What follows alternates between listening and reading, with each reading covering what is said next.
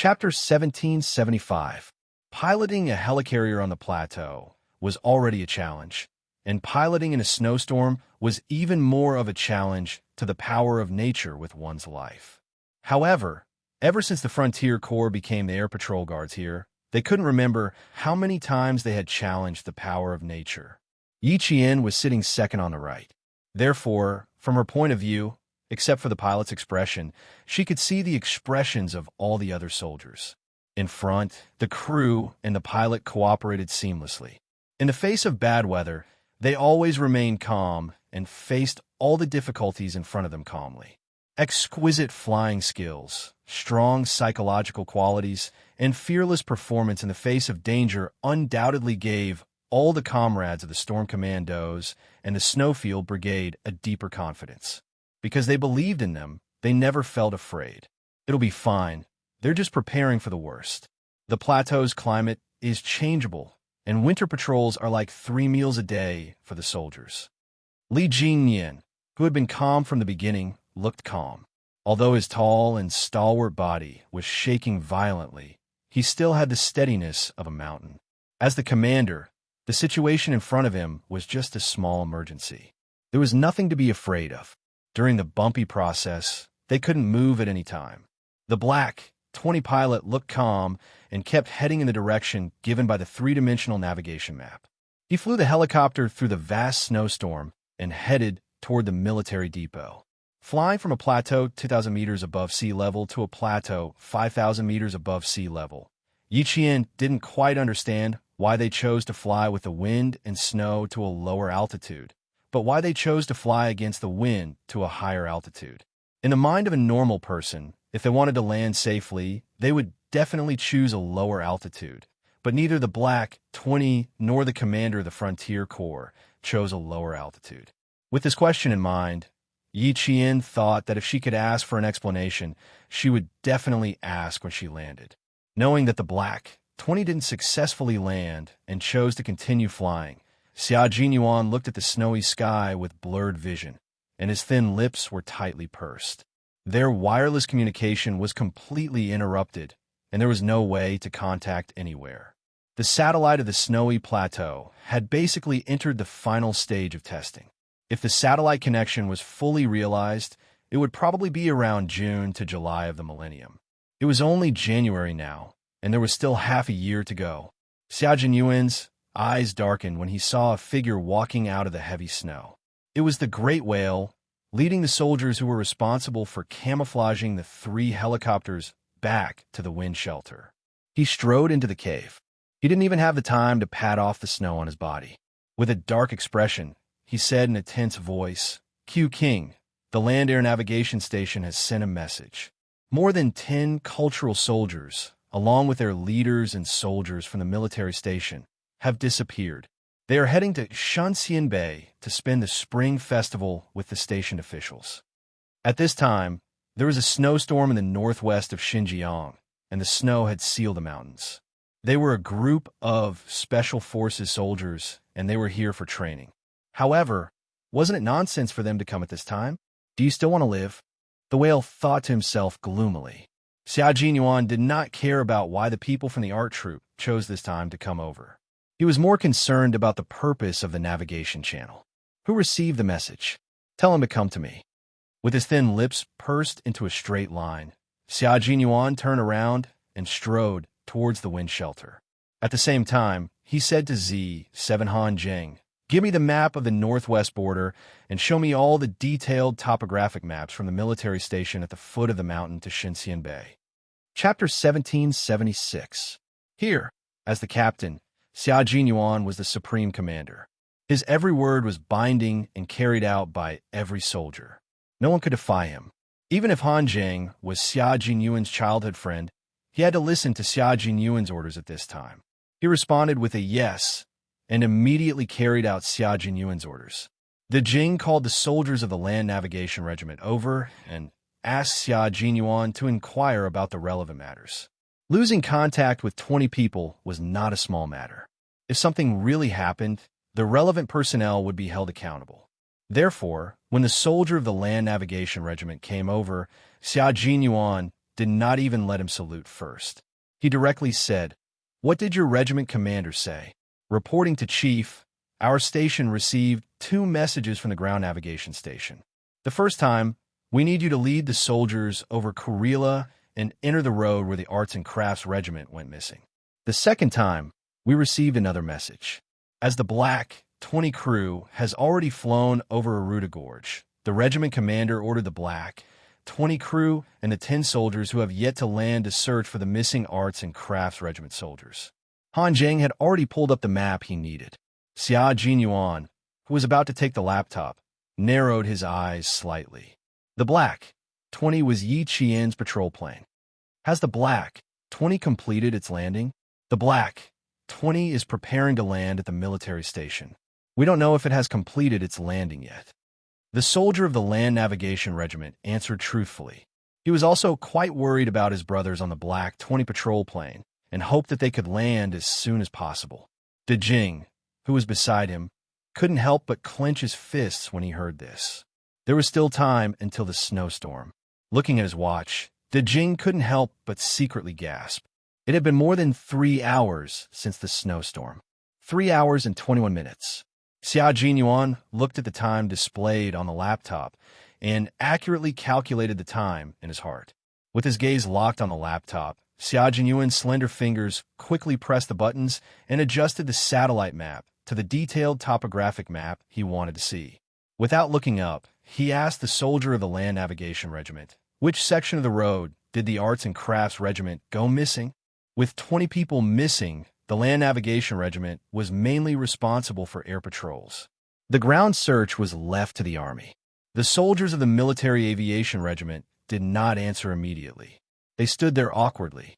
The second time he contacted the ground navigation station, the regiment commander personally told him not to involve too many people in this matter for the time being. There were also different levels of accountability, so as to avoid implicating the Army brothers who came for training. After waiting for dozens of seconds, Xia Jinyuan, who did not hear a reply, raised his head and saw the embarrassed look on the faces of the soldiers of the aviation regiment. He said with a faint smile, "What's there to be embarrassed about? Now that I already know, do you think that if you don't tell me, I can pretend that I don't know? Continue to hide in the wind tunnel to avoid the wind and snow? Soldier, don't forget that my comrades are still on the Black 20. Your regiment commander has already sent them to assist the soldiers who went to search for the art troop. Isn't it a little too late to worry about me taking responsibility? If it was a normal day, you wouldn't have to worry too much. However, with the snowstorm, he couldn't just stand there and do nothing." Xia Jinyuan curled his lips and smiled at the embarrassed soldier of the Land Navigation Regiment. He didn't make things difficult for the soldier and analyzed the approximate location of the art troop. "Can't say. TSK, I've already said too much." The regiment commander of the Land Navigation Regiment was a clever person. Sometimes, even the instructor couldn't win against him and ordered the soldiers not to reveal the location of the art troop. However, other than not clearly telling him the location of the art troop, everything else was clear. Chapter 1777. Going up Aruda Canyon was the only way to get to the outpost of Shenxian Bay. Further up was Kuti Dabin. Further up Kuti Dabin was Mazadaban. According to the characteristics of the patrol plane, it was impossible to fly directly to Mazadaban. Therefore, the military station where the patrol plane landed was Kuti Dabin's military station. Originally, the commander of the Military Aviation Regiment had intended for them to search for the missing art troop. Now, it had become Yi Jian. Xia Jinyuan's brain was working at high speed as he thought quickly. First, he pulled up his location. Then, he pulled up the Aruda Canyon that the Black 20 patrol plane had flown past. As his slender fingers flew across the keyboard, a triangle was drawn on the satellite map. After some adjustments, he locked onto the missing art troop's location in less than 3 minutes. The soldiers standing behind him were nervous. Regiment commander, he really didn't say anything. After staring at the location he locked onto for a few seconds, Xia Jinyuan raised his head again. His gaze was extremely cold. His handsome eyebrows seemed to be covered with frost, making him look so cold that it was as if a mountain was about to collapse. People couldn't help but be in awe of him. He stood up so that the soldiers could be clearer about the location he locked onto. He said in a deep voice, "Is the missing art troops location on the road between Kudi Dabin and Mazadaban?" The soldier was so nervous that his legs were tense and his back was straight. He quickly glanced at the satellite map on his laptop. He didn't dare to look at the young major whose face was as calm as water. He couldn't answer, and he couldn't answer. He just stood there without saying a word, using his silence to refuse. He had no choice. The regiment commander had instructed him not to reveal too much. However, even if he didn't reveal too much, the young major accurately locked onto the missing art troops location in less than 3 minutes based on the locations he just mentioned. The soldier felt like crying. "Regiment commander, the things that you asked me to say were actually things that I couldn't say. Once I said it, the major would know the exact location. Then, what does the major want to do next?" As he thought about it, the soldier suddenly shuddered, and he felt a little uncomfortable. The smile that the major gave him just now made him think of a possibility. No way. No way. Could it be that he wants to participate in the rescue? Isn't he afraid of being held accountable? The eyes of the soldiers of the Land Navigation Regiment widened in disbelief. Big Whale's furrowed brows relaxed a little. He bent down slightly and whispered, "Q King, the regiment commander still wants us to participate in the search. What are your arrangements?" "There are no other arrangements. Our brothers are all on the Black 20 patrol plane. For humanitarian reasons, they can't just stand by and do nothing. As for me, I can't just sit there and wait," Xia Jinyuan said calmly, his cold eyes on the triangular map. His eyes, cold and dark. Until now, the soldiers still couldn't guess what their regiment commanders. The regiment commander really didn't want Xia Jinyuan to be held accountable at that time. So when he knew that the Black 20 had flown over the Aruda Canyon, he immediately changed his mind and ordered the crew on the Black 20 to provide support. In this way, the Army soldiers in the Black 20 would definitely not stand by and watch. They would join the search party together with the air crew and the soldiers from the military depot. Chapter 1778. If something really happened to the art troop, the higher-ups wouldn't be able to hold accountable the soldiers who volunteered to join the search. Instead, they would be rewarded for their responsibility. However, he still had to consider one more thing, and that was the captain of the army. He had to let this captain know that his soldiers were participating in the search. After all, he had indirectly borrowed his soldiers to join the search. This was an unexpected search that could happen at any time, so he had to let the captain know. After the captain knew about it, if he felt that he didn't need to lead his own troops to support, he could stay in the wind tunnel and wait for news. If he was worried or wanted to participate, then it would be considered a voluntary search, and the military wouldn't hold him accountable. The commander of the military aviation regiment had his own plans, but he couldn't tell his soldiers in such detail, much less tell the soldiers who were facing Xia Jinyuan one by one. Whether the captain of the army understood his intentions or not depended on how good the individual's comprehension ability was. After contacting the Black 24 crew for the second time, he instructed his soldiers to tell the captain of the army appropriately, but not to say anything else. When Xia Jinyuan told the soldiers that there were soldiers from the army on the Black 20 patrol aircraft, he vaguely guessed the intentions of the commander of the military aviation regiment. That was why he said that the commander was a wonderful person. When the triangular belt was drawn, he could confirm the intentions of the commander of the military aviation regiment. There were some things and some words that a commander couldn't say or do, and it was even more impossible for him to make arrangements as he pleased. The Army's rules and regulations weren't just for show, and military discipline wasn't just for show. Whoever made a mistake would be severely punished regardless of their rank. It was precisely because the commander of the military aviation regiment had such high awareness that he had such a plan. Xia Jinyuan, who understood his intentions, naturally wouldn't make things difficult for a soldier who had received his orders. After asking the soldier whether the art troop's location was the Tibetan route to Mazadakan, he didn't even need the other party to answer. He already knew the answer from his expression. "Okay, I understand. You can leave." Xia Jinyuan, whose handsome face was even colder than the snowy weather outside, signaled for the soldier to leave. It was easy to handle now that he knew. He had to make detailed arrangements. The soldier's expression was about to collapse. "Major, what do you know?" "I didn't say anything. So what do you know?" Were they really planning to bring so many Lu Jun brothers over the mountain range to join the search? From where they were, it would take at least half a day. Xia Jinyuan didn't have time to talk to the soldier, who was so embarrassed that his eyebrows were furrowed. He needed to calculate how long it would take for them to enter Kudi Dabin. "Black, 20 will try to land as soon as possible, and we don't have to enter the Tibetan line. We can move forward while searching the carpet to see if there are any lost art troop soldiers along the way." Xia Jinyuan was an excellent decision-maker. Once he made a decision, he would not put it off again and again. Instead, he would take action immediately and make careful arrangements at the same time. Time, weather, and location did not allow him to consider for too long. He had to make a decision as soon as possible. Kudi Dabin, in the Uyghur language, meant a snowy mountain that even monkeys can't climb. The slope was 27 kilometers long, and it was the lowest of the 3 Dabins in the Immortal Bay outpost. It was also the beginning of the toughest journey. Chapter 1779. The effect would not be too obvious on the plateau of Kudi Dabin, but the difference in air pressure was great. If one was not careful when climbing the mountain for the first time, it was easy to cause their eardrums to swell.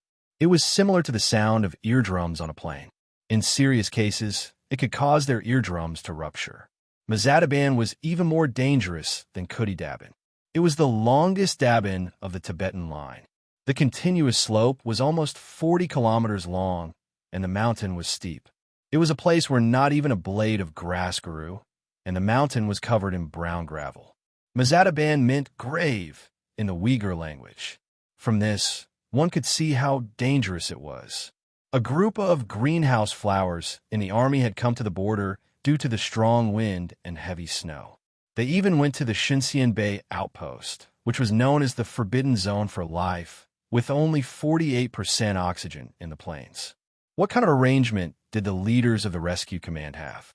As for the Spring Festival condolences, he did not really believe it. Now was not the time to guess why the leaders had made such arrangements.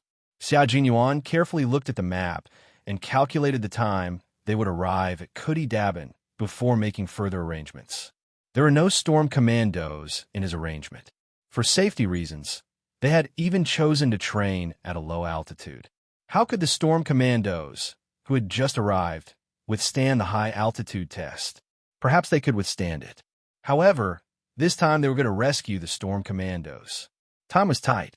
If something happened to one of the storm commandos midway, it would definitely bring trouble to the entire team. After considering all the factors, Xia Jinyuan did not allow the storm commandos to participate in this operation. De Jing and the others also knew that this arrangement was undoubtedly the most correct one. Although they wanted to advance and retreat together with their comrades in the Snowfield Brigade, they had to consider the current situation. Demon King said that every soldier in the Snowfield Brigade had undergone altitude training, and they had already adapted to the high-altitude climate.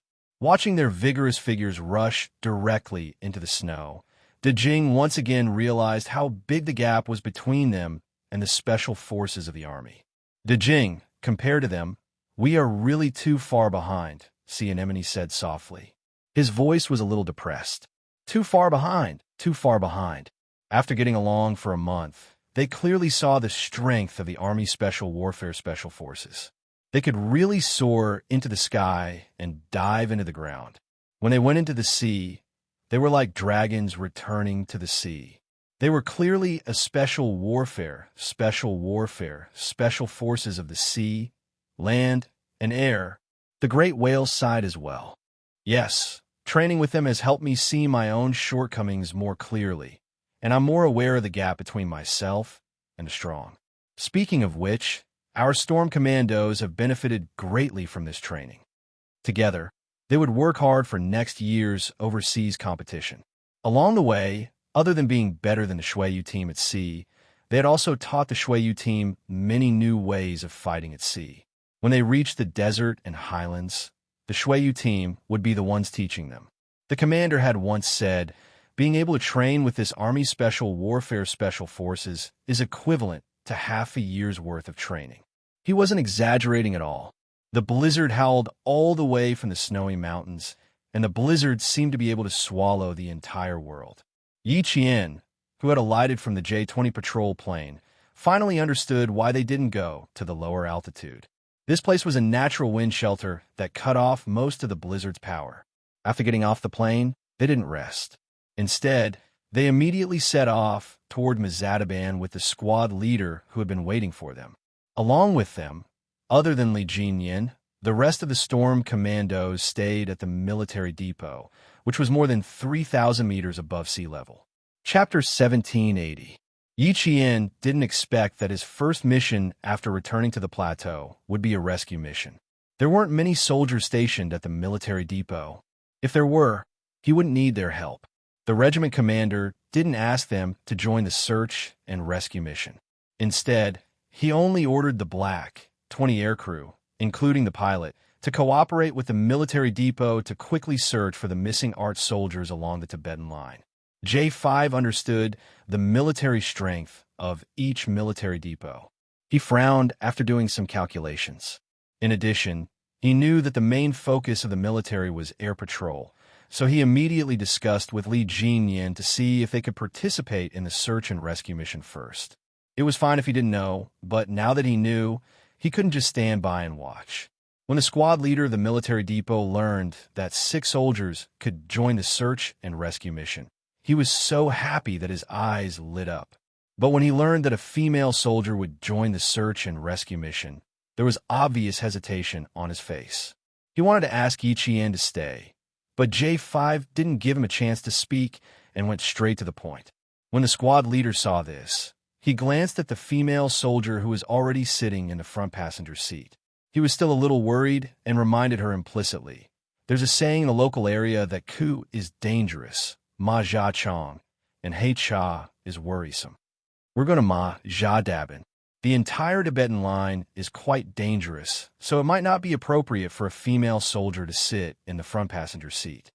Actually, he wanted to ask Yi Qian to stay, but J5 pretended not to understand and said to Zhang Ying, the squad leader is right. Let's swap her out. You can sit in the front passenger seat. At this time, he definitely had to take Yi Qian along.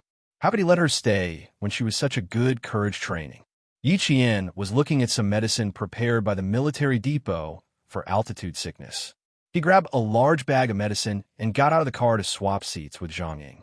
The squad leader is worried about you and wants you to stay. J5 pretended not to understand, so the squad leader is too embarrassed to mention it again. Zhang Ying reminded him in a low voice before getting into the car. Don't talk to the squad leader for now. Let J5 handle it first. This is an opportunity to train your courage. You can't stay.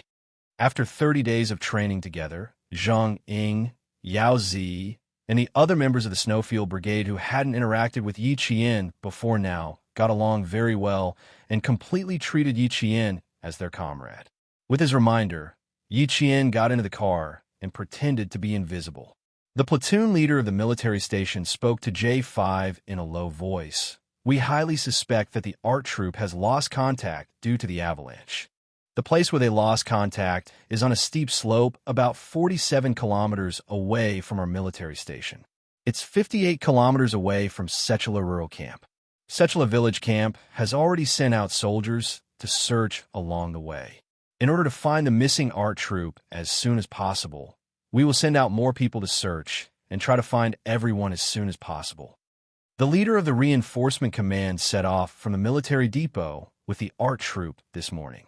The vehicle they used was a military truck, which was also the military truck used by the 30-mile barracks to deliver supplies to the various camps. Yi Qian and the others rode in the military station's only military truck. At that time, the military station's soldiers served it as a national treasure. The driver was a third-class sergeant with 15 years of experience driving on the Tibetan line. The snow on the road was very deep. Although the military truck with metal teeth moved very slowly, it was still better than walking. The soldiers of the aviation regiment could tell that the army that had joined the support without saying anything was not an ordinary soldier. They did not ask if they were afraid. They only told them that the driver was a third-rank sergeant who had been in the army for 17 years and had 15 years of driving experience on the Tibetan line. Chapter 1781. The third-rank sergeant driving had 15 years of driving experience, which was enough to make people feel at ease. Not only was the Tibetan route bumpy, but there were also dangerous and sharp curves. Even a third-rank soldier with 15 years of driving experience on the Tibetan route drove extremely slowly. Inside the car, the squad leader opened a map and pointed at the most dangerous part of the route to Mazadaban. Because he was worried, his voice was tense as he said, "This place is a natural stronghold. It's also the longest and most dangerous part of the route to Mazadaban. It's also the most prone to avalanches. We previously advised the leader to give up on the decision to go to the outpost. Unfortunately, they didn't manage to persuade him. Instead, they learned that this place was quite dangerous. The leader originally planned to rest for 2 nights before leaving, but when he saw that the weather was clear, he decided to leave early the next morning. It looked like there was something urgent that needed to be taken care of, and they couldn't afford to waste even a minute. The leaders of the rescue command made a decision. As soldiers, they couldn't forcefully stop them, so they could only send a veteran to accompany them and take care of them along the way, who knew that the weather would be so good, but they didn't arrive on time. Now that they encountered a snowstorm, anyone with a bit of experience would know that something big was going on. When the J5 heard this, his face became a bit distorted. He couldn't understand why they chose this time to visit the soldiers at the outpost. This wasn't a visit, it was clearly causing trouble. It could be seen that the squad leader also thought the same. When he saw the subtle expression of the major, he couldn't help but sigh. Maybe there's something urgent that needs to be done, so there's no other choice but to go.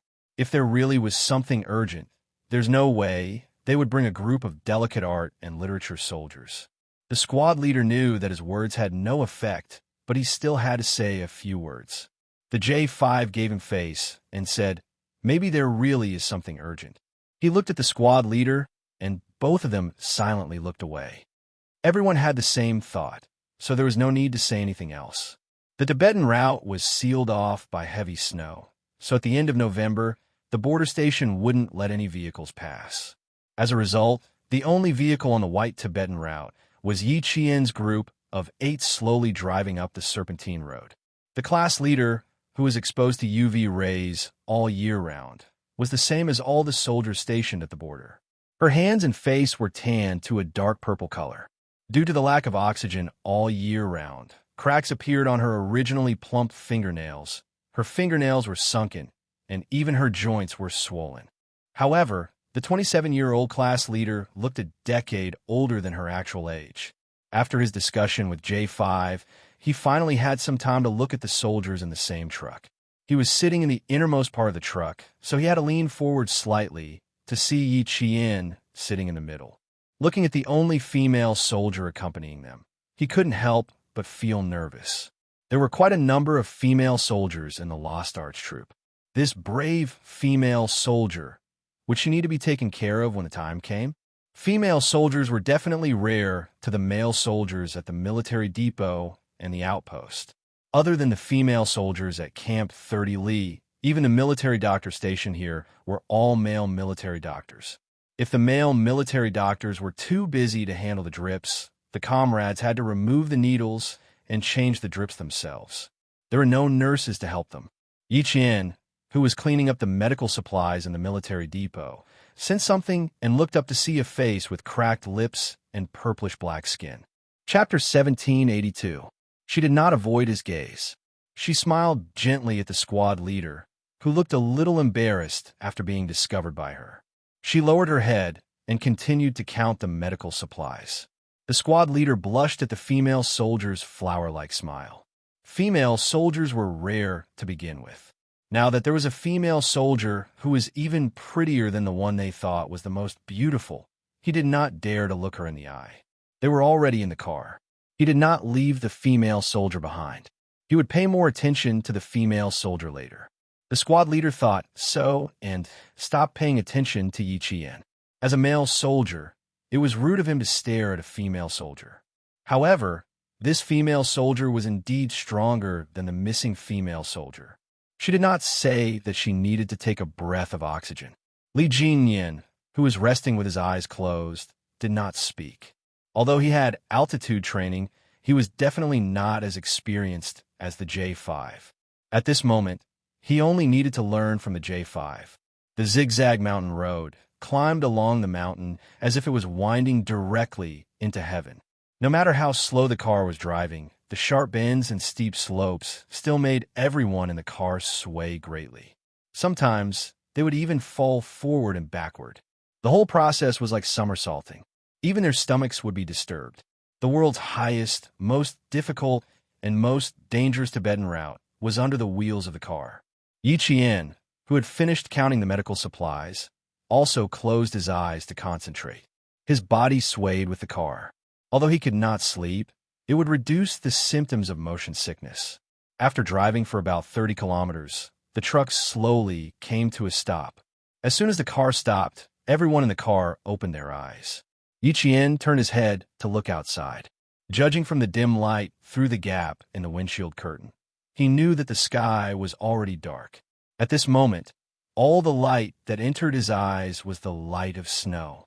Chang Ying, who got out of the car, walked to the back of the car and said in a deep voice, "I'm afraid that the missing art troupe is one of them." This was not good news. Everyone in the car jumped out of the car with tense faces. Only then did they realize that the car had stopped at the top of a mountain. Taking advantage of the dim light, they could see the longest and most dangerous Tibetan route leading to Mazadaban. One of the sections of the route had been blocked by the collapsed snow. Avalanche was one of the terrifying forces of nature. Yi Qian used his binoculars to observe that it was not far away, but in fact, it was still about 10 kilometers away. He slowly looked up and saw that one side of the snowy mountain seemed to have been cut in half. The never-melting snow was crumbling down from the top of the mountain. Even from such a distance, even if the avalanche had stopped, it was still frightening to see. The Snowfield Brigade members who saw the scene before them all pursed their lips. J5 whispered to Li Jinyan, "Half of the mountain has collapsed. I'm afraid it's a disaster. There's a ring road ahead." The two drivers are sergeants who have more than 10 years of experience in hiding roads. If they discover any abnormalities, they may enter the ring road to avoid this avalanche. Li Jinyan adjusted the focus of the binoculars and carefully observed the avalanche path. As long as we enter the ring road, it will be more auspicious than ominous. When J5 heard this, he knew that he had taken this dangerous route before. He remembered it so clearly that it was not his first or second time. He must have gone back and forth countless times to be able to remember it. There was indeed a section of the ring road. One of the routes was cut halfway into the mountain, and the approximate location of the avalanche from here was the ring road. At this time, it had been 6 hours since they lost contact with the art troupe. Chapter 1783. The only fortunate thing was that the heavy snow had already stopped. Snow clouds had covered the sky, and now there were stars in the sky. It was impossible to tell that there was a snowstorm during the day. No one could guarantee that an avalanche would not happen again, and no one mentioned what they should do if there was another avalanche. Because they had no choice, they came here to search for the missing art troupe. Even if they could not guarantee that there would not be another avalanche, they had to continue moving forward. The car went from climbing to rushing down. Before reaching the avalanche site, the third-rank sergeant stepped on the brakes hard the entire time. Long Eagle was responsible for observing the situation along the way. Once he noticed anything unusual, he would immediately inform the driver. Along the way, Long Eagle reminded the driver a few times. It was as if the driver had eaten a calming pill. He knew that the person sitting beside him was also experienced. The car stopped about 2 kilometers away from the avalanche site.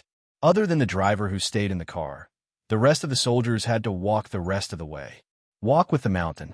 If there is another avalanche, we can only say sorry to the army brothers. Unless we grow a pair of wings, we will not be able to fly out.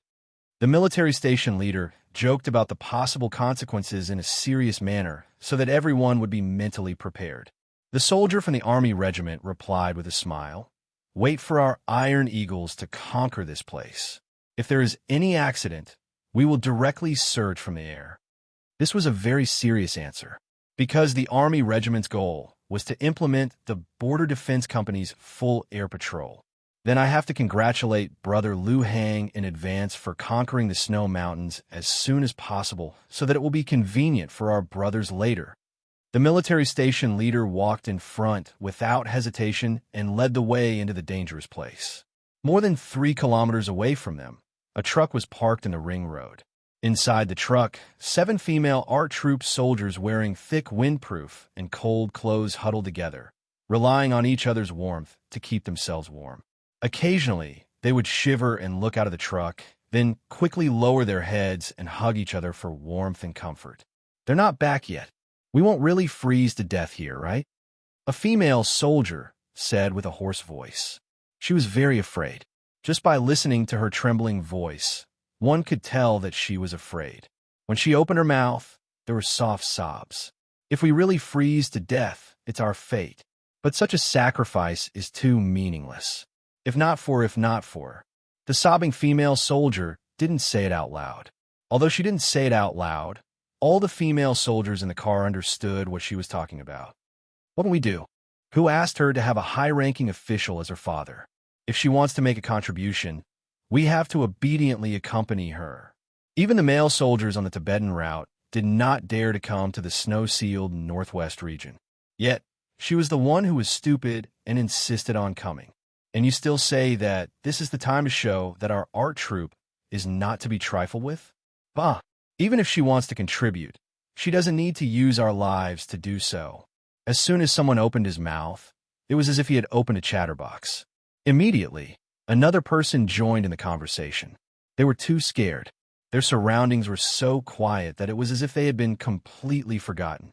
It was so quiet that it was as if their lives had come to an end. It was so quiet that they couldn't help but say things that they usually only dared to think in their hearts and never say out loud. The evils we bring upon ourselves are the hardest to bear. Something must have happened to her now. Perhaps she and her car have been buried by the snow. You want to show off? Let's see how she performs now that she has lost her life. The more they talked, the more the 7 female soldiers felt as if there was a fire burning in their hearts. Even their eyes seemed to be flickering with flames. Chapter 1784.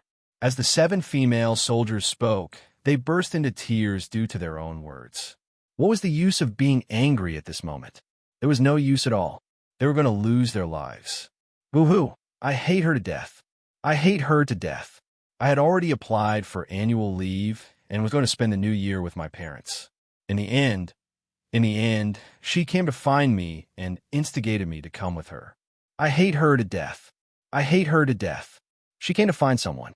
Why did she drag us to our deaths with her? I hate her to death. I hate her to death. Came to find someone? Who was she looking for? What did she mean? Fu Hui. What did you say? Say it again. A female soldier suddenly asked sharply. She stared at her comrade who was about to faint from crying without wiping her tears. Say it again. The female soldier who was called out realized that she had misspoken. She, who was already afraid, was so shocked that she burped. She had been crying the loudest. Now, she shrunk her shoulders and cried softly in a corner. Women were sharp to begin with. Immediately after, another female soldier reacted and shouted in shock and anger. Fu Hui, you better explain it to us clearly. A second ago, they had been united against a common enemy. Now, everyone's attention was focused on Fu Hui. They had all realized that there was something wrong with their risky venture into the northwest of the border to head to the high-altitude outpost. A female soldier who spoke in a refined manner but had strong logic stared at Fu Hui and asked clearly, Who are we looking for? We received orders to come and visit the soldiers at the outpost and celebrate the new year with them. Fu Hui, what do you know? Now, we're probably going to die here. If there's anything we don't know, you can tell us one by one so that we can understand what's going on. Because this female soldier named Fu Hui suddenly said something out of the blue, the other 6 female soldiers deeply felt that they had been deceived. They had come willingly to visit the soldiers at the outpost. They served the soldiers at the grassroots level and used their passion for art to infect the soldiers far away. They brought joy to their monotonous and boring garrison. Even if the journey was bumpy, they were fearless. Don't think that performing arts soldiers couldn't accomplish anything. They were all flowers in a greenhouse. Performing arts soldiers were also soldiers and had the courage of soldiers. They could use loud military songs to boost the soldiers' morale and heroism. They could also effectively stimulate the soldiers' dreams of becoming a powerful country and stimulate their passion for battle. Although they weren't soldiers fighting on the front lines, as performing arts soldiers, they also had dreams. They were very willing to go to difficult areas to bring music and laughter to the soldiers at the grassroots level.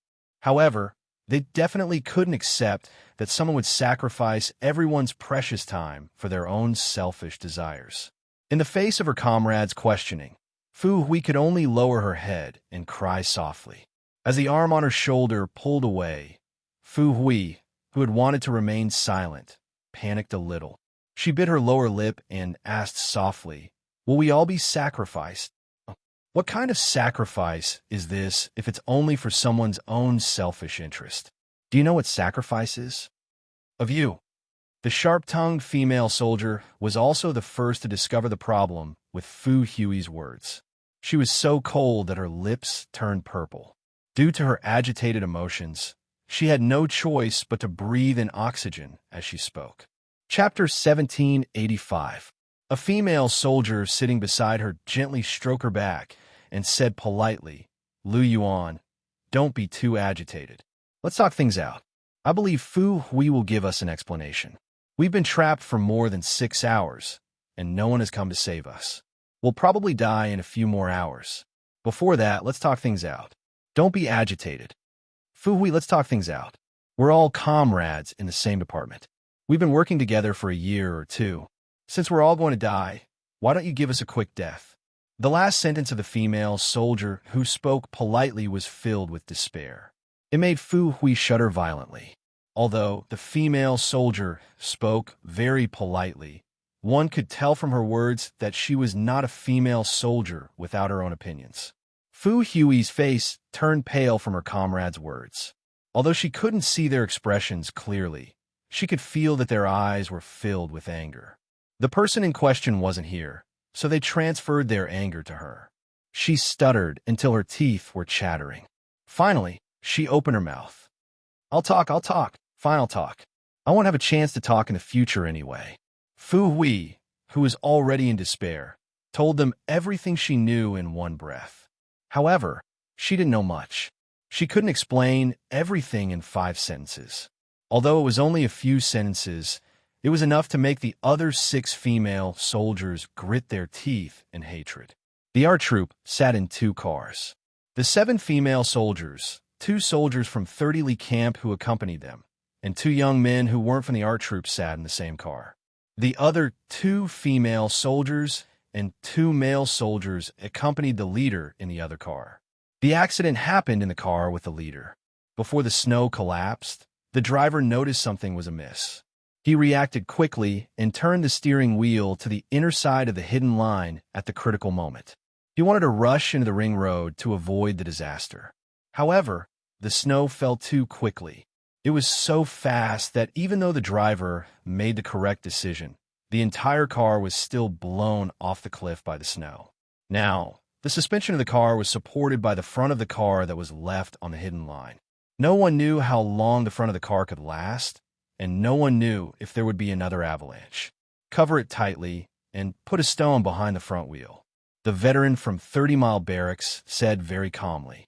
He then said optimistically to a tall man with elegant features, "Don't worry. As long as we save the people in the car, we can survive for at least 4 days with the supplies in the car. The Mappa military depot must be thinking of ways to save us now. I guess this avalanche covered a large area and sealed off all the hidden routes. They will need some time to find us here. So, don't be afraid. We'll be fine." Avalanches were common occurrences for the veterans who had been in the Northwest for nearly 10 years. This time, The snow that rushed out was not very powerful and did not directly push the entire car off the cliff. The supplies in the car were complete. There were coats, food, and fruits. As long as they had these, they could survive. If everything went well, they would be rescued by tomorrow at the latest. The man who had tied the two front wheels together with two soldiers stood up and smiled at the veteran who was comforting him. I was really scared before, but now I'm much calmer. Then, we'll have food and warmth. Then, we'll save everyone in the car and wait for rescue. Chapter 1786. Before he set off, he was prepared to encounter an avalanche. Although he was mentally prepared, it was inevitable that he would be scared if he really encountered one. This was a normal person's normal reaction to danger. He didn't think it was shameful to say it out directly. Hey, as a reporter, your comprehension ability is high. Reporter Chin, when you return to the capital, this will be a good article. The soldier who worked together with him also spoke with an optimistic smile. He looked at Reporter Chin, who was said to be from a news department and had an indescribable temperament. Then he looked at his hands that were red because of the rope. The soldier couldn't bear to see him like this. He was originally a reporter, but he almost lost his life. But he didn't see any fear in him. He believed that he had really entered and exited the hidden line. Only people who had walked through the hidden line several times had such courage. Qin Xiao, who had temporarily become a reporter, looked at the face that was actually 1 year younger than him, but looked 5 or 6 years older than him. He took the rope from the soldier's hand and said with a smile, "I'll tie it to the back of the car now. You can rest for a while." He had been to the border 4 times, but this was the first time he encountered an avalanche. Because of this, he saw the extraordinary ability of this group of car soldiers who had been walking in the life-forbidden zone for many years. If it weren't for the car soldiers' quick reaction and emergency retreat to the ring road before the heavy snow fell, the car he was sitting in would not have been as lucky as the car in front. It was very likely that it would have been directly washed off the cliff by the heavy snow. The two of them tightened the rope again. After confirming that the 2 front wheels were really tied, they dug out 2 stones that had been washed down by the snow and placed them behind the front tires. Qin Xiao stepped on the stones that could prevent the front tires from sliding down with 1 foot. Then, he pulled up the rope and climbed through the snow that had been piled up for who knew how many years. This time, it was the first time that the snow had washed down. Qin Xiao, who couldn't walk and could only walk by crawling, spent nearly 20 minutes carefully climbing over the snow pile that would have directly slid down the cliff if he hadn't paid attention. He climbed back to the car that he was sitting in. That was fine. He walked to the back of the surprisingly quiet car and said to the female soldiers inside, "You all come down for the time being. You can't stay in the car for the time being." In order to prevent the car from sliding down again, the veteran suggested tying the front tire with a rope and then tying it to the hook of the car that was not involved in the accident. This way, the front of the car would have a strong point. The angry female soldiers in the carriage stopped quarreling. Instead, they sat quietly, suppressing the anger in their hearts. When they heard the man who had told them not to move, they raised their eyes slightly and looked at each other in the dark, but no one moved. 2 minutes later, there was still no movement in the carriage. Qin Xiao's heart suddenly sank, and he directly lifted the heavy windproof curtain. He saw the 7 female soldiers who had been screaming in fright before were sitting in the innermost seat. When they heard the movement, they all looked at him. Everyone was still there and didn't wander off. Qin Xiao, who was relieved, glanced at them coldly and said, "Get out of the car. Let's save our comrades in the car in front. What's the point of saving them? They'll die anyway. Save your strength for writing your last words." The female soldier, named Lu Yuan, was angry as soon as she opened her mouth. Her words were also extremely harsh. Save your strength too. Don't write any news articles. You're accompanying the daughter of a high-ranking official to look for people. You're going to lose your life here. Why do you care about saving people? Chapter 1787. Qin Xiao could not help but frown at their harsh and cold voices. He did not care who they were targeting. He only cared about saving people. Get out of the car. Don't make me repeat myself. Qin Xiao did not like to talk too much. He did not like to repeat the same thing over and over again. Although there was a group of female soldiers in front of him, They would not make him change his principle of doing things. The man's voice was very cold. It was completely different from his usual elegance when he was chatting with them. The 7 female soldiers gritted their teeth and unwillingly bent their backs as they got out of the car. It was all snowy outside, casting shadows on them. Looking at the 7 frightened female soldiers, Qin Xiu's gaze swept across them one by one. Now is not the time to throw a tantrum. Listening to your grievances, I believe that none of you really want to give up your lives. Now, only our car is safe. The car in front is in danger.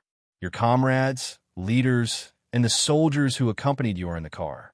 No matter who you are targeting now, as soldiers, shouldn't you put aside your prejudices and get through this together?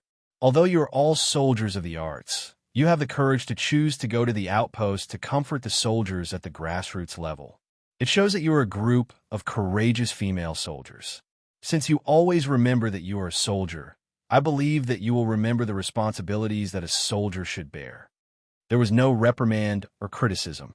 There was only gentle and elegant persuasion. It made the 7 female soldiers' expressions soften. You have said all the great principles.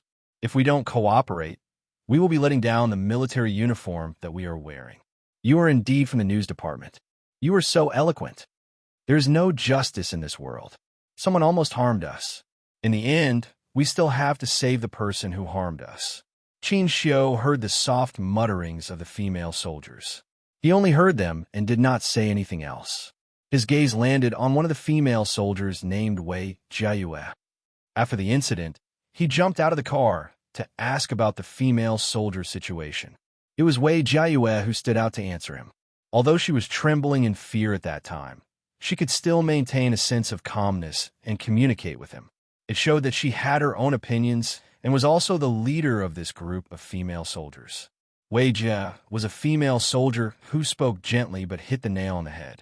After receiving Qin Xiu's gaze, she stepped forward and said, "What do you want us to do? Just say it. Take a shovel and shovel the snow on our car. The more the better. You also need to pat the snow to increase the weight of the car. 2 more female soldiers who are braver and follow me to the car. You are light. You need to climb to the car." This was really not good news. Although they were cursing the guy who almost made them lose face, when they heard that there was no movement from their comrades in the car in front of them, their hearts tightened. 6 hours had passed since the avalanche. It took them nearly 5 hours to find the position of the car in front. Now, another hour had passed. There was still no one in the car in front. Could it be that all of them were in trouble? No one cared that they were tricked. They quickly acted according to Qin Xiu's instructions. They did not want to die here. Since no one came to rescue them, they could only save themselves. Chapter 1788. The female soldiers, Lu Yuan and Wei Jiayue, took the initiative to stand out. They followed Qin Xiu to the car in front to help. After some persuasion, the female soldiers no longer let the negative emotions caused by personal grievances affect the cooperation of the whole team. The snow shovels are in the car. Leave one person to stand guard and pay attention to the surrounding situation at all times, especially at the top of the mountain. Once you find that the snow is loose, immediately run to the Huanbao Road. Qin Xiu, who had been to the 4th hidden route, was not completely at ease leaving the other 5 female soldiers here. He was very careful to avoid any more accidents. Move the supplies from the car and put them in the Huanbao Road. If there is another avalanche, you can hide there and eat and wear until the rescue team arrives. He did not say some nice, comforting words to the female soldiers so that they would not be afraid. Instead, he very responsibly told them that as long as they stayed here, danger would always exist. He wanted them to be mentally prepared to face possible dangers with heightened vigilance. The female soldiers were all frightened by his words. The corners of their mouths tightened, and there was a faint trace of fear in their eyes. "Okay, sisters, let's get to work. Not for others, but for ourselves, we have to face it bravely. Hao Zhen, Wu Ziwei, Fu Hui, Ning Anwen, Li Fei. The 5 of you take turns to stand guard. Whoever is tired of shoveling the snow will stand guard. I guarantee that 4 people will shovel the snow and 1 will stand guard." Wei Jiayue calmly arranged. She had the longest military experience, so she had to take the lead at this time. With a female soldier who could take the lead, Qin Xiu's arrangement could be carried out faster. After helping them to carry the 2 bags of supplies from the car to a safe place, Qin Xiu left with Lu Yuan and Wei Jiayue. Will Lu Yuan and the others be in danger? The whole road is blocked by the snow. They have to climb over this pile of snow to get to the car in front. Fu Hui, who was the youngest in the army and the first to stand guard, looked at the figure walking toward the mountain-like pile of snow without looking back. There was a faint worry on her face. The female soldiers who took out a few foldable engineering shovels from the toolbox could not help but look forward. Who knew if there would be any danger? No wonder the male soldiers in our car left with Reporter Qin for a few hours. It turned out that they had climbed over the snow to find the car in front. Lu Yuan and Wei Jiayue are bold and have Reporter Qin to take care of them. It should be fine. All right, cut the crap. Hurry up and get to work. Reporter Qin just tied 2 ropes to the rear tire of our car. I reckon that the front car is quite close to us. Otherwise, the ropes wouldn't have been able to be dragged over. The 3 figures in front began to climb up the snow. The 5 female soldiers, whose hands and feet were cold because of the wind in the snow mountain, no longer stood still. They took out engineering shovels and began to shovel the snow onto the vehicle. Due to the lack of oxygen in the high altitude, they couldn't work too fast.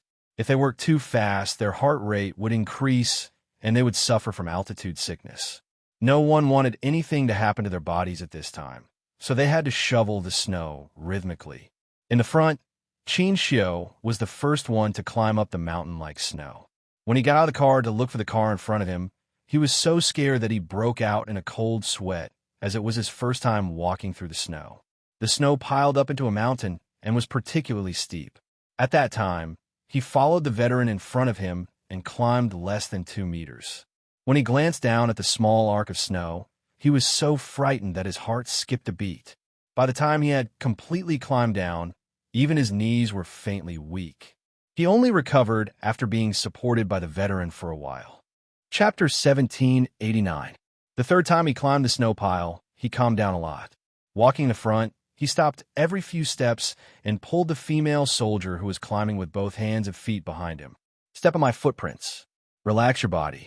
Only by breathing can you relax your eyes. It's better to be slow than fast.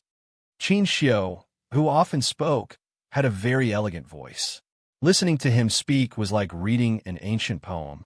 He spoke slowly and unhurriedly. Lu Yuan couldn't help but look down. She was immediately frightened by the bottomless abyss at her feet and couldn't help but scream. Her sudden scream scared Wei Jiayue, who was at the back, and she also screamed. The 2 shrill screams scared the 5 female soldiers who were shoveling the snow behind them. They thought there was an accident in front of them. They were so scared that their lips turned pale. They looked forward in panic. Don't look down. Grab my hand. Qin Xiu didn't blame them. He was still scared after climbing the snow pile for the 3rd time. It was normal for them to be scared and scream when climbing the snow pile for the first time. Qin Xiu, who was a gentleman, wouldn't blame a lady. Instead, he grabbed Lu Yuan's hand and gave her a sense of security with the strength of a man. Keep your eyes on your feet. Don't look anywhere except your feet. When she was most scared, a pair of strong arms supported her. It was like a drowning person holding on to a piece of driftwood. She felt very safe physically and mentally. Lu Yuan, whose lips were trembling with fear, nodded in panic and said a few words. She grabbed Qin Xiu's arm tightly. Lu Yuan was a little surprised. She didn't expect this tall, thin, and handsome reporter to have some strength and be able to support her steadily. She whispered, "Thank you." Then she moved forward little by little. Qin Xiu was a diplomat, but the nature of his work didn't allow him to be a weak man. Although he looked thin, he exercised a lot in private. He was even a boxing coach, so it was normal for him to have some strength. After helping the 2 female soldiers to the side of the abyss where they couldn't look down, he waved to the back, indicating that everything was safe here. Qin Xiu didn't look back. He just made a gesture. Even though it was just a gesture, it showed how strict Qin Xiu was. When he crawled to the car in front, he would reach out and grab the 2 female soldiers who were screaming from time to time when they needed help the most. It only took him 20 minutes to crawl back to the car in front with the two female soldiers. The two female soldiers took advantage of the snow to see the situation of the carriage in front of them. They were so scared that they covered their mouths to prevent themselves from screaming. Too frightening, too frightening. The entire car was pushed out of the cliff, leaving only the front of the car dangerously on the road. The front tires were even crushed on the edge of the road. They knew that something had happened to the car in front, but they didn't expect it to be so dangerous. Save himself? How could he save himself in such a situation? The two female soldiers looked at reporter Cheen, who had brought them over with a panicked expression, and then looked at the veteran soldiers sent by 30 Lee Barracks to escort them. What should they do? 7 hours after they lost contact with the art troop, a ray of white light suddenly shone from the top of the tall pile of snow. It happened to refract onto a pile of snow, and was seen by one of the female soldiers who was shoveling snow into a vehicle. "Ah, we're here, we're here." The female art troupe trained their voices. When the ah sound came, Yi Qian, who was crawling at the front, heard it immediately. Chapter 1790. She stopped in her tracks and slowly retracted her body that was about to climb up. She carefully turned her head and said, "I can already hear their voices. It doesn't sound like they're injured. Their situation might be a lot better than we thought. They could still scream, so they didn't suffer from altitude sickness." The members of the Snowfield Brigade who were following behind also heard the female soldiers' screams. Their tense expressions suddenly relaxed. J5 let out a long sigh and said, "They ran into such a huge avalanche, but they're still fine. They're really lucky." That's right. It took them almost an hour and a half to climb up the snowy hill where the avalanche appeared. It was obvious how big and powerful the avalanche was this time. When the platoon leader of the military station heard the voice, the tension in his throat disappeared. He said to Yi Jian, "The closer you get to the target, the more careful you have to be. Step on the ground carefully, and then put your other foot on the ground when it's solid. If the snow under your feet loosens, don't panic. Quickly pull your feet back." He was supposed to be the one walking at the front, but the male soldiers were heavy and not agile enough. When he realized that he was stepping on a patch of loose snow, it was too late. He originally wanted to take the lead and walk slower, but the Liu brothers who joined the rescue team disagreed. They said to him, "Every second of rescue time is precious. We can't waste it on the road." They didn't even give him a chance to speak, so they directly pushed the only female soldier in the group forward. How could they let a female soldier walk in front of the most dangerous situation?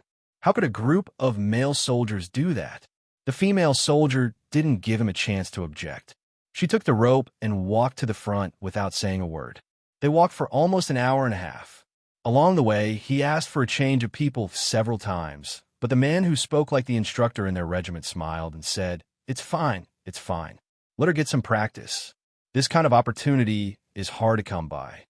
He wanted to persuade the other Liu brothers to stand on his side, but no one said anything. They just smiled and looked at the female soldier walking in front of them. He really didn't understand how they interacted with each other. It was definitely not true that they didn't love their comrades. He could feel their love and care for the female soldier from their eyes and words, but he couldn't understand what they were doing. He had an indescribable feeling in his heart when he let a female soldier take the lead while braving the danger. J5, who was walking behind Yi Qian, pulled on a rope they were holding and said to Yi Qian, "Check the buckles on your waist again. We're not in a hurry since we're already in front. The closer we get to the end, the more stable we have to be." For nearly an hour and a half, the female soldier Yi Qian's performance was quite good. She was not afraid because she was walking in front, nor did she have the slightest intention of retreating. She kept leading the male soldiers forward and even turned her head to remind the male soldiers to watch their steps. Very good. Her fearless attitude in the face of danger was better than they had imagined. After the inspection, Yi Qian gave the J5 an OK sign. With the stars above her head and the white snow beneath her feet, she fearlessly walked towards the female soldier who was crying tears of joy. When the 5 female soldiers saw so many reinforcements arriving all of a sudden, they cried so hard that their eyes twitched. When Yi Qian walked over, Fu Hui, who was the youngest in the army and usually received the most care, immediately rushed into Yi Qian's arms. Chapter 1791. Yi Qian, who was very close to the female soldiers, wanted to untie the rope around his waist before comforting them. However, he did not expect that one of the female soldiers would jump at him. "I'll leave them to you, Yi Qian." At this moment, J5 reacted very quickly. He quickly untied the rope with his right hand and nimbly jumped to the side. He handed the 5 crying female soldiers to Yi Qian and said kindly, "You guys talk to her. If you have anything to say, say it to her. You guys will have something in common. Leave the rest to us male soldiers. You guys rest. Have a good rest. My comrade, stay with them. Just look at them and you'll know they're scared out of their wits. Comfort them well." He looked as if he was afraid that the female soldiers would jump at him, and he quickly ran away. His actions were fast, but his comrade from the Snowfield Brigade were just as fast. They did not have any experience in comforting crying female soldiers. They were all like rough men, who knew how to comfort the female soldiers. When they saw Yi Qian being hugged by a performing arts soldier and standing stiffly, oh my God, just looking at that posture made their scalps tingle. They would leave the matter of comforting the crying female soldiers to Yi Qian. Luckily, they had Yi Qian. Otherwise, they would have a lot to worry about. A group of fearless soldiers who did not even blink when bullets flew past them were helpless in the face of the wailing performing arts soldiers. They had no choice. They were a group of generals without an army. They did not have the ability to coax girls. Yi Qian, who was having a headache, finally untied the rope. Her hands and legs were a little stiff. She took a few deep breaths before she raised her hand and gently patted the female soldier who jumped into her arms. If you're too emotional, your breathing rate will increase and you'll need to take in more oxygen. There's not enough oxygen in Mazadaban. If you continue crying, I'm afraid you'll have altitude sickness. In serious cases, you'll have chest tightness, tinnitus, difficulty breathing, and life-threatening complications. So calm down. You could go to the side and rest for a while. Leave the rest to us. As a science student, Yi Qian calmly comforted her and explained the possible consequences if she continued to be so agitated. Fu Hui, who was in her arms, burped loudly. She raised her head pitifully and looked at the female soldier who came to rescue her. "You must be a military doctor. Hurry up and take a look at me. My chest is a little tight now." Yi Qian did not push the female soldier away immediately. Her body was trembling. It was obvious how scared she was. "Your chest is tight because you cried too much just now. Also, wipe your tears away or they will freeze on your face." Even though the other 4 female soldiers were crying, Yi Qian accompanied them to the inner side of the ring road where the supplies were piled up. At this moment, they finally found their backbone and a sense of security. The range of the avalanche was too large, and there was also a snowstorm earlier, which caused the rescue time to be extended. "Now that we see that you are all fine, we are relieved." Yi Qian helped Fu Hui, who was gasping for oxygen, to sit down. She spoke very slowly and calmly to them. "There are a total of 20 people, and now there are only 5 of you. Can you tell me the situation?" There should be 20 people, but there were only 5 people in front of them. Yi Qian glanced at the trucks discreetly. It was impossible for there to be only 5 people. There should be 10 people in each of the 2 trucks. There should be another 5 people. Where did the other 5 people go? She needed the 5 female soldiers in front of her to tell her. Chapter 1792. The 5 female soldiers inhaled oxygen and reported the current situation to Yi Qian. 2 minutes later, Yi Qian walked to the male soldiers who were investigating the situation nearby. 2 reporters, 12 cultural soldiers, 2 leaders of the rescue command, 2 motorized soldiers, and 2 veterans. A total of 20 people. There are 7 female soldiers, a reporter surnamed Qin, an automobile soldier, and a driver in 1 car. The 10 people in the car are all safe. The other 4 cultural soldiers, 2 men and 2 women, 2 leaders, 1 reporter, and 3 soldiers from 30 Mile Camp were in the front car. The accident happened to the front car. Half an hour ago, the reporter surnamed Qin came and left with 2 female soldiers. They have already found the front car. It's behind the pile of snow. We have to rush there immediately. When the squad leader of the military station heard this, his heart was in his throat. We have to hurry. We have to hurry. You stay with them. We'll go there immediately. Yi Qian shook his head. Squad leader, I have to go with you. The reporter surnamed Qin came back to take 2 female soldiers away. It's very likely that there's something that only female soldiers can help with. So, you're the only one who can stay to take care of them. I agree with your analysis and your point of view. Squad leader, you stay to take care of the female soldiers. Leave the rest to us. J5 made the decision. There was no way to change it. Li Jinyan bent down to lift the rope tied to the wheel. Then, he walked to the back of the car and picked up the shovel that was thrown into the snow. As if he thought of something, he jumped up and grabbed the end of the car with both hands. He looked up and saw the snow on the inside of the car. After he finished his inspection, he walked over and waited for J5 to finish speaking. The front car is in trouble. It's very likely that it was pushed out of the Tibetan line by the snow. We have to rush there as soon as possible. Then, he told them what he saw. What do you think of my speculation? Without Xia Jinyuan in the team, Li Jinyan was actually the team leader here. However, J5 had experience in highland travel. He knew that he wasn't good enough, so he kept silent.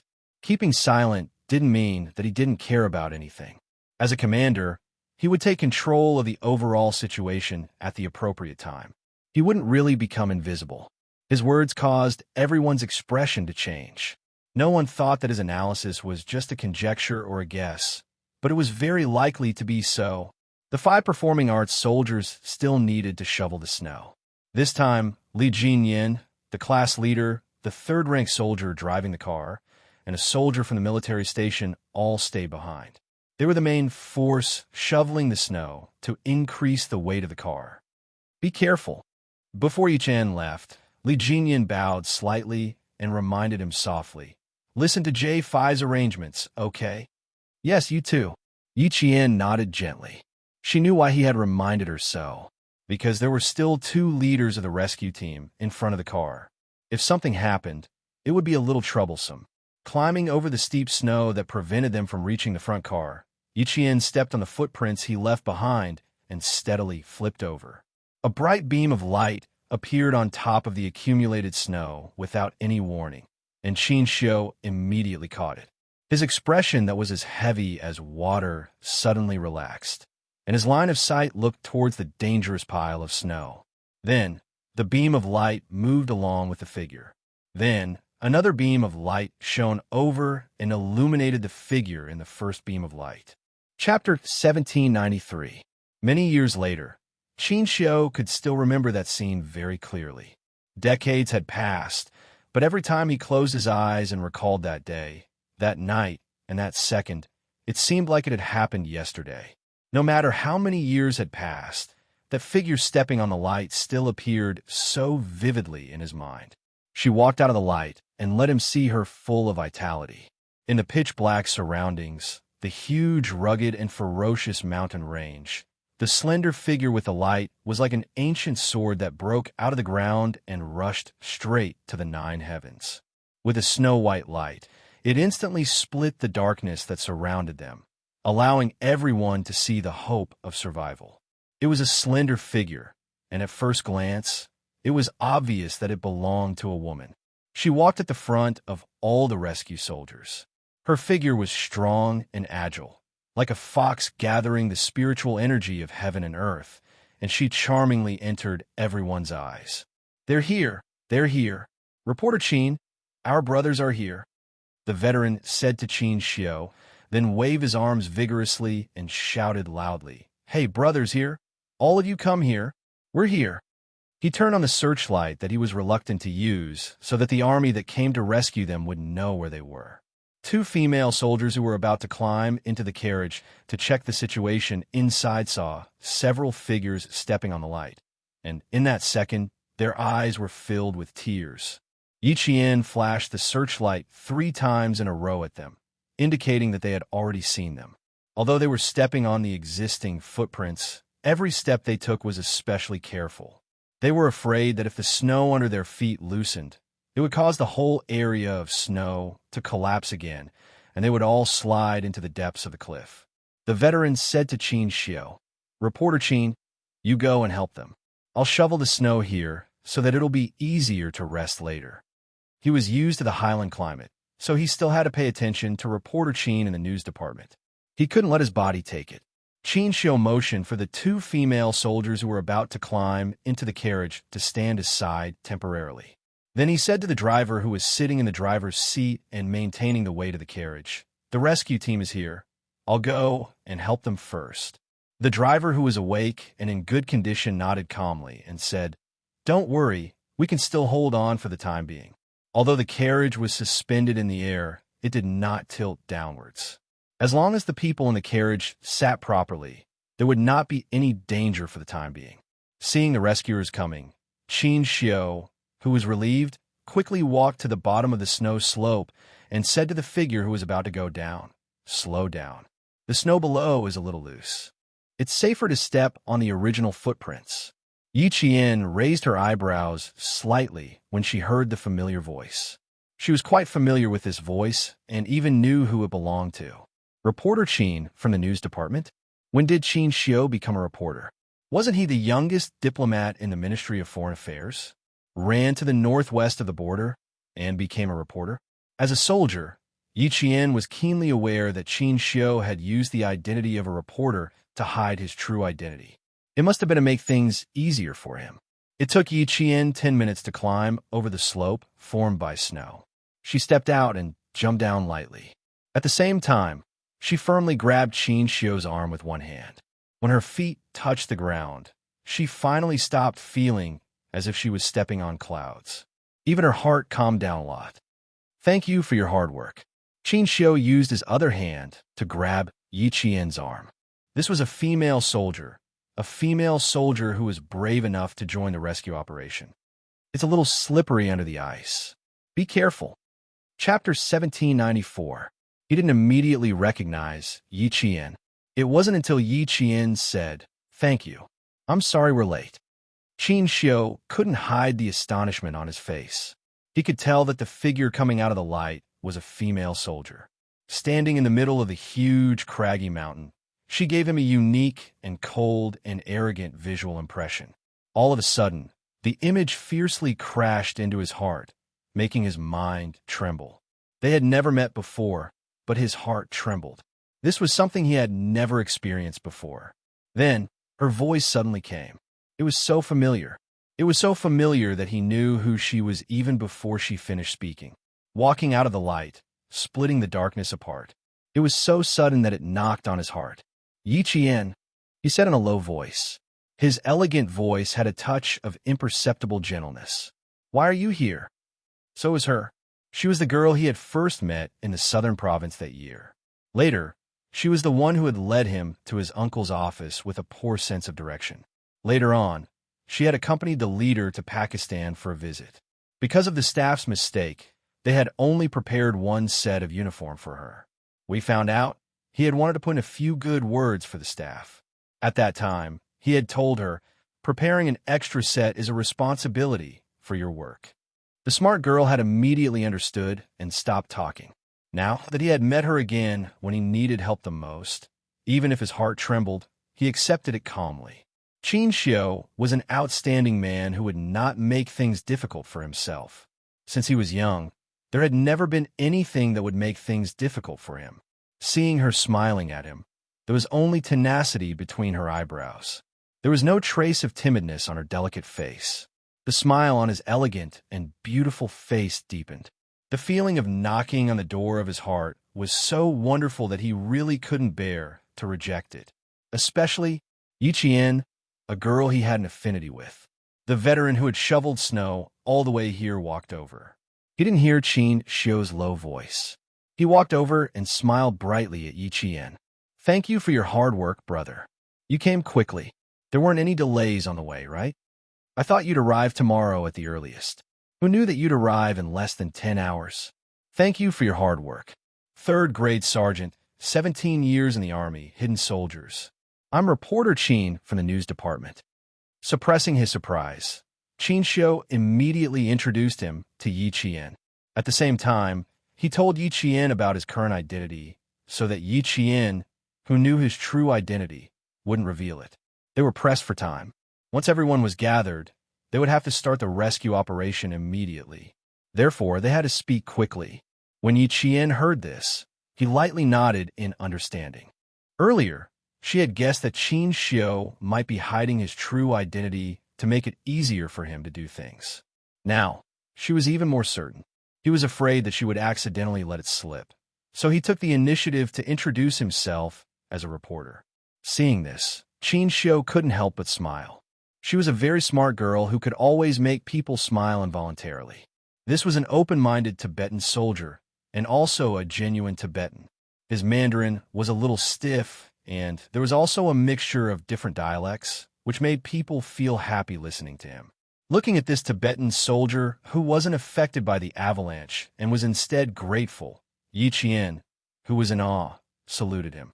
"You're the ones who have worked hard. I'm very sorry that we're late." Even a regiment commander in the army would call a third-grade sergeant old squad leader. Yi Qian hadn't even been in the army for a year, so he couldn't be rude. Chapter 1795.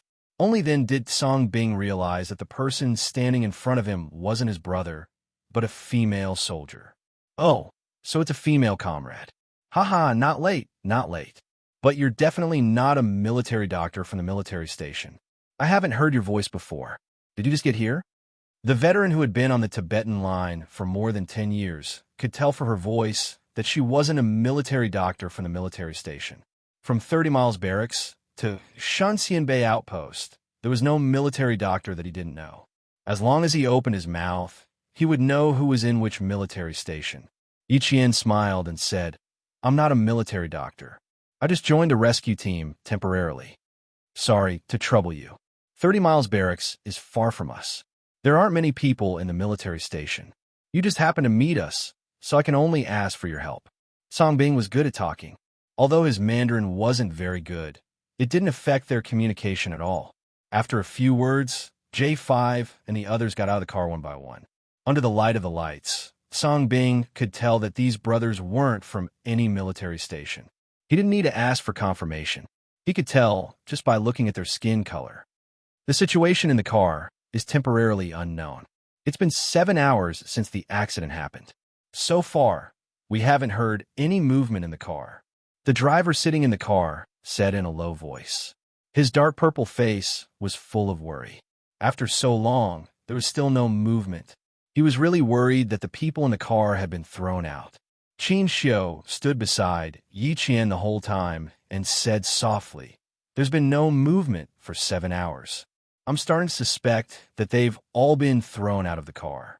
But it's also possible that the veterans in the car ordered them to stay put for the time being and wait until dawn." There were also 10 people in the car in front. 30 Miles Barracks had arranged for an experienced driver and 2 veterans who often went on the Tibetan line. If they weren't thrown out of the car, then they were temporarily comforted by the veterans, or they were still unconscious. Fainting for 7 hours wasn't very likely. Lu Yuan and Wei Jiayue immediately relaxed. Previously, reporter Qin had asked them to hold the edge of the car so that the whole car could be moved to the inside of the car to observe the situation. They had nodded because they had no choice but to do so in a situation where there was no rescue. Now, there were several rescue personnel, including a female soldier, so they didn't need to climb into the car to observe the situation. "We need to confirm if the rear panel of the carriage is loose or damaged before we drag the entire carriage up." In the plan to hide the soldiers, there was still a need for them to climb into the carriages for inspection. The 2 female soldiers who had just heaved a sigh of relief were now on tenterhooks again. It couldn't be them again, right? His gaze fell on the female soldier who came with the male soldier. If someone really had to go up, they would probably let this female soldier go. Yi Qian could not ignore the fearful gazes that swept past him from time to time. Both J5 and Qin Xiu thought they should send people to check the carriage first. Before that, Qin Xiu planned to let the 2 female soldiers take the risk. Yi Qian guessed why the 2 female soldiers were so scared. When the 2 of them carefully looked over again, Yi Qian looked up and gave them a reassuring smile, telling them not to think too much and to leave the rescue to them. Looking at their pale faces and frozen limbs, it was already pretty good that they could still maintain a bit of calmness to save themselves after suffering such a great shock. Chapter 1796. Lu Yuan didn't expect to be caught looking at them. She hurriedly revealed an embarrassed smile. When Yi Qian stopped looking at her, she whispered to Wei Zhou, who was also embarrassed, "Why do I feel like that female soldier seems to know that we are afraid of climbing into the carriage? Why else would she smile at us? She must have found out, so she smiled at us and told us to relax." Wei Zhou lowered her head as she spoke. She was extremely cold, so she tightened her thick winter clothing. She deliberately avoided Yi Qian's gaze and turned her body slightly. "Don't be too embarrassing. We have to agree to whatever they want us to do later. Trust me, with them around, they definitely won't let us do dangerous work." They were all female soldiers, so they couldn't be too embarrassing. No one paid attention to what they were whispering to each other. They gathered together to quickly discuss the best rescue plan. While shoveling the snow, rescue them at the same time. When the ice on the road has been removed, if there are still people trapped in the carriage, start the tow truck. In less than 2 minutes, the best rescue plan was finalized. Originally, Qin Xiu and the Tibetan soldiers had discussed picking up the people in the carriages one by one. Now, they maintained his rescue plan and sped up the shovel truck so that the tow truck could start dragging the carriage in front back onto the road. However, because the two carriages were separated by a small mountain of snow, the safest method was to first pick up the people trapped in the carriages one by one and then carry out the towing operation. However, even if they rescued the people one by one before towing the carriages, they still had to check the situation in the carriages first. Only the light and agile female soldiers were suitable for the male soldiers' weight. There was no need for the two artistic women to take the risk. J5 directly said to Yi Qian, "You are light. Fasten the rope around your waist. We will pull you. Climb over the roof of the carriage and enter the carriage to check the situation." Just as Wei Zhou said, the rescue team had already arrived. How could they let the two female soldiers who had been trapped for 7 hours under -20 to -30 degrees Celsius into the carriage? After fastening the rope around his waist and putting on a sturdy rescue rope, Yi Qian gave an okay sign to his comrades. Without any fear, he placed his hands on the top of the carriage and climbed up easily. The driver in the car said, "If the car shakes, I will tell you immediately. Don't hesitate. Get out of the car immediately." So far, there was no movement in the cabin. The glass in the cabin was frozen. Otherwise, he could have used the searchlight to observe the situation in the cabin. There was no need for the female soldiers to take the risk. "Don't worry, we're here." Longhawk and Sparrowhawk stepped on the bumper in front of the car to maintain the stability of the car and prevent it from tilting due to excessive weight. Even if he had many comrades, he still needed to have the courage to go and check out the situation in a carriage that was suspended in the air as if it would fall into a bottomless abyss in the next second. Lu Yuan thought that she was famous for her boldness in the regiment.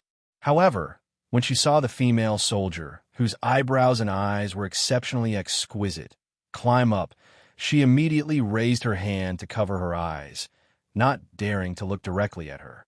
Although Wei Zhou didn't cover her eyes, she couldn't help but squint her eyes. She didn't dare to look directly at him. In less than a minute, she had climbed up to the roof of the carriage. She turned her head and said to the male soldier behind her, "Everything is normal. Loosen the rope." In order to ensure Yi Qian's safety, her comrades in the Snowfield Brigade didn't directly let Yi Qian pull the rope. Instead, they had to loosen the rope a little so that she could climb up a little. This was to prevent them from immediately pulling Yi Qian back if the carriage really fell. Chapter 1797. Loosen the rope. Loosen the rope. Long Eagle, who was staring at Yi Qian's figure, spoke without turning back. J5 and the others immediately loosened the rope a little to allow Yi Qian to move forward. A soft sound came from the top of the carriage, as if an extremely light animal was walking slowly on top. The carriage, which had been very stable all this time, trembled slightly, startling the people lying in the carriage. Their pupils shrank rapidly. "Is it a snow leopard?" someone asked in a hoarse voice. It used to be a delicate voice, but now it was trembling like the wind. She asked the soldier beside her in horror, "Is there a snow leopard here?" Mazadaban was a huge natural wildlife park. The common large animals were wild yaks, Tibetan antelopes, wolves, snow leopards, and so on. Only wolves and leopards would appear at night, and when wolves appeared, they would usually be able to hear wolf howls.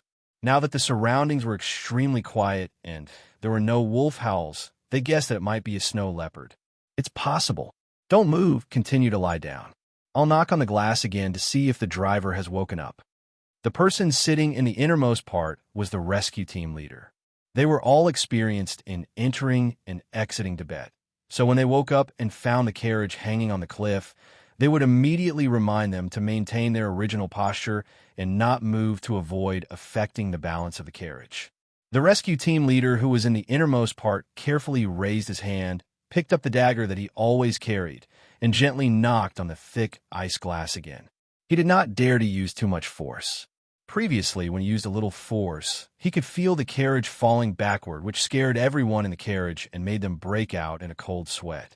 It was difficult for the driver to hear the sound of the dagger knocking on the thick ice. Moreover, he was leaning against the steering wheel, so it was even more impossible for him to hear anything. The rescue team leader knocked a few times, and suddenly the carriage shook violently, startling a few sleeping soldiers awake. "Don't move. Don't move." The Tibetan soldier reminded the two male soldiers from the Arts and Crafts Regiment who were awakened. He felt the female soldier beside him was so nervous that she was trembling all over. He could not help but comfort her in a low voice. "It's okay. It's okay. We've endured for 7 hours. It'll be fine if we endure until dawn. The people at the military station must have cleared the road. We'll be out of danger tomorrow. Mamin, don't move. Stay by Brother Gonga's side." A female soldier who was trapped close to the rear of the carriage said in a low voice. Her hands were tightly gripping the iron legs of the carriage. The hair on her forehead was frozen because of her sweat. In the entire carriage, she was the closest to the rear of the carriage. Fortunately, the entire carriage was flung out horizontally. She hit the other side of the carriage and slammed back into the carriage.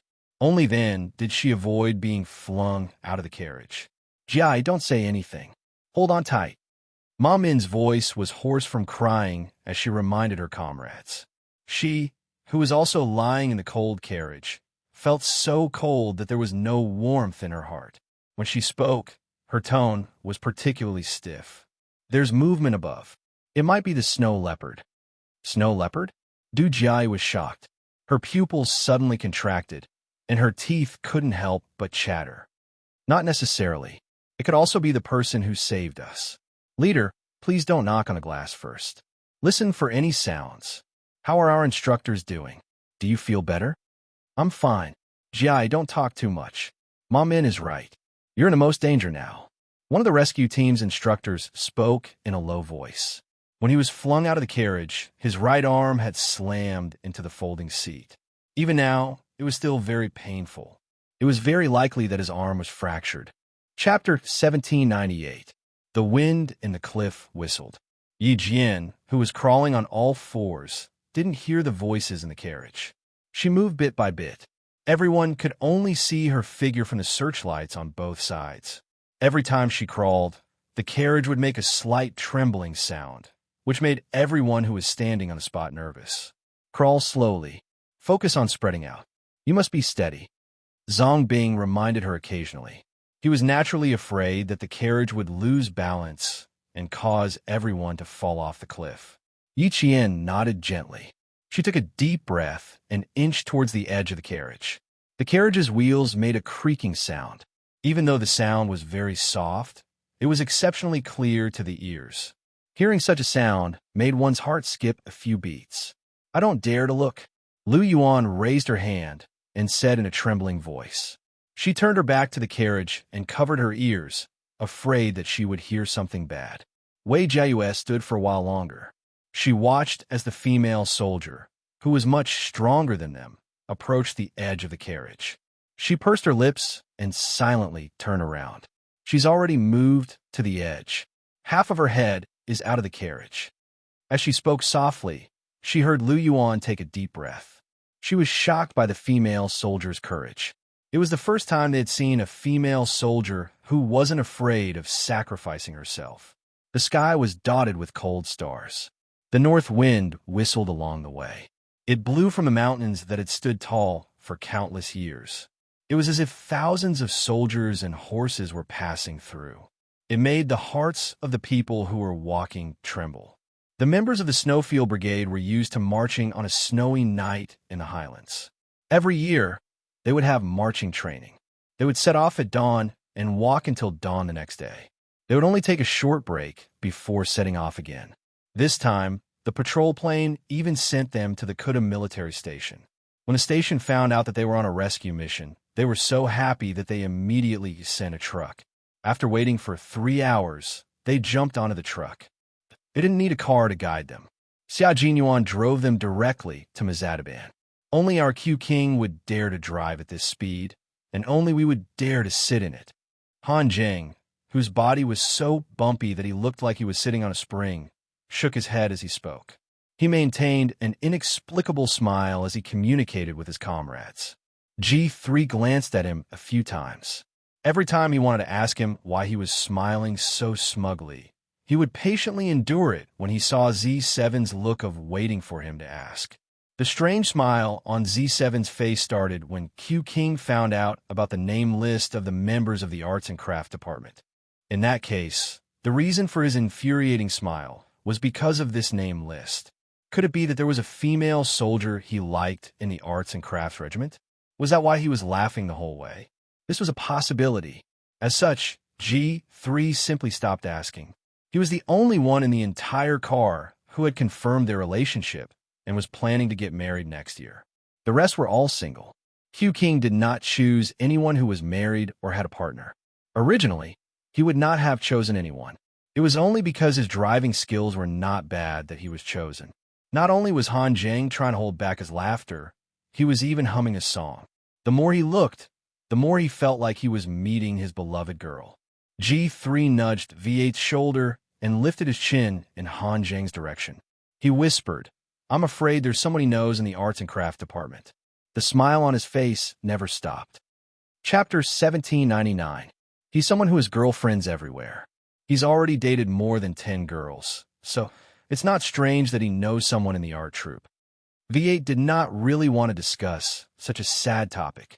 Other people dated more than 10 girls, but he broke up with them in less than half a year. So far, he was still single. The difference in the number of girls he dated was too great, so he did not want to continue talking about it. Han Zheng was secretly happy to be alone. From time to time, he would knock on the glass and mouth to T6, who was sitting in the front passenger seat. Tell Q King not to be too anxious. Qing Yao might have already arrived by now. She might even have rescued the people from the art troupe. Tell him to calm down, don't be anxious. T6 conveyed his words to Xia Jinyuan, who had a serious expression and was focused on driving. Z7 is right. Q King, you're driving a little too fast. The ice will get worse at night. It might not be safe, even if the wheels are equipped with ice teeth. He had to drive faster because there was a rather troublesome woman in the art troupe. The handsome and serious Xia Jinyuan secretly gritted his teeth. Du Jiai. This woman was born with a glib tongue. She had the ability to turn white into black and black into white. One sentence from her had many hidden meanings. If someone offended her, this woman would smile sweetly and say that it was fine and she would not be calculative. But in the next moment, she would quietly make things difficult for that person until he or she would never be able to turn over a new leaf. She was capable and ambitious. She was a person who would seek revenge. However, he really did not dare to compliment her true nature. Now that something had happened and she had to wait for 6 to 7 hours, even if the rescue personnel risked their lives to rush over. Based on her personality, she would definitely report it to the higher-ups after the incident. In the report, she would definitely sincerely thank the rescue personnel who participated in the rescue. Then, She would list a series of shortcomings that needed improvement and directly punish a large number of people. If he did not know about this, and Yi Qian was not involved, then he would not care so much. Now that he knew about this matter, and Yi Qian was involved, he had to step in and teach her a lesson. He had to teach this woman a lesson. She should not think that she was made of jade, and that she was the most noble person in the world. Xia Jinyuan stepped on the accelerator a little more and said to V8 in a low voice, "There's a very troublesome person in the art troupe.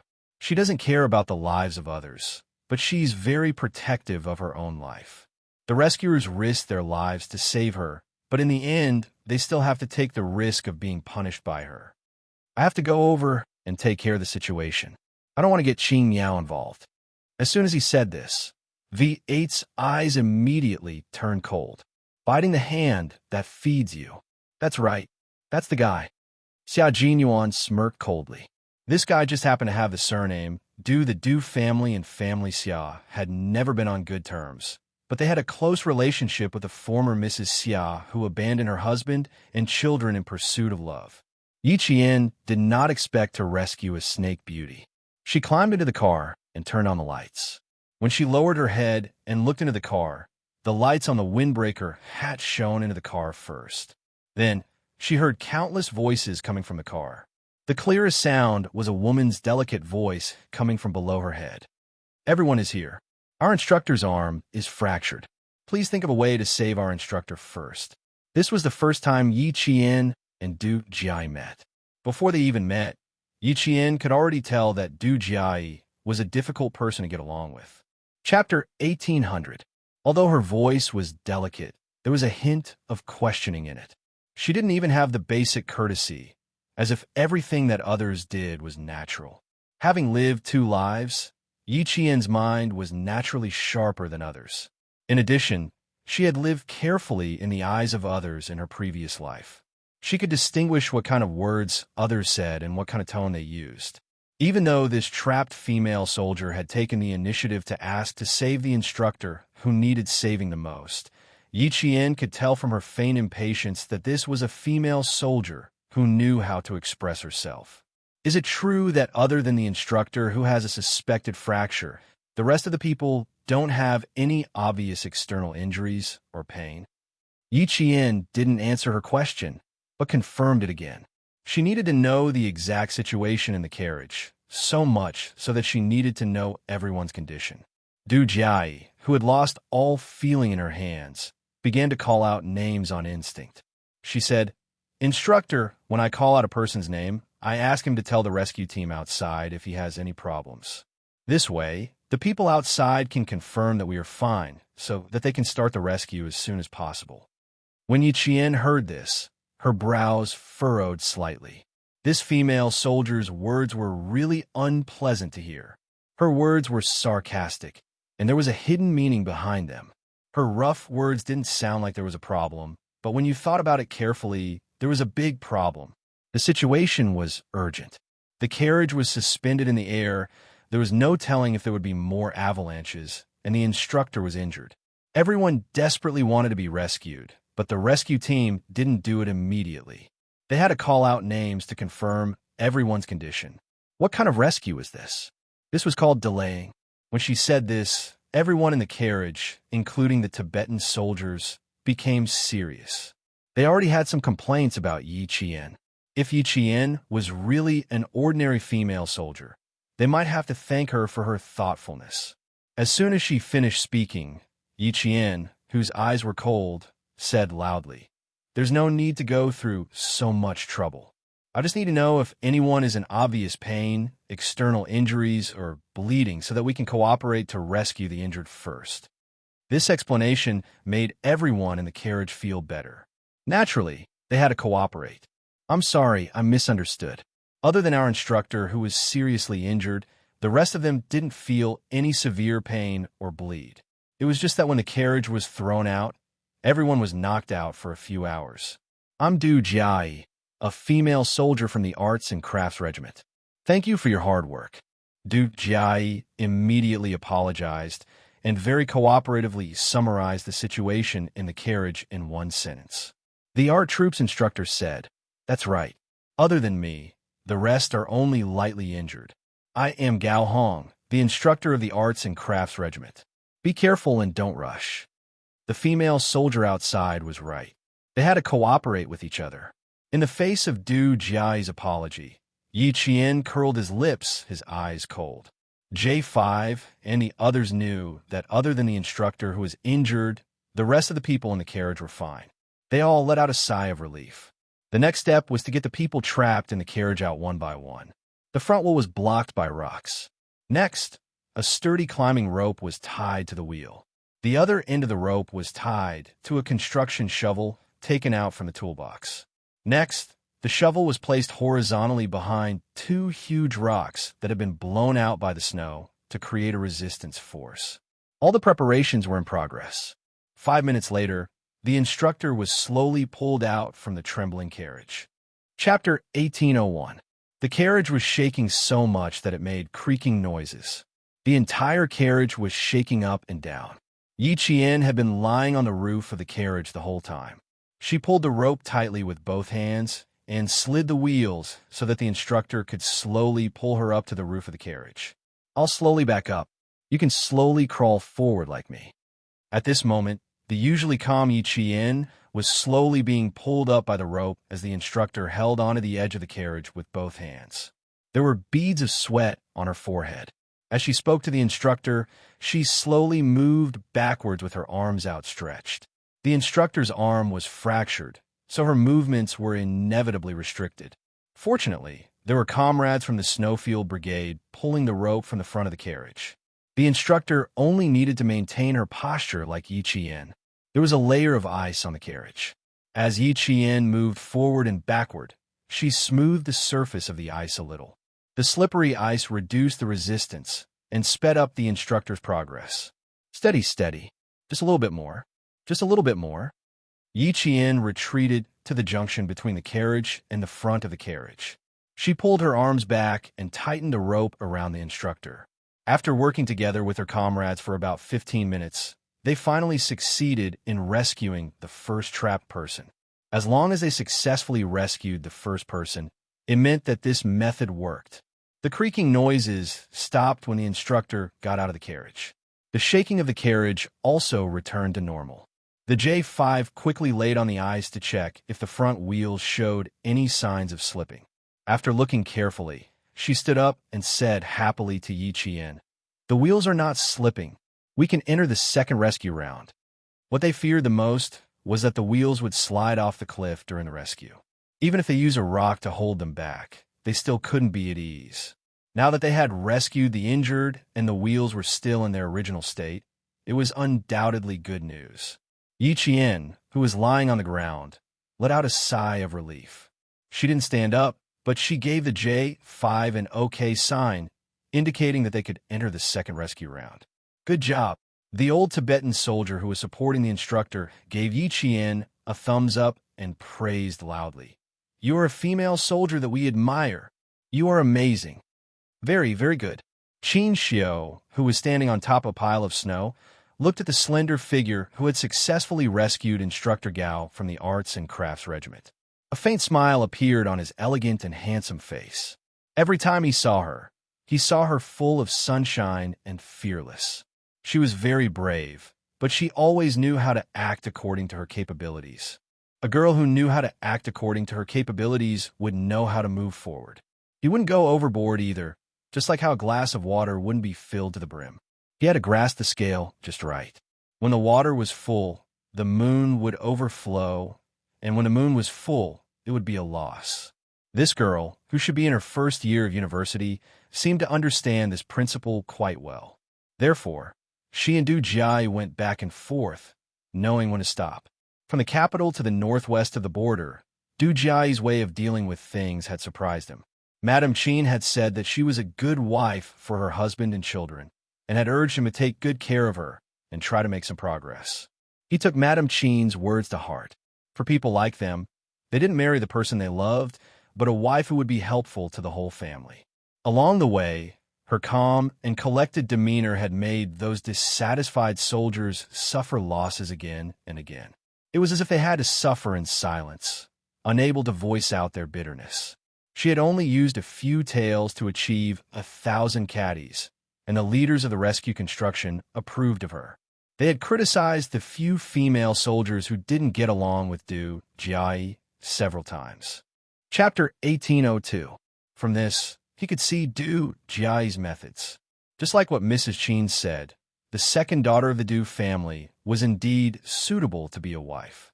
But in the end, such a capable person met Yi Qian and was suppressed with just a few words.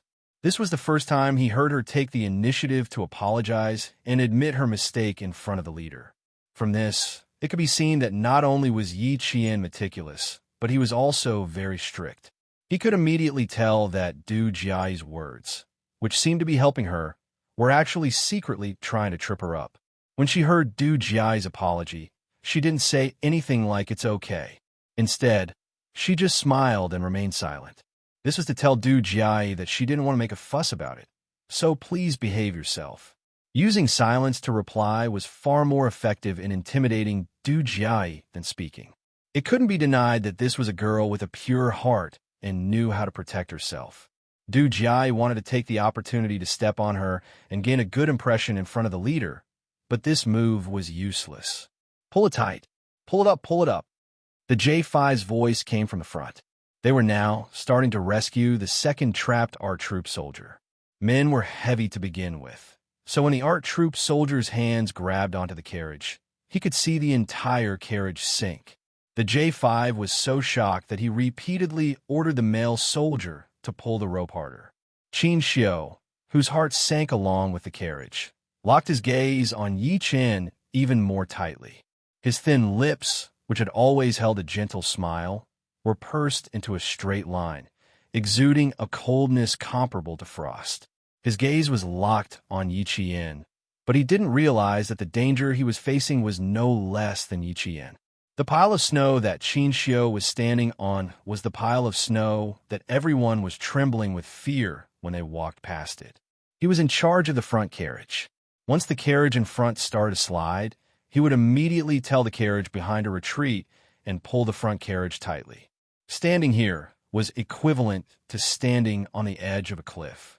His toes were less than 10 centimeters away from the edge. You will be safe. Seeing that she had successfully rescued the male soldier, Qin Xiu, who had a faint smile in his eyes, calmly retracted his gaze. He chuckled softly and said, "A smart girl who knows when to advance and retreat will always have better luck than others." Finally, the rumbling sound of the car starting could be heard from the quiet back of the car.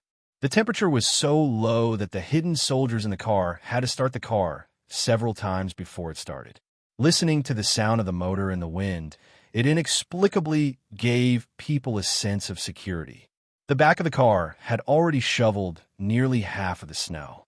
Li Jinyan glanced at the tall figure standing at the top of the pile of snow and sped up his shoveling speed, throwing the snow into the car shovel by shovel.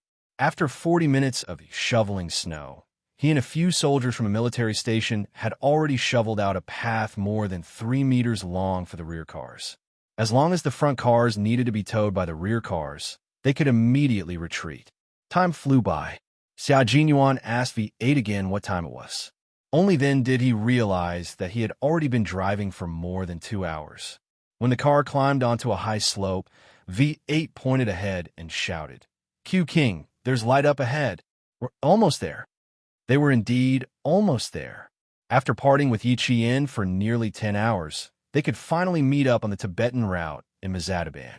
Similarly, Qin Xiu also saw the sound of a car's high beam flashing by on the high slope in the distance. The military station had sent reinforcements. The rescue operation was almost at the end. Once the last trapped soldier was rescued, the rescue operation would end. At this point, reinforcements wouldn't be of much use. Most of them were shoveling away the snow from the broken Tibetan route and restoring the route to normal. Chapter 1803. In a situation where communication was inconvenient, the military station only knew that 20 people had lost contact and did not know the rescue results. They continuously sent reinforcements to increase the number of reinforcements to ensure safety. The communication base station and satellite base station in the northwest of the border had entered the final phase of construction. By June, the various military stations will be able to maintain communication through the satellite base station even if there was a snowstorm. Once the truck driving along the Tibetan line had an accident, it could also immediately contact the various military stations through the satellite phone in the truck to request for help. The lives of the soldiers at the northwest border of our country had always been perfect. Even the barracks had been modified several times so that the soldiers who came back from patrolling and sentry duty would not suffer from a cold. Everything would be fine. As our country's national strength improved and our military strength strengthened, everything here would be fine. Qin Xiu flashed his headlights 3 times in a row at the truck driving from afar. If the soldier sitting in the passenger seat saw it, he would quickly respond by flashing his headlights 3 times in a row as well. There's someone standing on top of the truck. His position happens to be on the ring road of the Tibetan line, so it's impossible for there to be high ground. The initial judgment is that the high ground is a pile of snow caused by an avalanche. V8 quickly analyzed the situation. At the same time, the truck's headlights flashed 3 times. Xia Jinyuan did not say a word. He only nodded slightly to indicate his response. His lover was not far ahead. As for him, no matter how anxious he was, he could not speed up. They were now going downhill. No matter how fast he drove, he was afraid that the truck would drive straight down the cliff. The soldier on the truck saw him. Qin Xiu, who was about to look away, suddenly heard a miserable scream coming from the truck. His fingers trembled in shock as he quickly turned his head to look. The truck was sinking. Drive, drive. The moment J5, whose expression changed drastically, opened his mouth, Qin Xiu, who had been paying attention to the situation, had already gestured to the truck behind. The Tibetan soldier, who had been watching Qin Xiu closely, saw this and shouted at the driver, "Drive, drive." The truck soldier, who was tense and ready, changed gears to the brake. The entire process was completed in 3 seconds. The truck's wheels rolled over the gravel road, and with a loud boom, the truck drove several meters away. Yi Qian gripped the truck's pole tightly and shouted at the last 2 female soldiers, "Hold on tight. Don't panic." The car shook. The driver in front held the steering wheel tightly, stepped on the accelerator, and drove the car that was falling down the cliff to the side of the road. Ice had been added to the wheels. With a few loud clangs, the sharp ice cubes fell out of the gaps between the wheels. The members of the Snowfield Brigade glared at Yi Qian angrily and shouted, "Hold on tight. If anything goes wrong, let go immediately." Zhang Bing yelled at the driver, "Get ready to jump out of the car at any time. Do you understand?" The door of the driver's seat was half open. Once it was necessary to abandon the car, the driver could immediately jump out of the car. Lu Yuan and Wei Jiyue were frightened and immediately hugged each other. They also wanted to scream, but they didn't dare to. The female soldiers who were still in the carriage didn't scream in fright, so they shouldn't cause trouble. The preparation work was done very well, and they cooperated very well with each other. The half-tilted carriages were adjusted again as the front of the carriages were pulled up. At the same time, the carriages that were originally suspended in the air were pulled up by about 30 centimeters. Due to the fact that the rear car was not being towed vertically, there was no way to drag the entire car up. If they continued to drag it, the front car would be forcefully twisted to the side of the cliff, which would make it easier for the entire car to fall off the cliff. Chapter 1804. In the end, there was such a thrilling scene. The Special Forces members of the Shuiyu team were so shocked that they broke out in cold sweat. If Yi Qian had confessed right here, they wouldn't care what the consequences were. They would never forgive themselves for the rest of their lives. Qin Xiu looked at the upright carriage. His heart was beating wildly, and he couldn't help but close his eyes and cover his chest. When he opened his eyes again, he looked down at his feet. The 2 ropes that could be seen had sunk deep into the snow after being dragged by the rear carriage. It wasn't safe for him to stay here. He needed to go down. The Tibetan soldier below looked up and shouted at Qin Xiu, who was standing high up, "Reporter Qin, come down quickly. It's not safe for you. Come down quickly." When the ropes sunk into the snow, It was equivalent to cutting the accumulated snow in half. If the upper layer of snow fell down, the entire layer of snow would fall down with it. Qin Xiu, who was standing on top, would fall down the cliff with the falling snow. Qin Xiu responded and carefully stepped on the snow as he slowly descended. He had only taken a few steps when the place where he had been standing was covered by a large piece of snow. Then, at least 3 square meters of snow fell directly to the cliff. Qin Xiu, who heard the sound behind him, pursed his lips. He didn't look back and quickened his pace to rush down. The Tibetan soldier saw the snow above him peeling off layer by layer and sinking down. The snow piled up to the mountain was falling down in large chunks. Even though he was a veteran who had been on the Tibetan line for 17 years, he was scared out of his wits. Fortunately, Reporter Qin wasn't a coward. He knew the situation behind him wasn't right, so he didn't look back and just rushed down. Qin Xiu, who was rushing down, was in a sorry state. When the snow under his feet loosened, he threw himself forward. He started with a more ferocious posture, like a hungry tiger pouncing on its prey. Then, he ended with prostrating himself on the ground and fell down hard. Although his posture wasn't very elegant, Qin Xiu didn't care too much when he saw the small avalanche on the originally tightly piled up snow. His life was more important. When the people in the rear saw that the accumulated snow had caused another avalanche, the female soldiers were so scared that their faces turned ashen, while the male soldiers were slightly calmer. Reporter Qin, are you all right? Fu Hui was so scared that her knees went weak. She stuttered as she spoke. Li Jinyan looked at the collapsed pile of snow. The original cold June, Yin became colder and colder. The people standing on it should have some skills. Otherwise, how dare they stand in the most dangerous place? She had to have the confidence to stand up there. As for whether something would happen, he said to the 5 female soldiers who were as frightened as birds, there's a 50-50 chance that something would happen or nothing would happen. When the female soldiers heard this, tears came out of their eyes.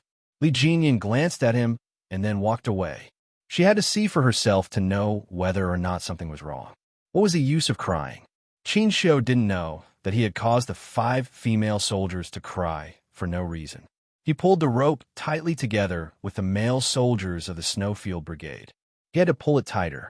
He couldn't let the girls on the carriage be in any danger.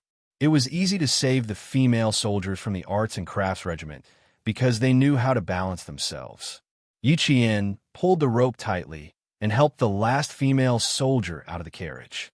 Like before, he reminded her, relax your body. Look up, take a deep breath, and exhale gently. Don't lower your head. Her voice sounded even better than when she was in the carriage. It was clear and gentle, like the hot spring water in winter. It was so warm that it warmed people's hearts. Du Jiai, who was pulling the rope tightly, narrowed her eyes slightly. Chapter 1805. The interaction between people was actually about fate. First, they had to be compatible with each other. Then, they had to be compatible with each other. When these two things were compatible, it would be the fate of the two people.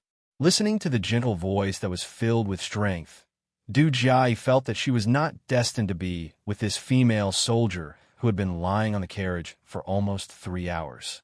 She had not met her yet, but just by listening to her voice, no matter how gentle and moving she was, she could not like her. She even had a faint feeling of disgust. It was very strange. She had always liked to see if someone was compatible with her before deciding if they could become friends. But this female soldier, she already disliked her even before meeting her. Perhaps it was because she did not take her words seriously when she crawled over earlier, so she needed to confirm it again. In any case, even if she saved her, she could not like her. That's the last trapped member. Yi Qian pulled the rope tight. The J5, who had been keeping a close watch, was so nervous that he could not see anyone else other than Yi Qian's figure. There were only 11 minutes left until the 3-hour deadline. Female soldier Yi Qian had been lying on the swaying carriage for a full 2 hours and 49 minutes. The carriage was suspended in the abyss, and the bone-chilling cold wind kept blowing. His limbs were stiff from standing by the roadside, and Yi Qian, who was lying on the carriage, was facing the cold wind head-on. Her hands, feet, ears, and even the tip of her nose must have been frostbitten. When the Snowfield Brigade entered the Highland winter training, the most common thing they did was stand in the wind for 2 hours. When it was over, they wanted to move their legs, but their limbs did not listen to their brain. It was as if they were immobilized. If they were like this after standing on solid ground for 2 hours, then Yi Qian, as a female soldier, had been standing in the wind for almost 3 hours. Other than admiration, he respected her for being able to persevere until now. He respected the female soldier's perseverance. Yi Qian could hear what the J5 said. She raised her hand slightly and made an okay gesture. Once again, she tightened a rope.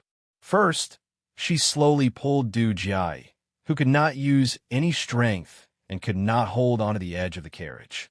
She needed to pull Du Jia up so that she could at least place her arms on top of the carriage. Du Jia's mental fortitude was not bad. She could still chat with Yi Qian even when her feet were in the air. She tightened her grip on the rope and relaxed her body. She raised her head slightly and looked at the female soldier who had yet to say tired. Her cheeks were red from the wind, and she said to Yi Qian, "Thank you for your hard work tonight. You were the one who pulled all of us up for 3 hours. Does your arm hurt?" It was a very ordinary conversation, as if it was just a casual topic to relax. However, Yi Qian, who was very defensive, was already on guard against her. Therefore, he only smiled at her and listened to her without replying. Yi Qian's experience from his previous life told him that when interacting with people like her, he definitely needed to remain silent. As long as it was not a question that he had to answer, it was best to smile and use his silence to let her know that he did not want to talk too much. Du Jia, who was waiting for Yi Qian's reply with a smile, narrowed her eyes again. She lowered her head to hide the displeasure in her eyes, as her shoulders were now parallel to the carriage. The moment she lowered her head, her originally relaxed body suddenly tensed up.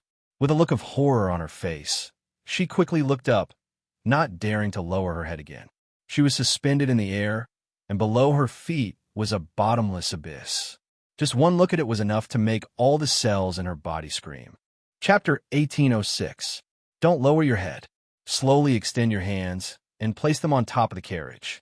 Take a deep breath and place your center of gravity on your arms.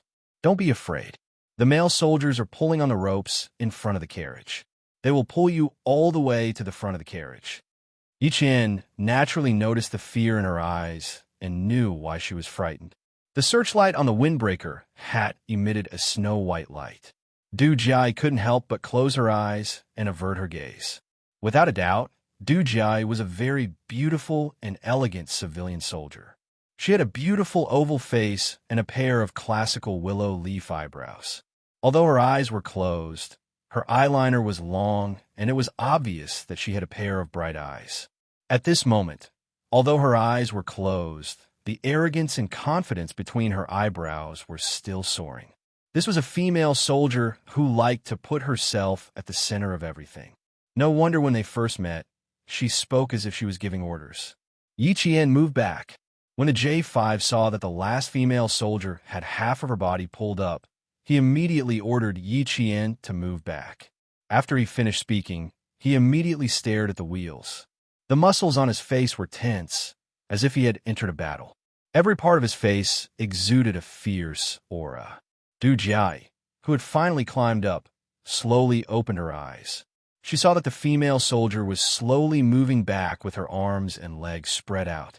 Meanwhile, she was being pulled up bit by the ropes. There was the weight of 2 people on top of the carriage. Even though they were both light and graceful female soldiers, the roof of the carriage creaked because of the weight. This was a sound that made one's scalp go numb and goosebumps rise all over their body. Because of the wind in the carriage, they couldn't hear it. But now they could hear it clearly. Every sound was enough to make one tremble in fear. Du Jia, who was as stiff as a rock, knew that her face must be deathly pale. She also knew that her expression must be very, very ugly. She would never show her ugliest and most cowardly side to others, nor would she let others know about it. But now, she was seen clearly by a female soldier. The embarrassment in her heart was more than just a little. She wished she could make the female soldier close her eyes and not look at her again. There's ice on the roof of the car. If you spread your arms and legs like me, not only can you spread your body center of gravity, you can also maintain your balance. Yi Qian had been watching Du Jiayi the whole time. He saw the stiffness on her face, and he also saw the moment she opened her eyes. A haze flashed across her beautiful eyes. Yi Qian wasn't a meddlesome person, and he wasn't very curious either. He didn't pay much attention to why there was a haze in the other party's eyes, and only did his duty to remind her. At the same time, Xia Jinyuan had already arrived at the back of the car. He jumped out of the car and covered his face, revealing only his sharp eyes. Li Jinyan looked at the familiar figure, who was completely covered. It took him a few seconds to realize who it was. He said to the 5 female soldiers who were so cold that they looked like they would faint at any moment, "The 5 of you, go rest in the car." They really needed a good rest. Their feet were stepping on the cold gravel. No matter how they moved, even if they stomped their feet, there was no way to warm their feet. They didn't even want to move their lips. They quickly nodded at him to express their gratitude. Then, one by one, they moved their frozen feet to the car that had just turned off. Han Zheng was the first to jump out of the car. At a glance, he saw the 5 figures who, although dressed in swollen clothes, had the figures of women walking towards him. His eyes lit up, and his gaze swept across the 5 figures like an X-ray. He was looking for his target. Chapter 1807. The first one wasn't. She was a little short. The second one wasn't either. Her walking posture wasn't right. The third, fourth, fifth, none of them were. They didn't have the aura Du Jiayi had when she walked. That noble, including his mother, had said that the second daughter of the Du family had a classy aura. Even if she wore clothes that cost 10 or 20 yuan, she would still look luxurious. To him, that was called arrogance. It couldn't be called classy at all. You must be frozen. Hurry up and rest in the car. The water in the thermal flask hasn't cooled down yet. Hurry up and drink some warm water to warm your stomach. Han Zheng went up and helped one of the female soldiers who walked like a pretty girl from a humble family. His deep voice was filled with doting gentleness. G3, who had jumped down from the car, saw this and felt goosebumps all over his body. Then he coughed in a low voice. The V8 in front seemed to have its own receiver and decoder, and in a second, it accurately interpreted his comrade's low cough. He quickly and accurately translated it. Guys who had dated more than 10 times were indeed different. They were so experienced that they were at the point of perfection when it came to seducing girls. While they were still thinking about how to open their mouths, his hands were already on the female soldier's shoulders. What was worse was that he didn't share his experience with his comrades in advance, leaving them standing there like wooden pillars. When the female soldier came over, he only nodded reservedly. The female soldier, Wu Ziwei, indeed needed someone to help her up. Han Zheng had saved the damsel in distress, making her extremely grateful. "Thank you. Sorry to trouble you." She was still speaking so softly. V8, who was the closest to them, was dumbfounded. Damn, she still had to thank him. As the target approached, V8 decisively and casually stretched out his leg. Han Zheng, who was talking to the female soldier, seemed to have a detector installed under his feet. He nimbly avoided his comrades tripping and took a step before turning back. "Let's give them all the hot water in the car. They're all so cold that they're shivering. I'm afraid they'll catch a cold." He spoke worriedly, making V8, G3, and the others feel a toothache. The female soldier was left in Han Zheng's care. Xia Jinyuan, who had already exchanged a few words with Li Jinyan, ordered loudly, "Get the snow shovels. Try to shovel the road out in 5 hours." It was not a small area of collapse. 5 hours was considered a conservative time. Li Jinyan only saw the figures of the Snowfield Brigade and knew that his comrades from the Storm Commandos had not come up. His eyes darkened slightly as he shoveled the snow, and he said to Xia Jinyuan, "I plan to apply to enter the northwest of Xinjiang every winter to complete winter training. When the time comes, I'll need your guidance. Not only do we need to enter the highlands to complete winter training every year, but we also need to strengthen our land operations. Your water combat skills are already quite advanced. Next, raise your land combat skills. After 3 years of hard work, you'll have some results. Look up to the SEALs of West America and aim to surpass them. The Western SEAL Special Forces were one of the top 10 special forces in the world. They were known as the Western American Amphibious Commando Team. They were established in 1962 and had a history of nearly 40 years. They had become the Western Americans' trump card to carry out local wars and deal with emergencies. Hearing this, Li Jinyan shoveled a large piece of snow down the cliff and said calmly, "The Special Forces team you lead is the real amphibious commando team in our country. If you and I didn't work together this time, I wouldn't have known that you're so strong. You're my target now. As for the SEALs." At this point, Li Jinyan lowered his head slightly and did not continue. The sound of shoveling snow was heard. He seemed to have said something else. His thin lips moved slightly, but no one knew what he said. Chapter 1808. Xia Jinyuan tossed the snow and the engineering shovel away.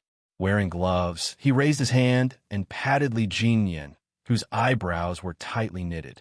He sneered, "With your ability, we all believe that such a day will come." He shoveled the snow quickly, removing a large chunk with each shovel. In just a few sentences, he had removed a few square meters of snow. There was no way he could be unhappy. Du Jiai, the snake, was right beside his little fox. Although he knew that his little fox was a smart girl, Du Jiai was a woman who knew how to conduct herself well. She was also very good at talking. When he talked to her, he felt that she was a very cultured woman. This was her appearance, the appearance that had fooled countless people. The real Du Jiai was a venomous snake. No one knew when she would bite someone, and the person who was bitten might not even know that the person who bit them was Du Jiai, who was kind, caring, and considerate of others. This woman's methods were even more ruthless and scheming than a man's. If his little fox were to encounter her, he was really afraid that she would be at a disadvantage. When Li Jinyan saw this, he thought that Han Zholi was speeding up so that he could see Yi Qian earlier. He couldn't help but increase the strength in his hands. He also caught up with him and threw large chunks of snow down the cliff. You have to be bold, meticulous, and accurate to know what they need from a man at that moment. Just like just now, a few female soldiers were swaying as they walked. It was obvious that they needed someone to support them. Then, I helped them into the car and said a few words of concern and consideration. They would only thank me if I said something considerate. How could they be angry? I wasn't like a hungry wolf who pounced on them and touched them. I was very gentlemanly, okay? Didn't you see that I only supported them by their arms and shoulders when I helped them into the car? If they couldn't get up, I would let them kneel on my knee and climb up by themselves with one hand on my shoulder. I didn't do anything inappropriate during the entire process. This is called gentlemanly. Han Zheng shared his experience generously so that the group of bachelors will be able to resolve their confusion. When the group of bachelors heard this, they really felt that listening to a gentleman's words is better than studying for 10 years. His ability to date more than 10 girls was not a bluff. He really had some ability. Receiving the gazes of admiration from his comrades, Han Zheng enjoyed it very much. All right, I'll teach you more in the future so that you'll know how to please girls when you go out. Each of you will marry a good wife. Let's get to work first. Shovel the road open in 5 hours. It's a big project. The Snowfield Brigade members helped Yi Qian loosen her bones, massaged her shoulders, and warmed up her hands. After confirming that there was nothing wrong with her body, they picked up the engineering shovel and started shoveling the snow. They needed to restore traffic as soon as possible and try to drag the car in front back onto the road as soon as possible. Du Jiai looked at Yi Qian, who was treated like a princess by the male soldiers, and sneered. She was definitely a female soldier who liked to flaunt her superiority and wanted to perform well. Otherwise, why would she be the only one climbing up the car when there were so many male soldiers around? She had seen many female soldiers like her. They didn't have any background, could endure hardships, were a little ambitious, and were smart. Just like Lu Yuan and Wei Jiayue in a regiment, they were only 30% capable, but they had to grit their teeth and pretend to be very capable. No matter how beautiful her voice was, it couldn't hide her competitive nature. Chapter 1809. Those male soldiers really knew how to lower themselves. A few of them were actually serving one person, rubbing her hands and massaging her shoulders. Was there a need to care so much for a soldier? What kind of soldier was a soldier if they didn't suffer? On the other hand, Du Jiai's face was dark and gloomy. She caught sight of Instructor Gao trying to get up, but due to his fractured arm, even a simple movement was so stiff that it looked like he was about to fall. The sharp-eyed Du Jiai immediately ran over and reminded Lu Yuan, who was the closest to Instructor Gao. Lu Yuan, help our instructor up. Lu Yuan, who was a prisoner, had been guarding the instructor who had a bandage around his hand. As everyone successfully escaped, she suddenly woke up from her sleep and got up in a hurry. Instructor, do you want to walk around? Let me help you. Let me help you. You were asleep just now, right? If you're tired, go back to sleep. I'll help you walk around. Du Jiai walked over quickly and reached out to support the instructor's uninjured arm. Wei Jiayue's complexion doesn't look right. Hurry up and take a look. Is she sick? I saw that the rescue team brought some commonly used medicine. See if Wei Jiayue needs it. Instructor Gao was a little anxious. Hurry up and take a look. You're the only one in our group who knows how to nurse. All right, call me if you need anything. Lu Yuan glanced at her empty hands before turning to look at Du Jiai, who had pushed her out of the room without a trace. This person really doesn't change. Does she think that everyone is like her, only knowing how to act in front of the leaders? Du Jiai maintained a polite smile in the face of her comrades in different gaze. She lifted her chin slightly and replied with an air of arrogance that matched her temperament. Thanks to Lu Yuan's knowledge of nursing, our group was spared a lot of trouble along the way. Thank you, Lu Yuan. She thanked her sincerely. No one would doubt her sincerity. Yi Qian, who was carrying the commonly used medicine, paused for a moment before walking over with a normal expression. Sorry to disturb you. Here are some commonly used medicine. Do you need it? J5 and the rest started shoveling the snow, while she was given a temporary break and a mission to communicate with the art troupe to see if they needed any more help. The members of the Snowfield Brigade would appear in places that might not be suitable for military personnel. Therefore, it was not suitable for them to appear too many times and leave a bad impression. Yi Qian was different. She was a female soldier. Even if she joined the Snowfield Brigade, it would still be 3 years later. It was more appropriate for her to show her face now than any of them. Just like Xia Jinyuan, Yi Qian could only see her eyes, which were as dark as the night. She wore a cold mask over her nose and lips, so Instructor Gao and the others could only see her eyes. You always appear when we need help the most. I really don't know how to express our gratitude. Du Jiai took the bag of medicine. After she finished speaking, she smiled at Instructor Gao, who had just moved his stiff body a little, and said, Instructor, this female soldier in front of you is called Yi Qian. You should remember her name. When you return to the capital, you must mention her to your superiors. Look, she spent 3 hours alone on the carriage to save all of us. She didn't even need the help of the male soldiers. 3 hours of back and forth exhausted her. Fortunately, the male soldiers knew how to care for her. They massaged and rubbed her hands for a long time before her complexion improved slightly. Chapter 1810. Speaking was indeed an art. Depending on the person sitting at the right height, they would hear different things. Their understanding of the situation would definitely be different from people of different heights. The higher one stood, the more he could tell if there was a deeper meaning in a sentence, if there was a hidden meaning, if the speaker wanted to express something secretly, or in other words, what kind of state of mind the speaker was in when he said those words.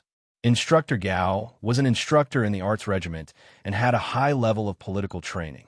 He could tell several meanings from Du Jiai's words. Firstly, the female soldier Yi Qian's courage was commendable, but she was too brave and did not handle the situation well. Secondly, as a female soldier, she was naturally weaker than the male soldiers. Knowing this, she still persisted. This showed that she was a female soldier who loved to show off and lost her composure. Thirdly, since she chose to persist, she was so tired that she needed the male soldiers to serve her. This showed that she lacked the spirit of a soldier.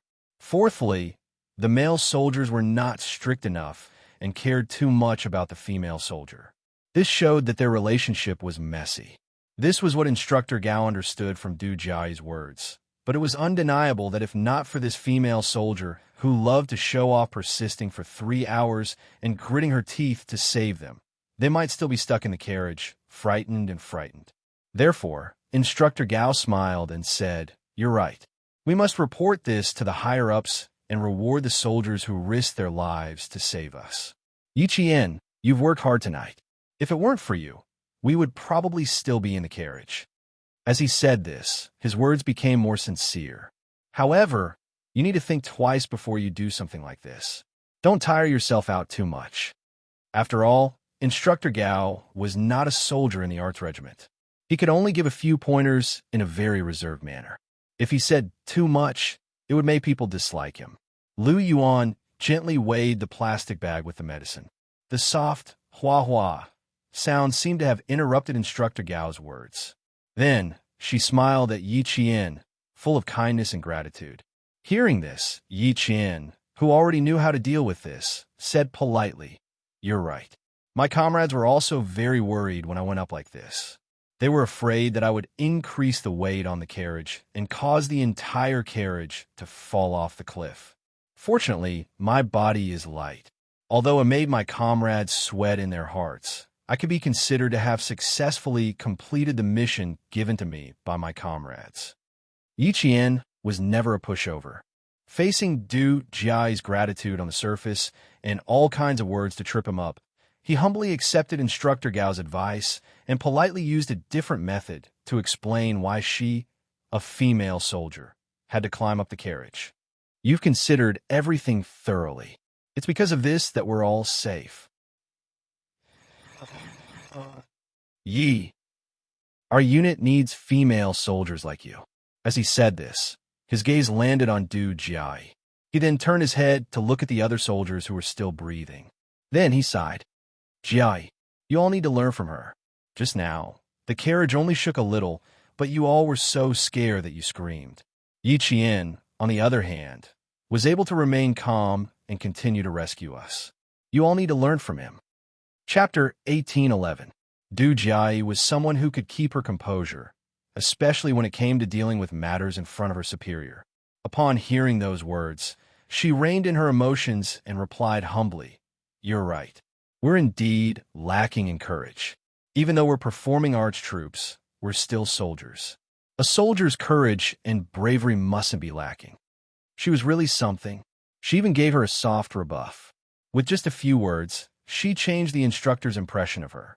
Du Jiayi maintained a polite smile as she stared at Yi Qian and sized him up secretly. She had a pair of good eyes. They were dark and clear. Female soldiers like her were used to pretending to be innocent. She was wearing a cold mask, so she couldn't see what she looked like. It was a pity. It didn't matter. As long as she knew her name, she would find out when she returned to the capital. It had always been easy for Du Jiayi to find out a person's background. She originally wanted to make things difficult for her now, but the instructor obviously admired her. She could only keep her cool for now. It wouldn't be too late to deal with her later. She had seen her at her worst and was still suspicious of her. She even gave her a soft rebuff. She loved to deal with female soldiers who were naturally rebellious. There was no hurry. She would deal with her until she didn't even know who she had offended. Du Jiayi, who was obviously excited, smiled sweetly after she finished speaking. She kept looking at Yi Qian. It wasn't a polite gaze, but a gaze filled with arrogance and prejudice. Yi Qian calmly smiled at her and turned to look at the instructor who was speaking. "That's right. No matter what kind of soldier you are, as long as you wear this uniform, you're a soldier. You can't lose the face and image of soldier." Instructor Gao was very satisfied with Du Jiayi's answer. He looked at her approvingly and said to Lu Yuan, "If there's anything you can solve, try to solve it yourself. Don't cause trouble for the army." A male soldier from the Arts and Crafts Regiment walked over. Perhaps he had something to say to Instructor Gao, so he greeted Du Jiayi and nodded at Yi Qian with a smile. He said, "Sorry to disturb you," and then helped Instructor Gao over. Lu Yuan answered Instructor Gao with a straight face. "Understood. Don't worry, we won't cause any trouble for the army. I'm always at ease when you guys handle things." After Instructor Gao finished speaking, he left with the help of the male soldier. When he got up, Lu Yuan immediately said politely to Yi Qian, "Come and rest with us for a while. The male soldiers are exhausted from shoveling the snow. We'll take over their duties midway and shovel the snow together. What do you think?" Du Jiai, who hadn't left, seemed to have heard a joke. She pursed her lips and laughed. "As long as the male soldiers aren't afraid of us causing trouble, just let us know if you need anything. We definitely won't embarrass the female soldiers. We have to show them that female soldiers are not to be trifled with." She looked at Lu Yuan and said with a faint smile, "Lu Yuan, you can't be like last time where you fainted before you even started working. We can't embarrass the Arts and Crafts Regiment. We have to show the soldiers in the army that the female soldiers in the Arts and Crafts Regiment don't just know how to sing and dance. As the female soldiers in the Arts and Crafts Regiment, as long as there's a need for us, we can beautifully complete the tasks given to us by our superiors. Yi Qian, please take care of my comrade. If there's any problem, you can come and find me anytime. If you feel unwell, you have to tell us immediately. Don't force yourself just to save face, understand?" Chapter 18:12. It was fine if she didn't get thanked for saving someone. She didn't save the person because of the gratitude, but because it was her duty as a soldier to save the person. The problem was that the person she saved didn't say thank you, but instead started to create trouble for her. Yi Qian wasn't a soft-hearted person, and he wasn't magnanimous enough to forgive Du Jiai for causing trouble for him. When he heard what she said, his voice turned cold, and he said sternly, "Female soldier, with your intelligence, I don't think you'll always say things that will cause misunderstandings." After he said that, Lu Yuan's eyes lit up and Du Jiai's face darkened. Since he had already spoken, Yi Qian wouldn't go back on his words. He stared coldly at Du Jiai, whose eyes had darkened, and said sternly, "Can I understand you? First, you said that I was putting up a strong front to save face. Then you said that I saved someone, and in the end, you asked my comrades to help me. You said all these things on purpose to tell everyone that I'm only this capable, and that I'm just putting up a strong front for the sake of showing off." Du Jiai's originally gloomy face abruptly changed. No one had ever dared to give her such a straight face, and no one had ever dared to criticize her so boldly. Moreover, no one had ever criticized her in front of the leaders. She wanted to stop Yi Qian from continuing, but Yi Qian wouldn't give her the chance. "You won't explain anything to me. You're a smart female soldier, so everything you say should be clear and accurate. As a soldier, you should say whatever is on your mind. You shouldn't always say things that are either digging up old scores or have hidden meanings. And don't tell me that I misunderstood you or misunderstood you. Based on what you said to Instructor Gao just now, if I didn't explain, Instructor Gao would have misunderstood me. I'm giving you face now by waiting for Instructor Gao to leave. I hope you can cherish the face that others have given you." Lu Yuan, who was flabbergasted, almost laughed out loud because of what he said. Amazing, amazing, amazing. Her words made Du Jiai, who had always maintained a good image in front of her superiors, change her expression and put her on the spot. Yi Jian was not the kind of person who was eloquent. She always knew when to advance and when to retreat. She also knew how to treat the right people. It was very tiring to get along with someone like Du Jiai. No matter when, she was the only one who could play the lead role, and the others could only play the supporting roles, and the supporting roles that obediently followed her orders. If anyone dared to overstep her, as long as that person's mistake was caught in her hands, she would definitely take it out again and again. Yi Qian, who had already noticed something was amiss, did not intend to get involved. This was the Arts and Crafts Regiment's matter. Even their instructor did not say anything. As a soldier from the Marines, she only needed to watch quietly. But of all things, she shouldn't have stepped out to step on Yi Qian and deliberately ruined her image. She was a soldier, and soldiers had to maintain their image at all times. They could not allow others to destroy their image and tarnish their reputation. The first time she took a small step back and clearly told her not to push her luck. She probably used her silence to tell her not to push Yi Qian, which made her misunderstand that Yi Qian was easy to bully. Since that was the case, she didn't mind not giving her face and warning her. She wanted her to restrain her evil intentions. Chapter 1813. Although the military had iron-like discipline, not everyone could be impartial. Instructor Gao was biased towards Du Jiai, but that was mostly due to her ability to get things done. Moreover, every word she said was true to the bottom of her heart, and she never violated any discipline, causing the leaders to worry about her. Naturally, they would admire her. Originally, after leaving the borders, there would be no more social interactions, but she insisted on doing some dirty things. How could Yi Qian allow her to do so again and again? Du Jiai was so angry that she almost fainted. Hearing this, Lu Yuan trembled in fear, but she also felt relieved when she saw Du Jiai's expression turn darker. She quickly stood up and said softly, "Forget it. It's just a small matter. Jiai, don't be angry. Look, I'm not even angry at you."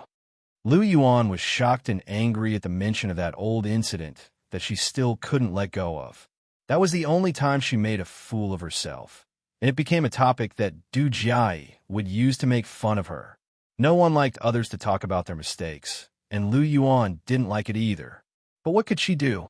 Du Jiai wasn't an ordinary soldier. She didn't like Yi Qian from the start.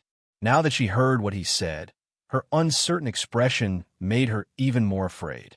"I'm sorry, Yi Qian. I really didn't mean anything by it. I'm just a straightforward person, and I'm not good with words.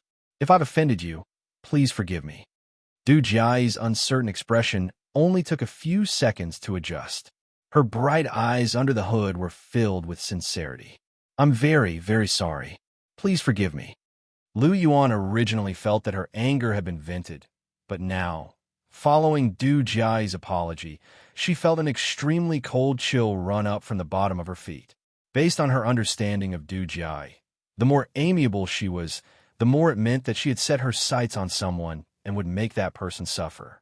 Seeing her gaze on Yi Qian, Lu Yuan's fingers trembled violently. It was one thing for her to be scolded by her.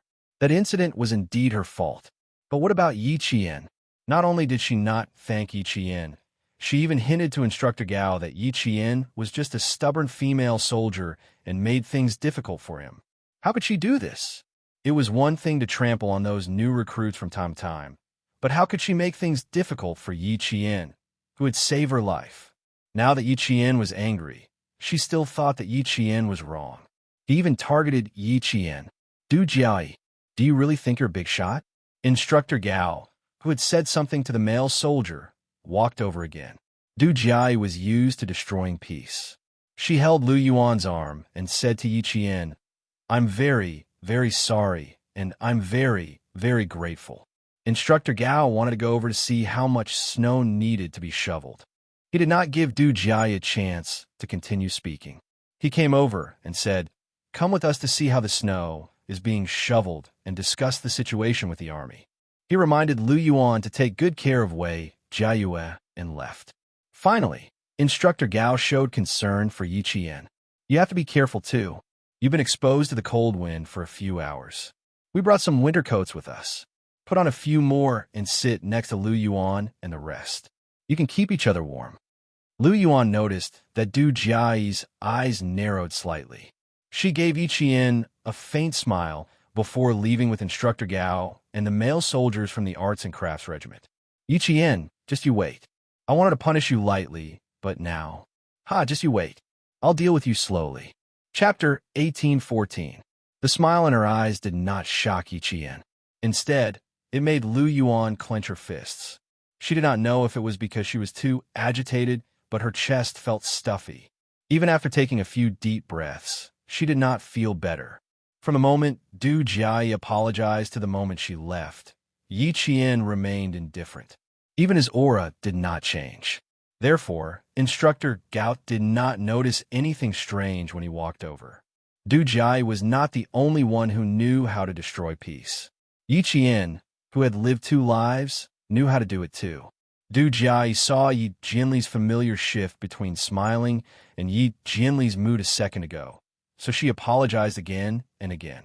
Coincidentally, Du Jiai saw the familiar shift between Yi Jinli's mood and smile. Because she knew that she had encountered a tough character, a tough character who could see through what she wanted to do with a single glance. Just as Yi Qian said, Du Jia was a very smart female soldier. Compared to the ignorant Ying, she was much smarter. When interacting with such a person, one either had to be submissive or warn her not to go overboard. Yi Qian was not one to be submissive. In her previous life, she had lived a cowardly life. In this life, she wanted to control the world and live a carefree life. Of course, as a soldier, she could not act in vain. Acting in vain was destroying one's own future. She would not do something so foolish as to destroy one's own future. With a faint smile in her eyes, she sent Instructor Gao off. Turning her head sideways, she saw Lu Yuan staring at Du Jia's back view with an unfathomable gaze. Even she could tell that they had some conflicts in the past, so how could Instructor Gao not be able to tell? I'll go with you to see your comrades. Now that the roads are disrupted, a small cold will cause big problems.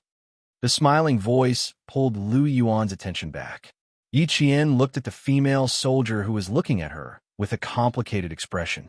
She pretended not to notice anything and glanced at Wei Jiu. She whispered, "It looks like something is wrong." Lu Yuan originally wanted to say a few more words to Yi Qian, but hearing this she immediately trotted over to Wei Jiu's side. She saw that Wei Jiu and Ma Min were leaning against each other with their eyes closed. They were so tired that they had fallen asleep. Wearing an oxygen mask to sleep, Wei Jiu did not have a fever, but she looked very tired. Fortunately, the Zhang soldiers had already set up the tents that were originally for the sentries and were calling them over to sleep. He woke up the two people who were fast asleep and helped them to the tent. "Sleep in the tent. Watch your feet first." Yi Qian reminded Wei Jiu, who was so sleepy that she was stumbling. He put his arm around her shoulders and put her weight on him to make her feel more comfortable. Du Jia is the daughter of a high-ranking official in the capital. She is 24 years old this year and has a brother who is 9 years older than her and has real power in the Nangguang military region. We belong to the Nangguang military region's art troupe, so everyone has to give in to us. Fortunately, you're not from the Nangguang military region's army. Her sister is 7 years older than her, and her brother is 1 year younger than her. He's also quite capable. Last year, he graduated from university and worked in the provincial government. Du Jia has a sweet tongue and knows how to coax people, so she's quite popular in her family. You can check which official in the capital has the surname Du and has 2 sons and 2 daughters. Then you'll know her background. Also, her mother, Madame Li, is also a very powerful person. If anyone dares to bully her daughter, she will not let them off easily. However, this family is very prideful, so they will be amiable on the surface. Just like just now, no matter how angry she was able to put down her pride and apologize to you. Chapter 18:15. Yi Qian, who was listening quietly, had a dark look in his eyes when he heard the words Madame Li. They were only 5 meters away from the tent. Wei Jiu spoke quickly and softly into Yi Qian's ear. Even Lu Yuan did not hear her. Why did she have to tell Yi Qian? Because this was the only thing she could do to help. She only hoped that Yi Qian would be more vigilant and avoid them in the future. The Wei family was considered a big family, so even they had to give in to the Du family. Yi Qian, who had been listening quietly, said, "Thank you." Then he reminded her, "Sleep a little deeper. We only set up 1 tent." They did not know when they would be able to shovel the snow away, so the Tibetan soldiers used 2 tents to avoid the cold. Lu Yuan, who had not noticed anything, walked out of the tent and said to Yi Qian, "Thank you for your hard work tonight. You saved so many of us. Although I can't mention your name in the report and let the army reward you, I will always remember that there was a female soldier who took the risk to save others. Thank you, Yi Qian." Compared to Du Jia's gratitude, Lu Yuan's gratitude was much more sincere. She straightened her back and looked at Yi Qian with a sincere expression as she saluted him. "Thank you, Yi Qian. Thank you. If not for your timely appearance, she and her comrades would not have dared to climb onto the roof of the carriage, and it would not have been possible for them to save so many people in just 3 hours." She stood at the side and listened to the creaking sound of the carriage. She was so scared that her knees went weak. On the other hand, Yi Qian, who was lying on the roof, was so calm and brave. Even when they screamed in fear, he was still calm and collected until he saved everyone. Even if Du Jiayi had her eyes on Yi Qian, she was not afraid. She belonged to a different division and branch. No matter how powerful she was, it was impossible for her to cross divisions and branch to cause trouble for Yi Qian. Looking at Yi Qian, who was working for them, Lu Yuan, who felt apologetic, bit her lip as if she was making a big decision. After a while, she said, Du Jiayi and I were both female soldiers for 2 years. We were friends for a year, so close that we could share meals together. Later on, when new soldiers joined the army, their opinions differed from hers, and the conflict began to deepen. But it's only about class affairs. Last July, when I got close to Wei Jieyue, who was transferred here, our relationship deteriorated even more. In the end, I applied to be transferred to Wei Jieyue's dormitory, far away from her. The further I was from her, the clearer I could see Du Jiayi's character. Lu Yuan could not directly tell Yi Qian to be careful. Based on her understanding of Du Jiayi, if she really said something, it would be difficult for her to successfully leave the army. Lu Yuan's behavior just now was clearly because she had her eyes on Yi Qian. If she did not say anything, she would feel guilty. Yi Qian should have sensed something. Otherwise, he would not have said something so indifferent, causing Du Jiayi to be at a disadvantage and earning Instructor Gao's praise. Whether or not Lu Yuan knew or sensed something, Lu Yuan could not lose her conscience. I rarely get along with people, except for Du Jiayi. Fortunately, you're not from our military, so we won't see each other much in the future. If we meet again, just pretend we don't know each other and avoid her. Actually, Yi Qian, who was in a mess, did not have the heart to listen. But she was talking about Du Jiayi, so she had to listen. Because Yi Ying's mother-in-law's surname was Li. Her husband's surname was Du. Sun Dongqing had complained in the village that Yi Ying's sister-in-law was not easy to get along with. Chapter 1816. Yi Qian's heart was in a mess. In her previous life, she had been harmed by Yi Ying until she was like a stray dog. She was the golden phoenix that flew out of the ravine of Shuku village in Fujian town. She had provoked all the relatives of the Yi and Sun families to try to get close to Yi Jifan. As for herself, she was always the target of ridicule. Whenever Yi Ying was mentioned, she would be mentioned. When she was mentioned, she would be said to be a disgrace to public morals and that she had disgraced 8 generations of her ancestors. Why did those people support Yi Ying? Simple, because Yi Ying married into a noble family. Yi Jifan also rose through the ranks and became a high-ranking official. At first, Yi Ying didn't dare to make things difficult for her. She only warned her not to go home and embarrass her family. She also said that her father was successful in his career and that if she went back and ruined her father's reputation, the whole family would want to beat her to death. In her previous life, she was a coward. She didn't dare to go back to the village after being threatened by Yi Ying. When she was 18, she went back to get an ID card and was scolded. When Yi Ying returned from studying abroad, she went back happily but was chased away. Later on, she slowly grew up and learned how to resist. Yi Ying got married. The most tragic days came. Yi Ying, who got married, seemed to have found the strongest backing.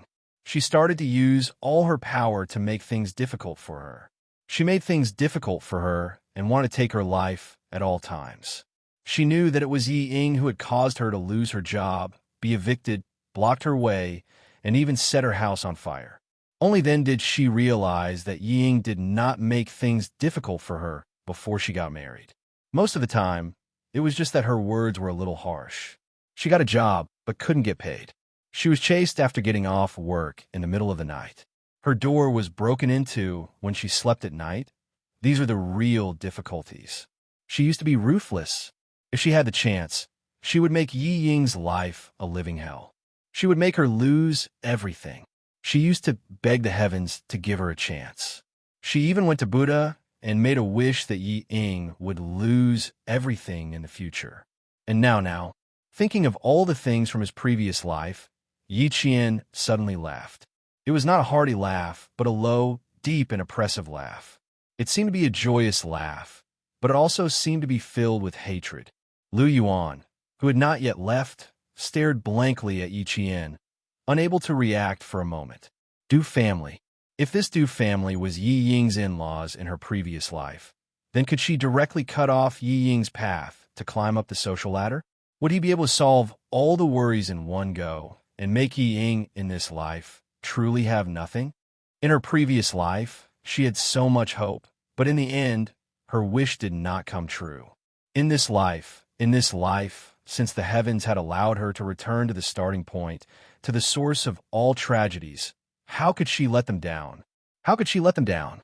Because of Yi Jifan, Yi Ying was able to marry into a prestigious family. In this life, how could he fulfill Yi Ying's wishes? Just you wait, Yi Ying. The show is about to begin. Lowering her head, Yi Qian raised her hand to wipe away the tears that were about to overflow from her eyes. She gently closed her eyes and calmed the waves in her heart. Lu Yuan was shocked by the sudden anger that she was emitting.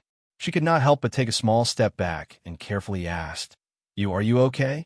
Is it because of Du Jia? Don't be angry. She's just like that.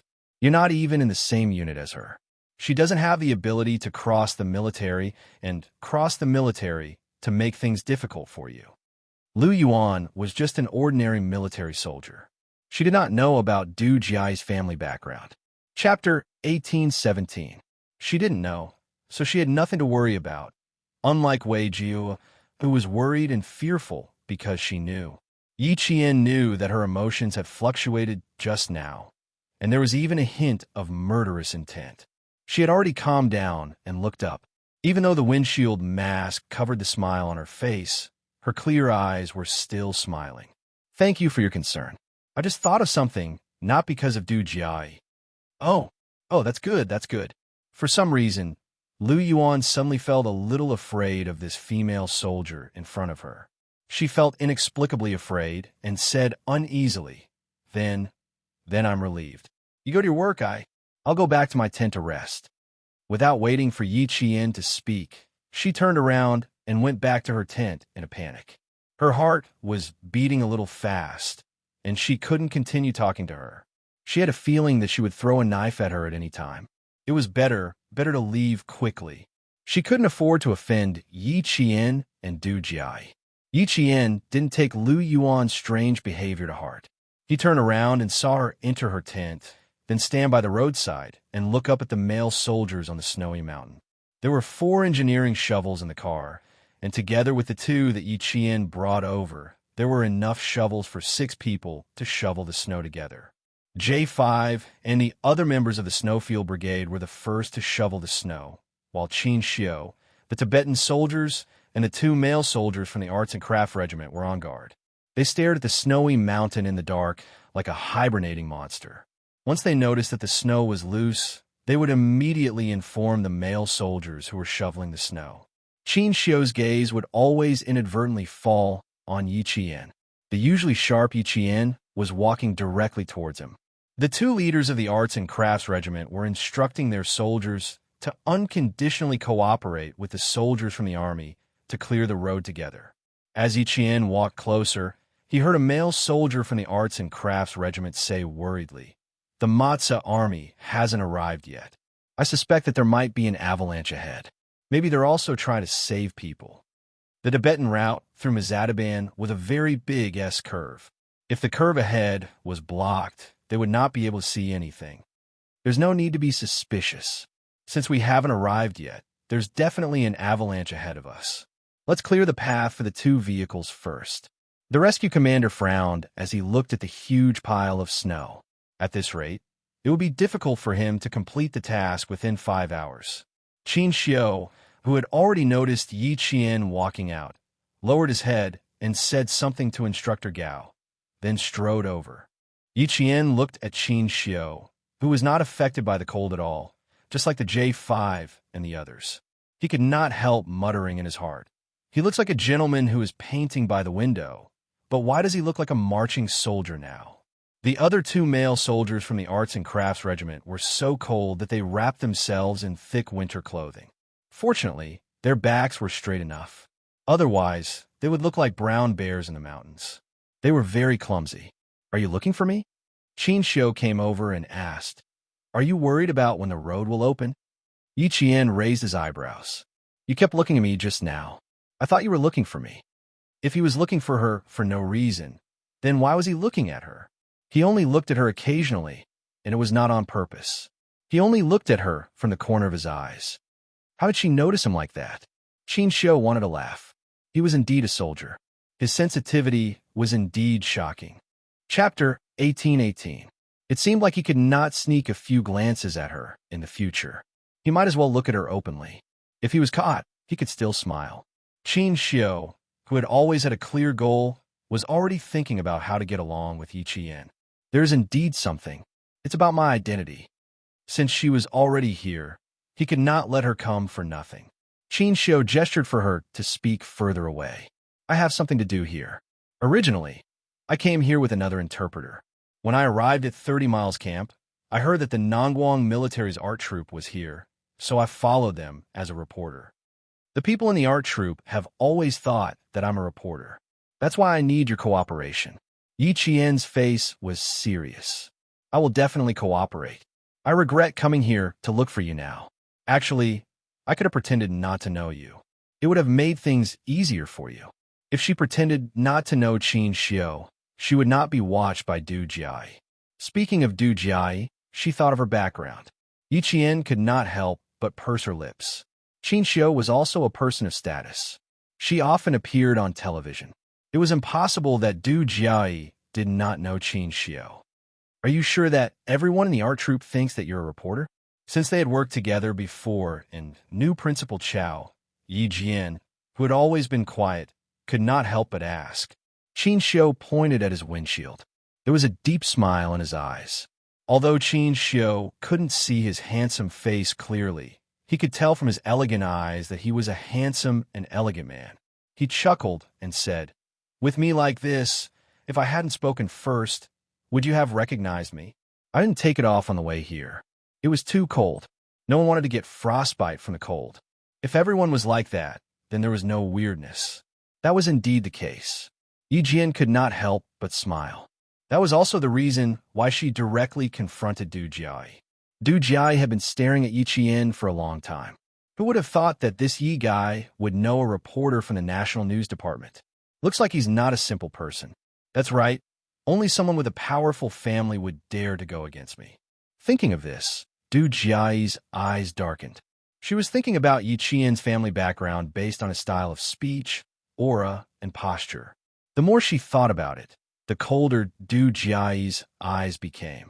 From the looks of it, the female soldier Yi Qian's family background was not simple. No other female soldier had such a strong aura. No wonder he was so daring. It turned out that he had a powerful background. Previously, he had thought that she was trying to show off and was trying to be brave. Now, it seemed like that wasn't the case. Instead, it was because she had confidence, and even more so, she knew that even if something really did happen, nothing would happen. She would naturally deal with it. It was because of this confidence and her family background that she dared to behave like this. For a moment, Du Jiai was a little annoyed at herself for being too careless. Go back to your tent and rest. Bring that female soldier back with you. Instructor Gao instructed her in a low voice. When the road is clear, the soldiers will wake you up. If we can continue moving forward, our plan will remain unchanged. If not, we can only go back the way we came and come back in spring. Choosing to come to the northwest of the border in the middle of winter was not a wise decision. The journey was too dangerous and would cause a lot of trouble for the various military outposts. Du Jiai, who had specially come to look for Yi Qian, would not agree. She pondered for a moment before saying, Instructor, I think we can continue moving forward. Think about it. The worse the environment, and the more we experience such an earth-shattering avalanche, we did not back down. Isn't this the courage and bravery that a soldier should have? I think the best way is to move forward and not retreat. Chapter 1819. Du Jiai was not a woman who would retreat when faced with difficulties. She always knew what she wanted and what she needed to do to get what she wanted. There was no doubt that such a person would not be eliminated by society. She would always keep pace with the times and would never be at the bottom. However, the terrifying thing about Du Jiayi was that once she found out that there was someone or something that was stopping her in the process of getting what she wanted, her destructive power was not something that ordinary people could imagine. Therefore, such a person was the most dangerous person because you would never know what she would do in the next second. Would she attack her friends? Would she suddenly turn her back on her friends? Would she suddenly turn her back on you one day? She knew what she wanted, and she knew how to get it. She also had the ability to control things, so when interacting with her, one must always be clear-headed and carefully avoid her minefields, lest one be blasted into nothingness one day. Since such a person came with a purpose, how could she retreat so easily?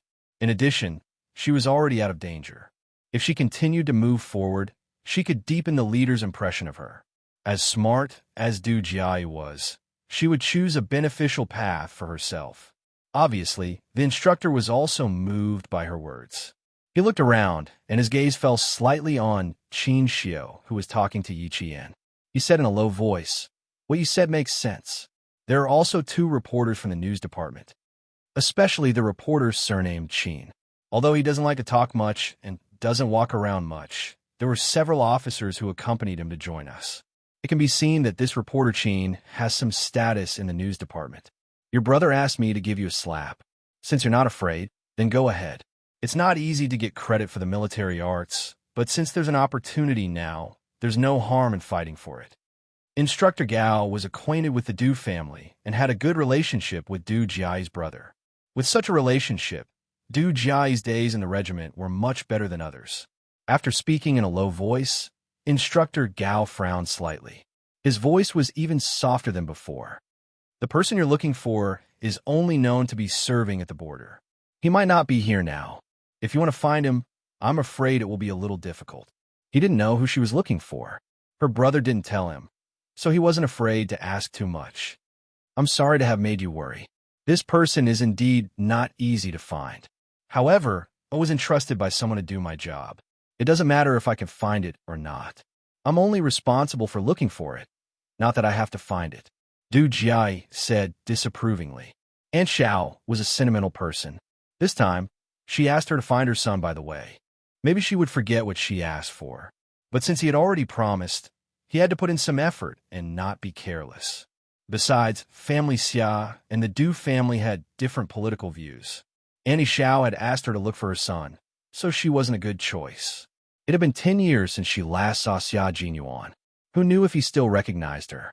However, if she saw him, she would definitely recognize him. She didn't know how many times she had been bullied by him. Every time they had a group of people, he would never give her any face.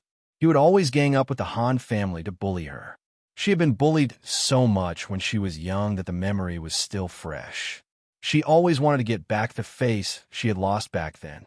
Since Auntie Xiao asked her to look for her son, she would do it. Instructor Gao didn't say anything else. She had always been a person with her own ideas. As long as she didn't cause trouble, it didn't matter. Chapter 1820. In the middle of the night, the temperature dropped even further. J5, Chongying, and the others shoveled snow for 3 hours straight before they were called back to the tent by Yi Qian, who had just woken up from his nap. Along the way, Yi Qian sternly warned them that if they continued like this, their limbs would freeze to death. The male soldiers were not angry at her scolding. Instead, they were quite happy. Although it took longer, it was not a big deal. Every year during winter training, it was common for them to be suddenly woken up in the middle of the night to run with weights. 3 hours was not a big deal. Furthermore, they were divided into 3 groups. The Snowfield Brigade had 3 hours, and the Tibetan soldiers had 2 hours. Once the road was cleared, the Tibetan soldiers had to drive. The 2 male soldiers from the Arts and Crafts Regiment and the 2 reporters from the news department were in one group. They only needed 1 hour. The Tibetan soldiers couldn't help but laugh heartily. He was quite protective of his own people.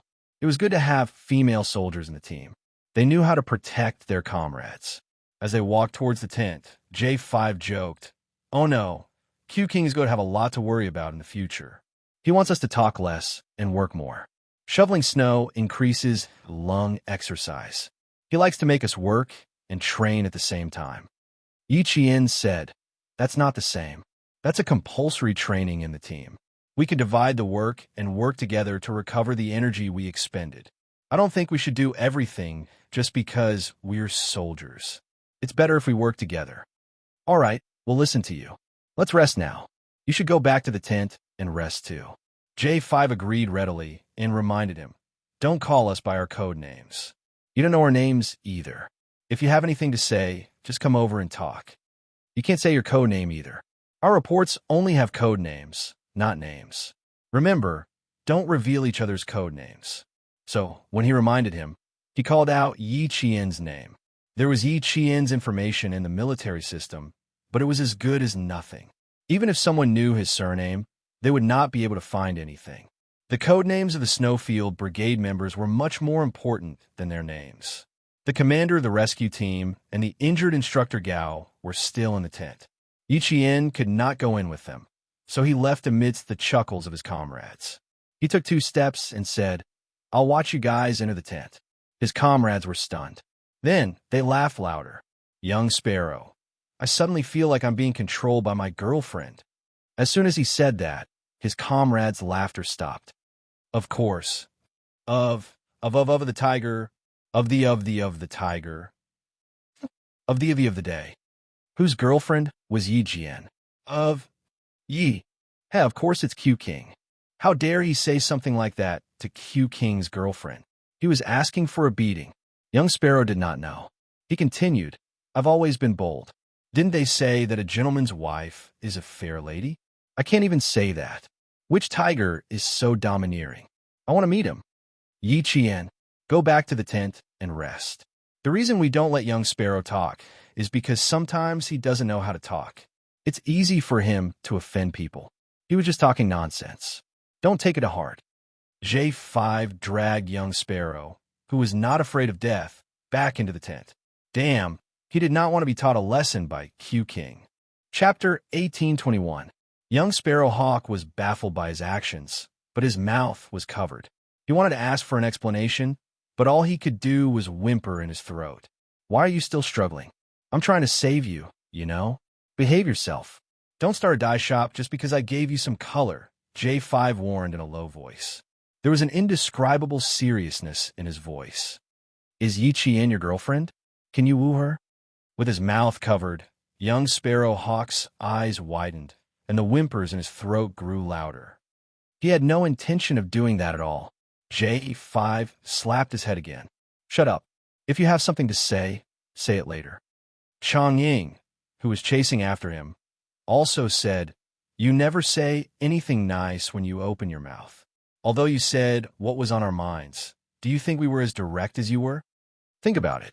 Yi Qian is a female soldier and doesn't have much of a reputation. How awkward would it be for you to say such things in front of us? Can't you see that the smile on her face is a little stiff?" Young Sparrow Hawk, who finally realized what was going on, obediently allowed himself to be dragged away by J5. Seeing this, Chang Ying was relieved, but he was still a little nervous. Young Sparrow Hawk wouldn't really have feelings for Yi Qian, would he? He clearly knew that Q King looked at Yi Qian in a strange way. So how could he have feelings for her? J5 was really troubled. He wasn't worried about Yi Qian being embarrassed. He was worried that Q King would teach him a lesson. Among his comrades in the Snowfield Brigade, only J5 knew about Xia Jinyuan's feelings, and he had known about it since a long time ago.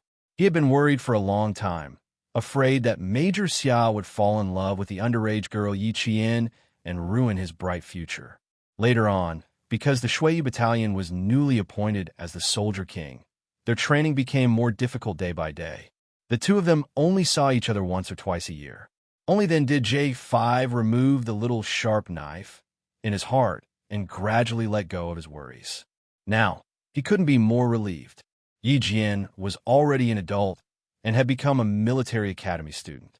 They couldn't be in a relationship openly. If the two of them really had any tricks up their sleeves, they would have to do it secretly. However, based on his understanding of Q King, this was a disdainful man. Would he have a secret relationship that couldn't see the light of day?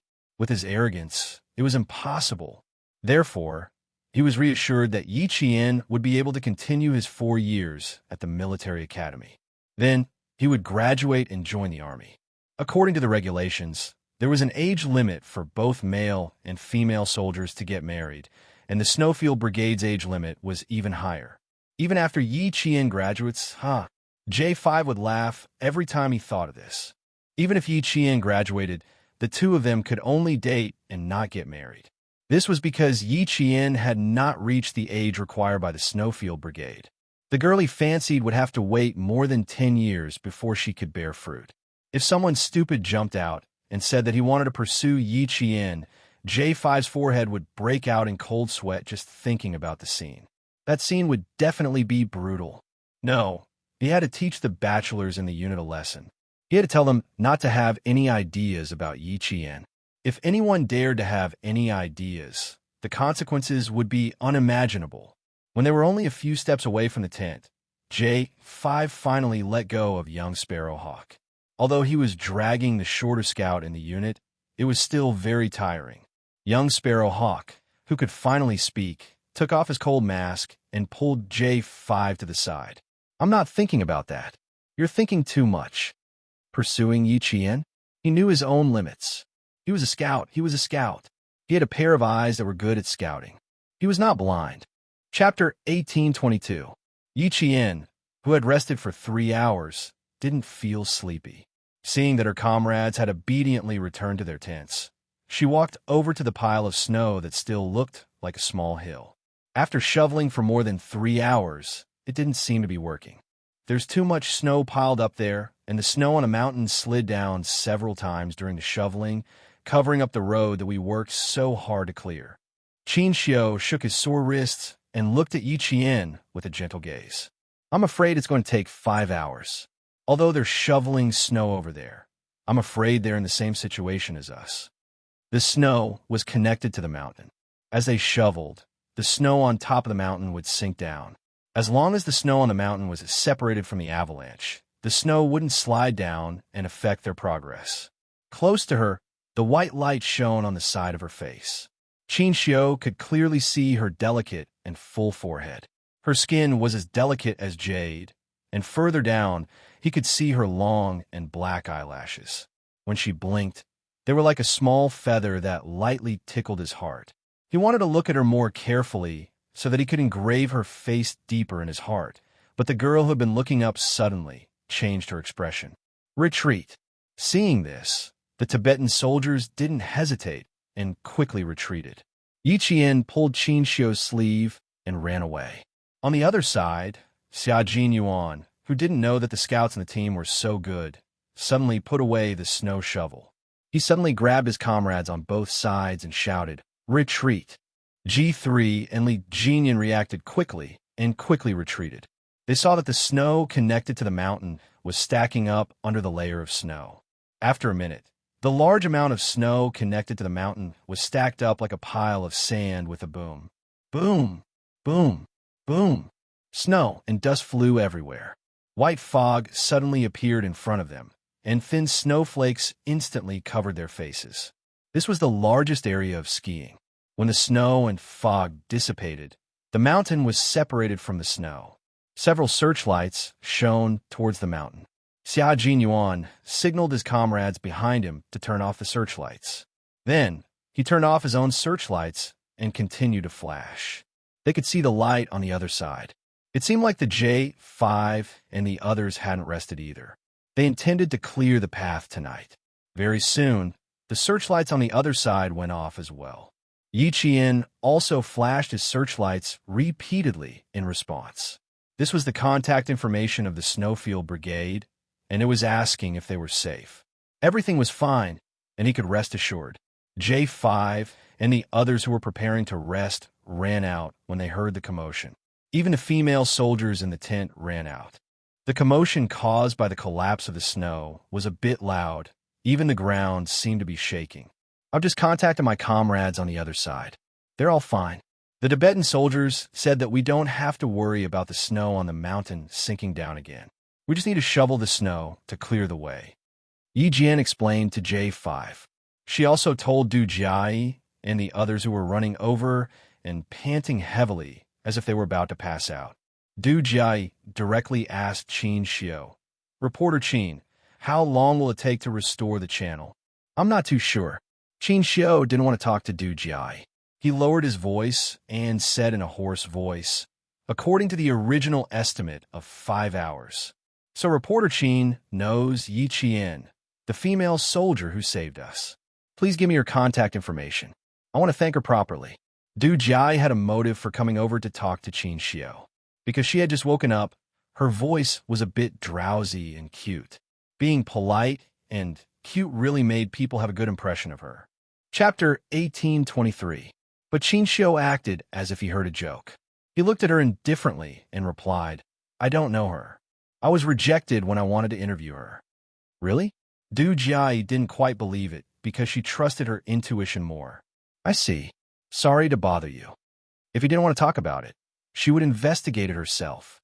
The leader of the relief command wanted to stay with them, but he was politely asked to go back to his tent by J5. He also wanted to ask Yi Qian to go back to his tent with the female soldiers. But when he saw the smile in Yi Qian's eyes, he turned around and left without saying anything.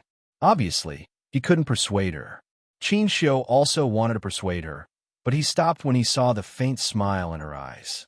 He immediately changed his words. "You can go to the front and watch for us. If there's more snow, we can hide in time." Well, he could talk to her for a while. Once the road was cleared, they would have to go their separate ways. He didn't know when they would meet again. He didn't have her contact information yet. It was a bit presumptuous to ask now. He might as well go back and ask his uncle. At this time, the soldiers from a Mahjong military station had cleared the road blocked by the avalanche. Half an hour later, the slightly yellow but extremely bright headlights shone from the curve. Yi Qian, who didn't leave, looked at the approaching headlights. The smile in his eyes deepened. The road ahead should be cleared. Yi Qian reminded the Tibetan soldiers who didn't look back. He smiled and said to Qin Xiu, "That's good. You don't have to worry that I will say your identity by mistake." The headlights didn't hide the curve. Qin Xiu looked at it and then looked away. This was not good. Once the road was cleared, he would go to Immortal Bay, and she would have to go back to her unit. "Which unit are you in now? Is it convenient to say?" Qin Xiu, who originally wanted to ask Principal Chow, asked directly without thinking. "Thank you very much this time. Otherwise, I really don't know how to deal with it. Although I can't repay you with my life, I can write a thank you letter."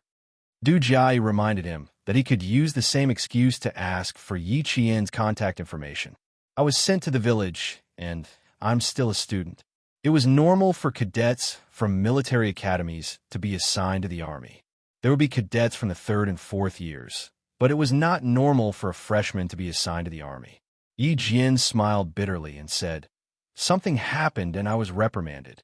I'm here to experience the hardships of border soldiers." Hearing this, Qin Xiu smiled.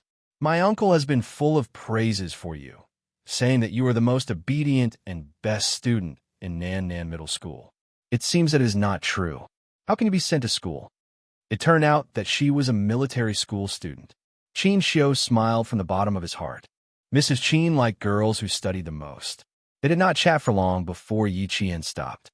Qin Xiu was a diplomat, and a very capable one at that.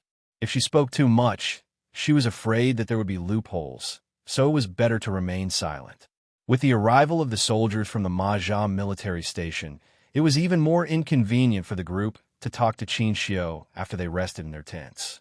The arrival of the soldiers from the Mahjong military station was undoubtedly good news for the art troupe.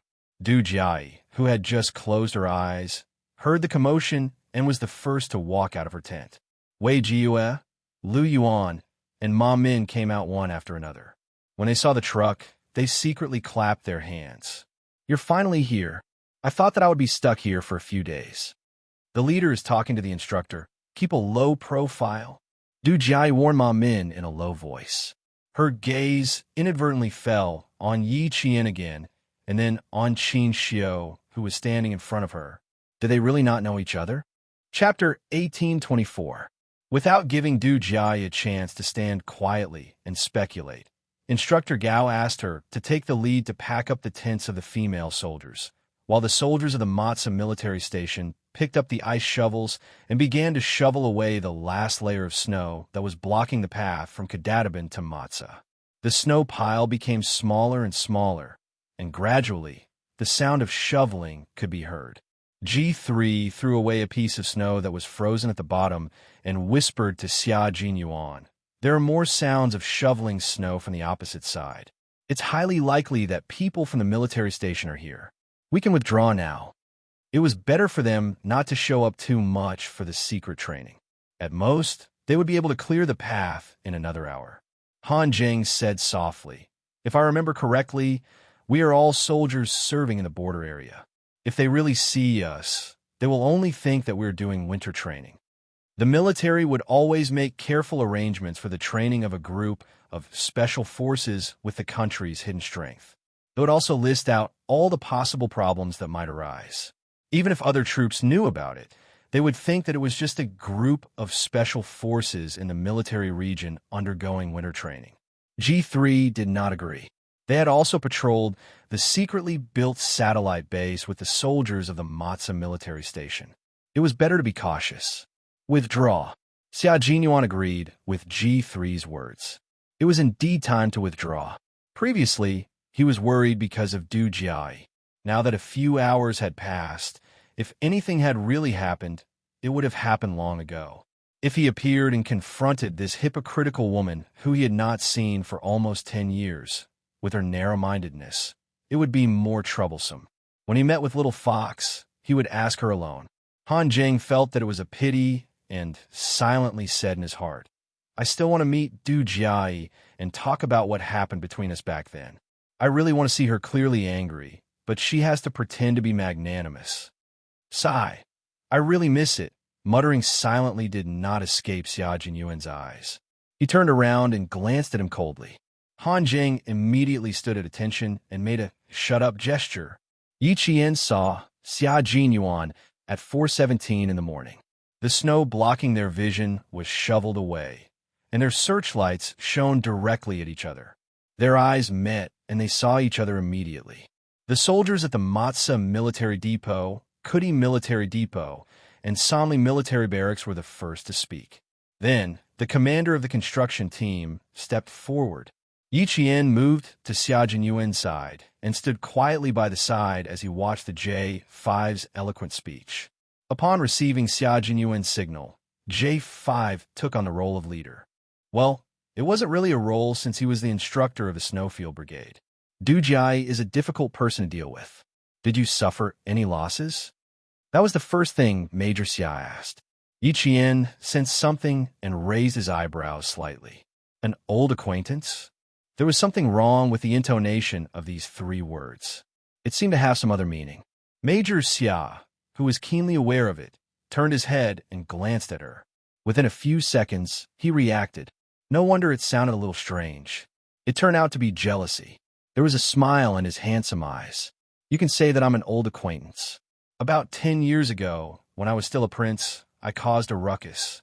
There was a hypocritical beauty snake. I had a deep grudge with her. How is it? Are you satisfied with my answer?" "Ahem. I guess I'm satisfied." Yi Qian felt a little uncomfortable. He had been jealous too much. There were many types of old acquaintances. Captain Xia's tone was so cold just now, yet he did not notice it. Chapter 1825. After exchanging a few words with Xia Jinyuan, Yi Jianxian noticed that there was an inquisitive look in her direction. He couldn't help but glance over to see who it was. He said to Xia Jinyuan, "I didn't lose out, but I was targeted. They belong to the category of people who don't get along with each other. I don't even want to say one more word. It's good that you didn't lose out. It doesn't matter if you're targeted." When Xia Jinyuan heard that he did not suffer any losses, the smile in his eyes deepened. He said with relief, "You won't suffer any losses in her hands. I feel relieved in the future." Although he hadn't seen Du Jiai for more than 10 years, this woman already had the ability to distort right and wrong. With the Du family's extreme education, it only made things worse. Xia Jinyuan wasn't worried that he would be recognized. Other than Chang Ying and Yan Zizi, who were the main scouts, The rest of his comrades in the Snowfield Brigade were all at least 185 meters tall. He wore his snow boots, a winter jacket, and a winter mask. It would be strange if Du Jiai could recognize him. He didn't even recognize Du Jiai from the group of female soldiers, but it really made him feel helpless. Why was Du Jiai the one who was trapped? Could it be that she had done too many bad things and started to have bad luck when she reached a place without the protection of the Du family? It was fine if she was unlucky, but she even had to be rescued by Little Fox. Bad people really lived long lives. Du Jiai's gaze fell on Yi Qian. She saw him standing among a group of tall and straight army soldiers. Her figure looked even more slender, as if she was being protected by the male soldiers while she was being pampered. Fortunately, she had seen reporter Qin, who was calm and composed and had the temperament of a scholar, and knew Yi Jian. Thus, she had guessed that this female soldier had some background. But now, it seemed that her first impression was right. She was just an ordinary female soldier who had some ability and was willing to be cruel to herself to climb up the ranks. If someone like her entered the capital or the military, would she try to stand out? She would be beaten back to her original state at any time. With that thought in mind, Du Jiai's apprehension toward Qin Xiu dissipated in an instant. As she stared at him, she even lifted her chin a little. When Yi Jian looked over, she happened to see Du Jiai, who had her chin slightly raised and did not hide her arrogance. She didn't wait for him to notice and calmly retracted her gaze. She stood side by side with Xia Jinyuan, and while waiting for J5 to speak with the station commander, she also spoke with G3 and the others in a low voice. It wasn't a formal occasion, so they could talk on their own. G3 looked at the female soldier, who was almost half a head shorter than him, and there was a hint of a smile in his usually hoarse voice. Your courage is commendable. You have guts. He looked at the carriage that had not been dragged up yet. The entire carriage was supported by the front of the carriage. Although he had made sufficient preparations, the danger inside was too great. Even if he had made sufficient preparations, there was still a possibility that he would fall off the cliff with the carriage. Yi Jian climbed down just like that. She was able to rescue everyone trapped inside by herself. It was not enough to be brave enough. She also had to be calm enough. She was getting closer and closer to the requirements to enter the Snowfield Brigade. She was getting closer and closer to meeting the requirements. Xia Jinyuan listened to his comrade and Yi Qian's conversation. His eyes were dark, but there was a deep smile in them. He was worried for her, and even more so, he was cheering for her growth. As a Special Forces soldier who walked on a knife's edge, she danced with death every time she carried out a mission. Courage, perseverance, calmness, and so on were all indispensable. Only then could she defeat death and return to the team with glory. Chapter 1826. Qin Xiu had also secretly glanced at Yi Qian, but he was very good at hiding himself, so Yi Qian didn't notice. As a diplomat, he had the ability to observe people from head to toe. Now that he had used this ability, Yi Qian really didn't notice. Otherwise, why would Qin Xiu be the youngest and most promising diplomat?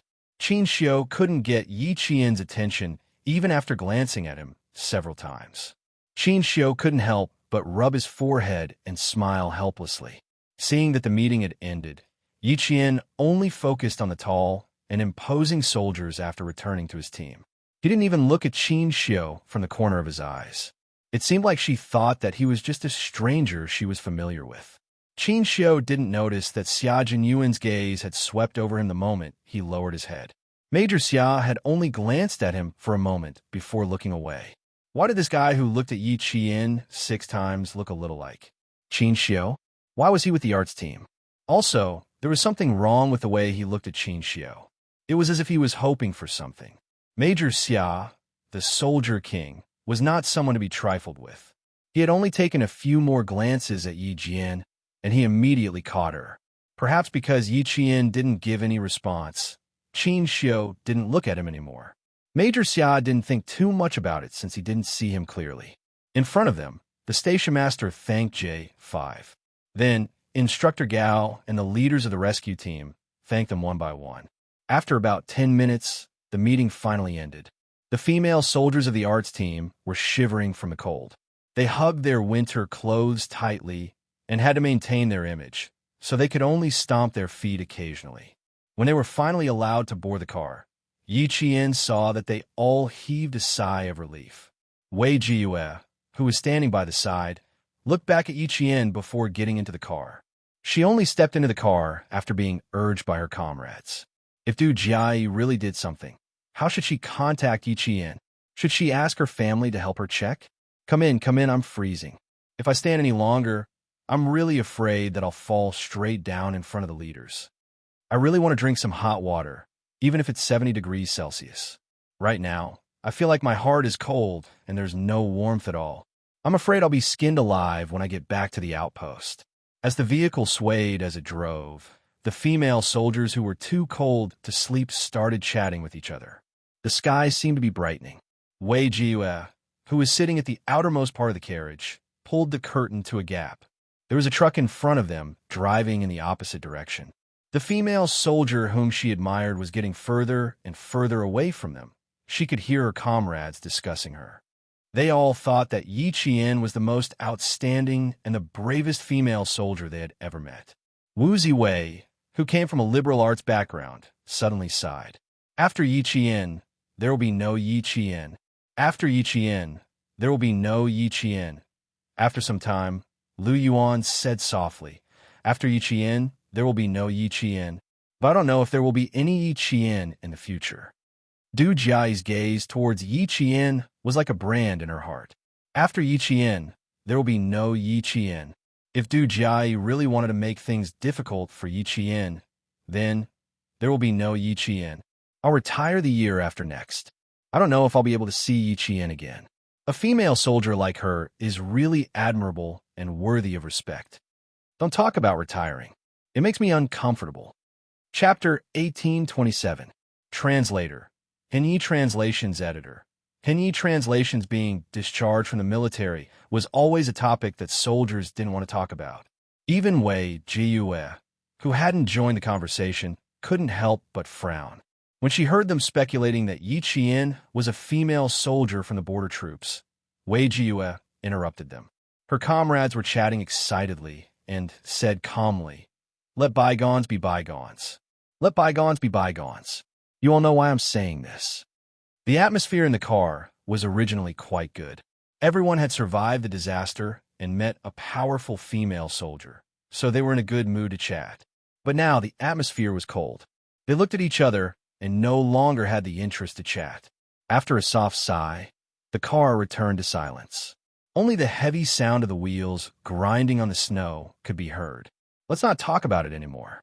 If we really got Du Jiayi involved, no one would have a good ending. While the members of the Snowfield Brigade were chatting happily, V8 smiled and said to Yi Qian, "Captain knew that you want to save people, so he drove at a speed that made everyone tremble in fear." After driving for more than 3 hours, all of us underwent a physical and mental tempering. Our psychological endurance improved again. Qing Yao, this time we've trained our courage again. When I got out of the car, my back was sweating a few kilograms. It was all because I was scared by Q King. Listening to their cheerful voices, Yi Qian's lips were about to curl up. It was still more comfortable to be with his comrades. Even his mood was a lot better. When J5 heard this, he looked meaningfully at Major Xia, who was sitting next to Yi Qian, and said slowly, "That's for sure. Qing Yao is the only female soldier in our team. How can Q King not be anxious? If it were me, I would be anxious too. How could he not be anxious when he knew that his comrades were in danger? Any member of the Snowfield Brigade would be anxious. Otherwise, why didn't V8 remind Xia Jinyuan? And why didn't his comrades in the car remind him either? Because they all wanted to rush over as soon as possible. However, they did not know that there was another reason why Xia Jinyuan drove so fast. Only Han Jing knew the reason. Therefore, Xia Jinyuan chased Han Jing to another truck. Hearing that J5's tone had changed, Major Xia smiled and squeezed Yi Qian's palm lightly with his big hand.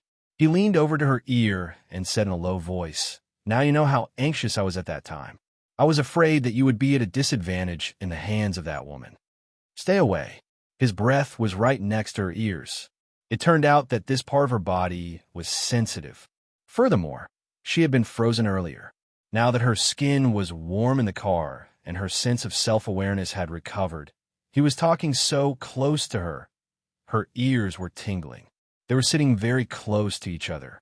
If she tilted her head and made a noise, J5 and Xia Jinyuan, who were sitting opposite them, would definitely feel that something was wrong.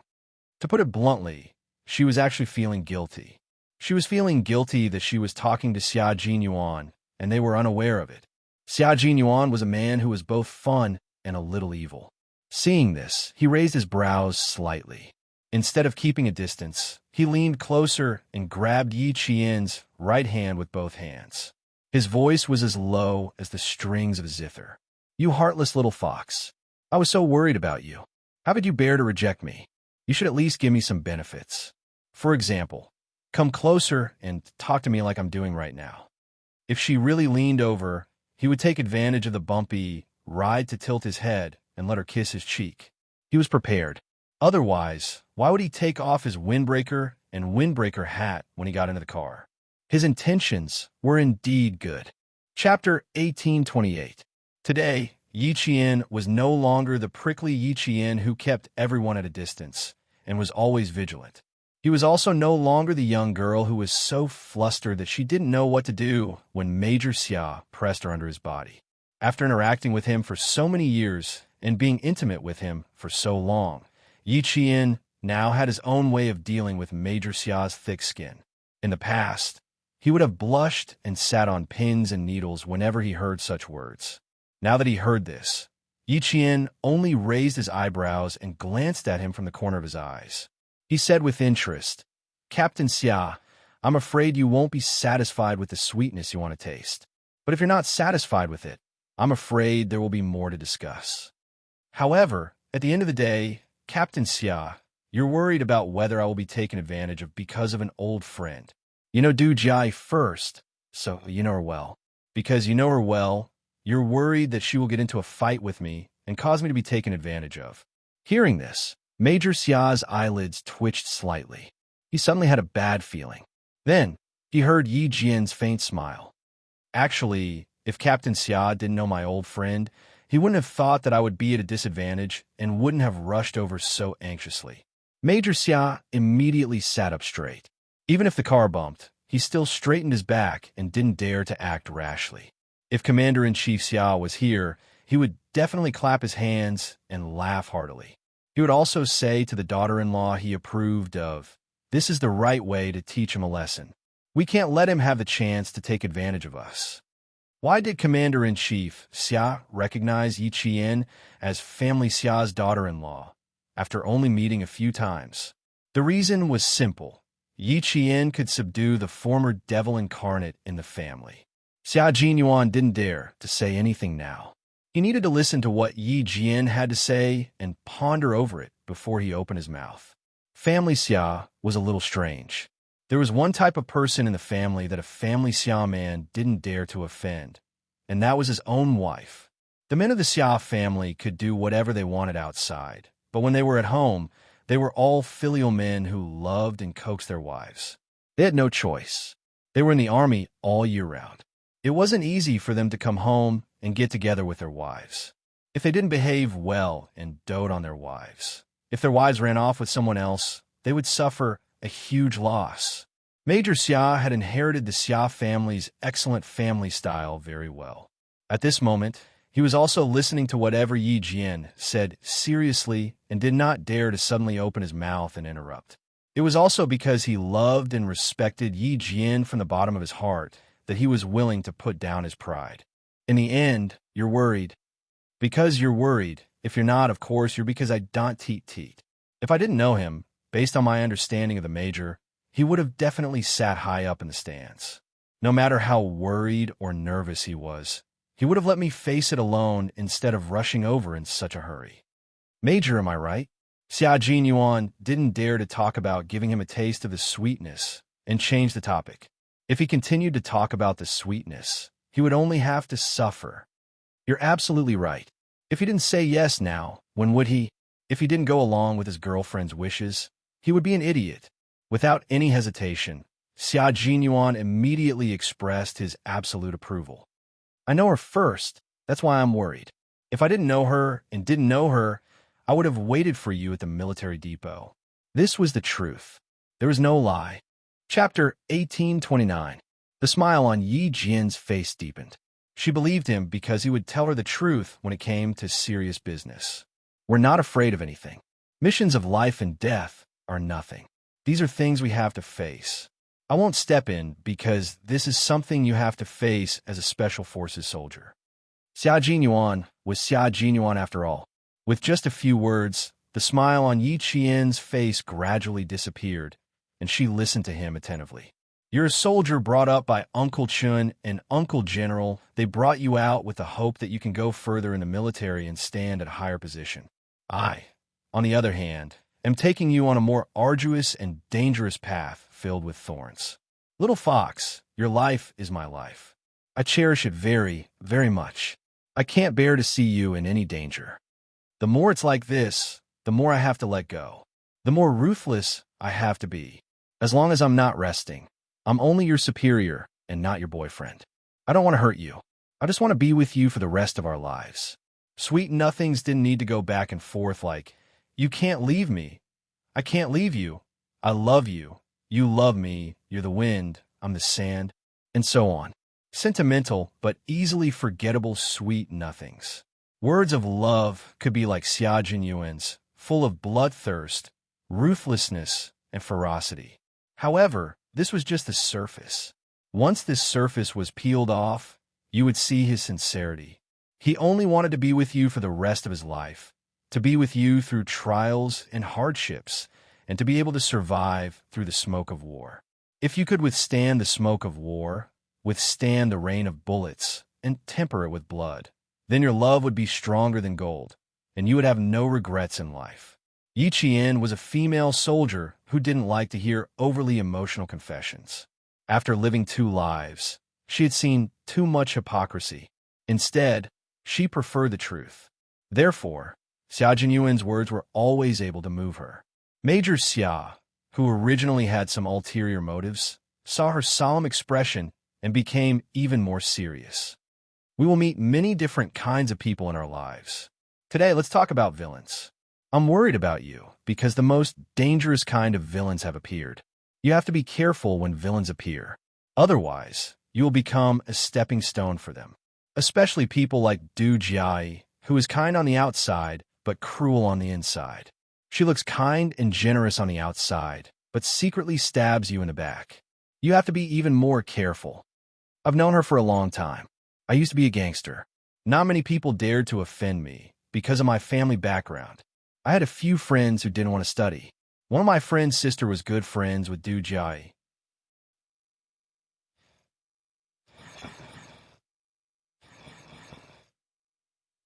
One time, when a good friend of his went abroad to take an exam, he accidentally lost his well-kept admission ticket. He couldn't find it even when the exam started. Du Jiai. As a good friend, Du Jiai was anxious. A few minutes before the exam, she went around looking for her friend's exam ticket. Du Jiai also had to take the exam. She was in a different exam room. A few minutes before the exam, she was worried and worried. She comforted her friend and said that they would think of a solution together. She really did make a few calls to see if there was a solution. Everyone thought that it was worth it to have a friend like Du Jiai. When Xia Jinyuan said this, the coldness in his eyes disappeared. I believe it too. I feel that this little girl is quite loyal. I even told my friends that a girl like her is better than a boy and is worth befriending. Chapter 1830. In the end, Du Jiai was the one who picked up the admission test long ago. The reason was because his brother's sister had said that her dress wasn't pretty. Han Zheng had overheard this by accident. Otherwise, no one would have believed that his good friend would miss the entrance exam just because someone said that her dress was ugly. What was even more frightening was that she had been quite anxious for her good friend at the time. His friend's family had wanted to use their connections, so they didn't care about Du Jiai's presence and told her all the countermeasures. Du Jiai, who was anxious in front of others, took the initiative to cut off her good friend's escape route. She directly went to the examiner and told him that someone had lost their admission ticket and was looking for connections to take the exam without a permit. She pretended to help you time and time again and cut off your escape route again and again. Only when you no longer have the strength to fight back would she stop and quickly kick you out. This kind of villain is the scariest. She has the ability, and the ability to keep her composure. She can kill people without batting an eyelid. Du Jiayi is already so terrifying when she was in her teens. 10 years later, Du Jiayi will be even more difficult to deal with. Yi Qian was really dumbfounded when he heard this. Just because his good friend had said that her dress was ugly in front of others, she had kept it in her heart. She had taken action to cut off his good future. Moreover, she was only in her teens at the time. The two of them sat side by side. The lighting in the car was dim. Although Xia Jinyuan couldn't see Yi Qian's expression, he knew that he must be very surprised. When Han Jing told him that year, he didn't believe it. Just now, Little Fox said that she didn't suffer any losses. It was clear that the two of them had met. Major Xia raised his eyebrows and said calmly, "Come, tell me how you met her. With this woman's tolerance, she will definitely secretly investigate your identity when she returns from the border. We need to come up with a countermeasure first." He was not afraid that Du Jiayi would make any moves. He only hoped that she could make some big moves. In the end, he would definitely give Advisor Du a headache. When Yi Qian heard this, she felt that something was not quite right. He seemed to be hoping that Du Jiayi would secretly investigate her identity. She suppressed her suspicions and told him the whole story of how she met Du Jiayi. "I climbed onto the roof of the car to ask about the situation inside, but Du Jiayi was the first to speak. After everyone was rescued, when she was talking to Instructor Gao, she was implying that I climbed onto the roof of the car without caring about my own safety because I wanted to show off. I didn't argue with her before because I didn't want to waste my breath on such a person. But now that she's slapping my face so blatantly, I won't tolerate it." But later on, he didn't think that Du Jiayi could be Yi Ying's aunt. When Xia Jinyuan heard this, even though he didn't laugh out loud, his eyes were full of smiles. "That's right. With our status, we can't take the initiative to bully them. But if they bully us, it's fine if it's just a commoner. But for people like Du Jiayi, there's no need to tolerate it. Even if you go against the Du family for me, it's fine." Yi Qian seemed to ask casually, but in fact, her left hand was tightly clenched. She didn't believe that the Du family didn't take action in her previous life. Just as Wei Jiayue said, the Du family was a family that cared about their reputation. They wouldn't make things difficult for her openly, but secretly. Therefore, she didn't believe that the Du family in her previous life didn't know that Ying was always making things difficult for her. She also didn't believe that Ying was brave enough to hide her in-laws to kill her. Chapter 1831. She did not resent the Du family for not doing anything. After all, in her previous life, she was just an insignificant person to the Du family. They would not deliberately make things difficult for her. At most, they would turn a blind eye. But now, if Du Jiayi really wanted to take revenge for something that was her fault in the first place, and she was merely retaliating, then she would really go against the Du family. Ying was related to the Du family, but she would directly go against the Du family. Yi Qian only now felt that the battle between her and Yi Ying had begun. In such a cold weather, Yi Qian, who was waiting for his answer, felt his palms sweating. If he went against the Du family because of her, would he be willing? Xia Jinyuan did not answer immediately. He first took off the glove on his left hand, then the glove on Yi Qian's right hand. He then held her right hand tightly and stared at her with a heavy gaze. "Why do you ask such a question? Du Jiayi's family is not simple. I'm worried." Her answer made Major Xia chuckle softly. He said somewhat arrogantly, "In the capital, if a family Xia dares to claim second place, then no one dares to claim first place. Du Jiayi's family is not simple. Then let me ask you, do you think my family is simple or not?" This was the real Xia Jinyuan, arrogant, disdainful, and domineering. It was not repulsive, but natural. Yi Qian was a little lost in thought. She looked at him quietly for a long time without looking away. The two of them talked back and forth. They did not hide their conversation from their comrades in the carriage. But when Xia Jinyuan glanced at them, they all consciously looked away. Even the J5 did the same. Probably feeling that something was wrong, the J5 sitting opposite them looked over slightly. He only glanced at Yi Qian for a moment before immediately looking away. He nudged G3 with his elbow. G3 turned his head and saw the J5 winking at him. He said softly, "Why do they look like they're fighting?" He and the J5 were comrades who knew the relationship between the two of them, so it was best to sit opposite them. Hearing this, G3 glanced at Xia Jinyuan from the corner of his eye. He lowered his head and said softly, "It doesn't look like it. They're not angry.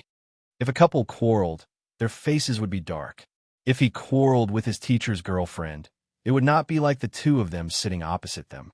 G3 judged whether the two of them were fighting or not based on experience.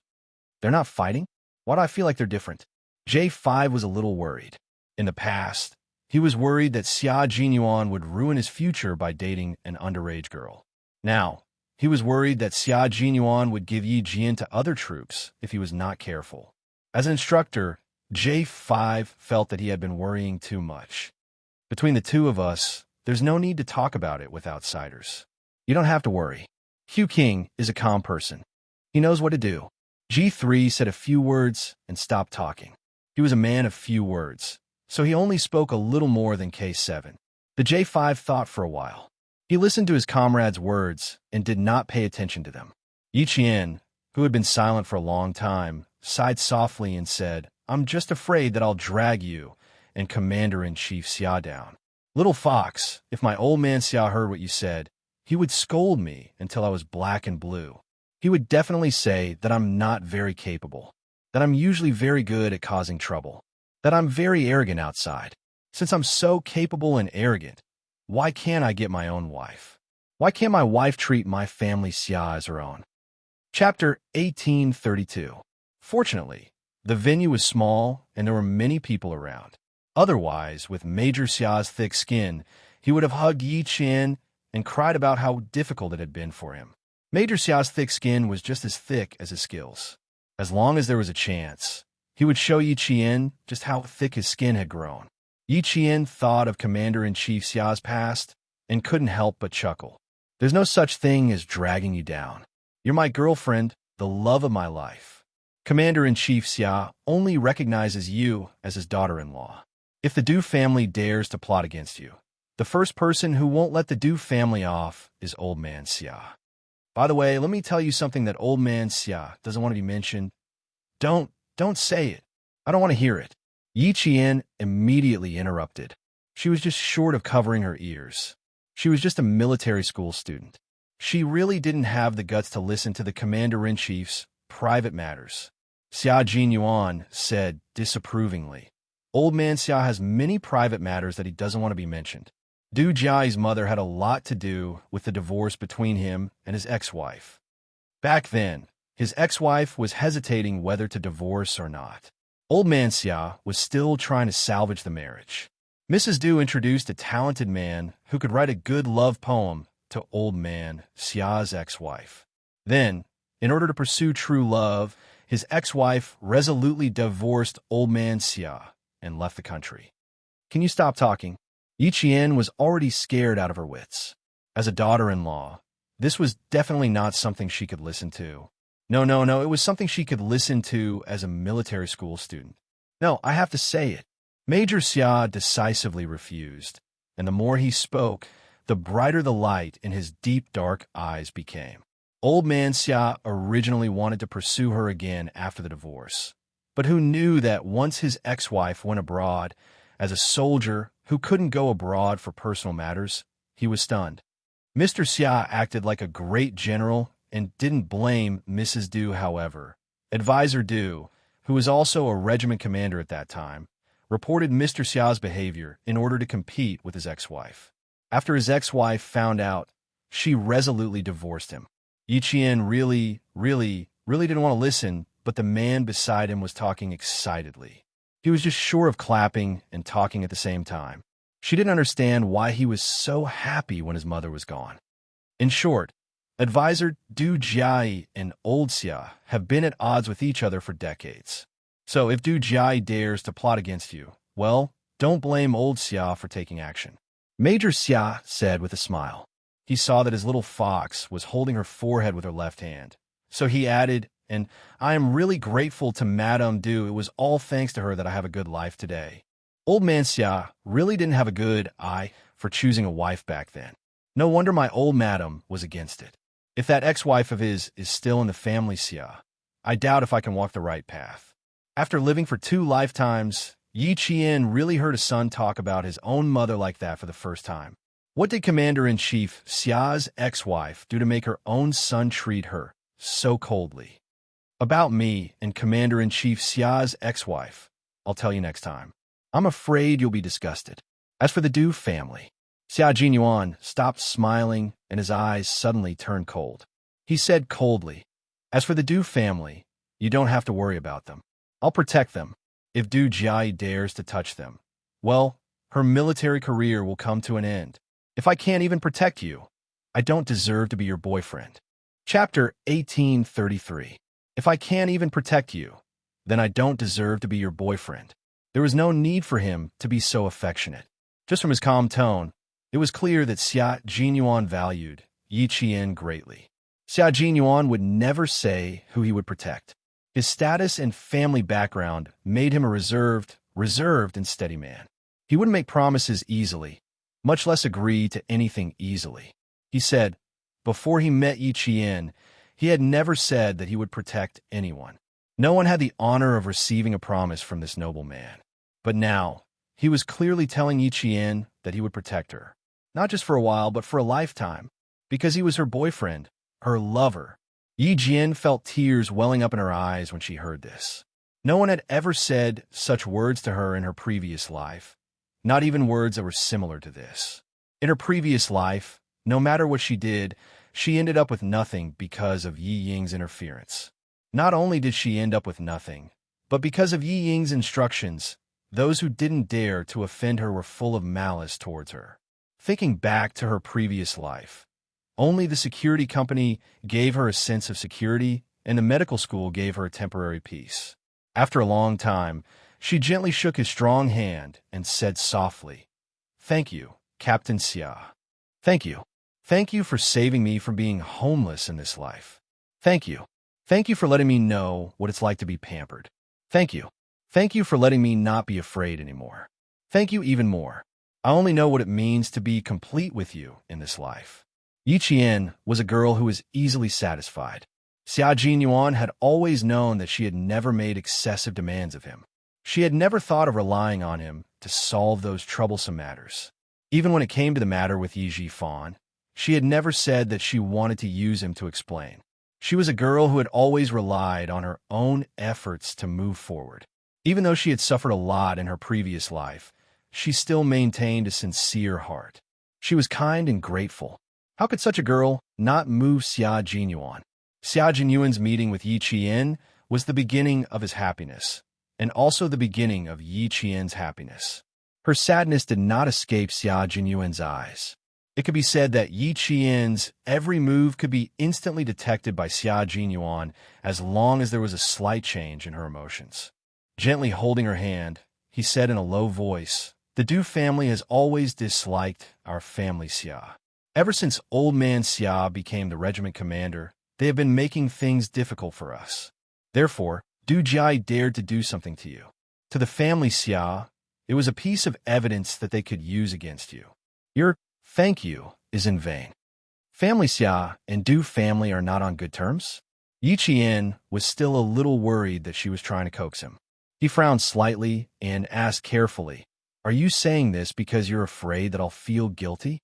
Who would dare to make things difficult for the family Xia of a military aristocratic family? This family was tough enough, right? Who would dare to offend them? Did this person not want to live long enough?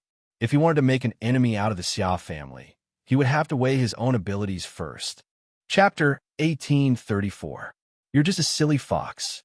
Do you think I would make up such a big lie out of fear that you would feel guilty? Her cautious expression pierced his heart deeply. His girl had suffered a lot since she was a child. Before she met Uncle Jin and Uncle Chun, she did not receive the love and protection she deserved. Therefore, she was so afraid of losing her family and everything beautiful. She was even more afraid of implicating the people who cared about her. Clasping her fingers tightly, Xia Jinyuan said word by word in a low voice, "The matter between the two families can't be explained in a few words. If you're interested, I will tell you another day." Only then did Yi Jian believe her. Her frown visibly relaxed as she smiled. "No wonder I didn't like Du Jia the moment she opened her mouth. It's because of you." Seeing her smile, Xia Jinyuan's heart softened. Before the age of 14, no one loved her, no one protected her, and she was bullied by Yi Jifan's family everywhere. Even in such an environment, she was still able to be physically and mentally healthy. In the words of old man Xia, the daughter of a martyr must be different. She was indeed different. It was Xia Jinyuan's fortune to have met such a different girl. Therefore, he did not want to see her sad because of the past. His girl should be happy. Even if the road to the military was full of thorns, he still wanted his girl to be happy.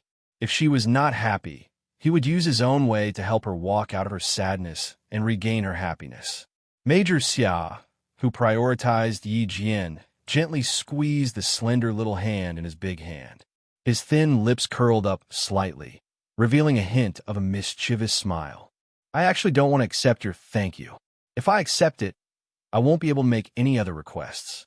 But if I don't accept it, I'm worried that you will feel uneasy." Her sadness did not escape Xia Jinyuan's eyes. Therefore, he began to show his mischievous nature again. "How about this? I'll accept your thank you, and then you can give me some benefits. For example, a kiss?" Speaking of sweetness, Major Xia, who had forgotten the pain after his scar healed, became energetic again. He glanced at all his comrades in the car and saw that all of them had their eyes closed. He leaned over and said, "Just once, not too much." Every time this happened, Yi Qian felt helpless. Why was it that the dignified Major Xia, who was always so proper in front of others, could only be proper in front of her for less than 5 minutes? Other than in battle, there was no one else who could be so serious the entire time. The moment she heard that bad tone, she just couldn't feel any disgust. Fortunately, the comrades who had been running around for a day and a night had already fallen asleep. Even the J5 and G3 sitting opposite had their heads leaning against each other. They hugged their rifles tightly and closed their eyes as if they were sleeping soundly. With their eyes closed, they saved Yi Qian from a lot of embarrassment. "Are you shy? Then I'll close my eyes too." Before he could finish his sentence, Yi Qian suddenly leaned over. She found her target and kissed him directly with her slightly cold and delicate lips. Her target, Major Xia's thin lips. Major Xia was a little stunned when he felt her slightly cold lips. His little fox was so bold as to kiss him on the lips in front of all his comrades. And he actually had his eyes closed and wasn't looking at her properly. "How is it? The dessert tastes good, right?" Yi Qian had already sat up straight and asked him calmly, "Compared to the dessert you wanted, I think Captain Xia would like this dessert more." Although it was a light kiss, what do you mean by that? It meant that his girl was beginning to accept him completely. Chapter 1835. It wasn't just a little bit of pleasure, it made him so happy that he really wanted to do it again. But that was obviously impossible. Only Major Xia, who looked regretful, casually glanced at the J5 opposite him and said, "Since when did you suddenly attack?" It was over before I could react. What a pity. The sky was already bright outside. In the hazy morning light, Yi Jian, whose eyes were curved like a painting, was smiling. Her gaze was slightly tilted as she looked over with a woman's coquettishness. "As long as Captain Xia likes it." Major Xia nodded repeatedly. He really liked it. He didn't mind doing it from time to time. He really liked her sudden attacks. She was simply a sweet bomb. Major Xia, who had kept his back straight from the beginning to the end, looked the most serious on the surface, but his hands never stopped moving. One moment, he would use his fingers to rub the back of Yi Qian's hand. The next moment, his fingers would hook tightly around Yi Qian's fingers. The next moment, he would grab Yi Qian's hand and stuff it into his pocket to warm it up with his body heat. There was no other way. He still had regrets. His heart was itching. If he didn't find something to do, his heart would feel terrible. The Tibetan route to Dabin was full of twists and turns, and there were countless dangerous roads. The two trucks carrying dozens of special forces followed this dangerous road that had sacrificed countless engineering soldiers to reach the same destination that everyone had arrived at together. The J5 moved slightly. There was a faint smile at the corner of his mouth. What quarrel? Their feelings were clearly sweet. Yi Qian was bold enough to kiss him directly. Their captain was stunned for at least 3 seconds. Obviously, he didn't expect Yi Qian to suddenly kiss him. TSK, TSK, TSK. This sweetness made his mouth feel like it was full of sweetness. He wanted to look a little longer, but unfortunately, their captain didn't let him. A cold gaze inadvertently swept over, making him quickly close his eyes. He thought he had hidden it well. Who knew that everything was exposed? Ha ha! This was probably why Yi Qian was stunned when he kissed him. Even when taking a shower in the unit, he had to draw the curtains. Q King, who valued privacy very much, wouldn't let others see his girlfriend kiss him, not even his comrades. It was quiet in the car that was filled with friendliness. Everyone's body was swaying along with the bumpy road. Sometimes they were leaning forward, sometimes they were leaning backward, sometimes they were shaking left and right. In such a dynamic environment, all the Special Forces soldiers in the car, including Yi Jian, were sleeping soundly. It was amazing. Occasionally, the back of a member's head would suddenly hit the hard surface of the hard car. With one eye half open and the other closed, they didn't even need to rub the back of their head and went back to sleep. At night, they met up with the remaining members of the Storm Commandos and began to complete all the tasks in the altitude training. Qin Xiu and the rest arrived at the outpost at Xinxian Bay around 2 in the afternoon the next day. When they arrived at the outpost that was close to the sky, he and another translator who rarely spoke or showed up got out of the car and went into the camp arranged by the outpost. They never came out again. The sky above the outpost was very blue. There were no trees or grass. Under the white snow, there were brown gravel. Because the oxygen content in the air was less than half that of flat ground, but the ultraviolet intensity was half that of flat ground, it was extremely difficult to plant trees in Xinxian Bay. The arrival of the art group made the outpost lively. Red lanterns were hung up even before the spring festival. Although the water was only 70 degrees, it was a temperature they could hold in their hands. Chapter 1836. Singing, dancing, and skits were all performances that the art troupe could perform. There was still 10 minutes before the 2-hour performance ended, but the soldiers in the outpost were still reluctant to leave. Du Jiayi suggested to Instructor Gao and the leader in charge of the construction to see if they could increase the interaction between the soldiers and the art troupe. Company Commander Feng of the outpost looked at the time and saw that there was still a familiar figure who had not returned. He agreed readily. When the soldiers and the art troupe sang together and the atmosphere reached its peak, Company Commander Feng quietly stood up and left. Not back yet. He walked directly to the platoon leader who was standing guard on behalf of the soldiers tonight and whispered, "If he doesn't return in half an hour, quickly send soldiers out to receive him." If something were to happen to a diplomat and a specialist of a certain heavy and powerful weapon right under his nose, he would be a sinner of the country. The place he went to has to avoid being noticed, so it will be a little slow. If he doesn't return in half an hour, I will immediately send someone to receive him. The platoon leader nodded lightly with his windbreaker mask covered in white frost. He looked around the barracks vigilantly and said, "Half an hour ago, a soldier reported to me that the female soldier with the rank of captain in the art troupe asked him which outpost a military officer named Xia Jinyuan was at. He graduated from the National Science and Technology University." Graduates from a National Science and Technology University all had military ranks, so he was definitely not an ordinary soldier. When Company Commander Feng heard this, his eagle-like eyes shone brightly. Although he did not know who Xia Jinyuan was, it was a little abnormal for him to come to the outpost to ask about a military officer who graduated from the National Science and Technology University who might be assigned to the border. What was even more abnormal was that if it was a normal person, he could have asked him directly and not a normal soldier.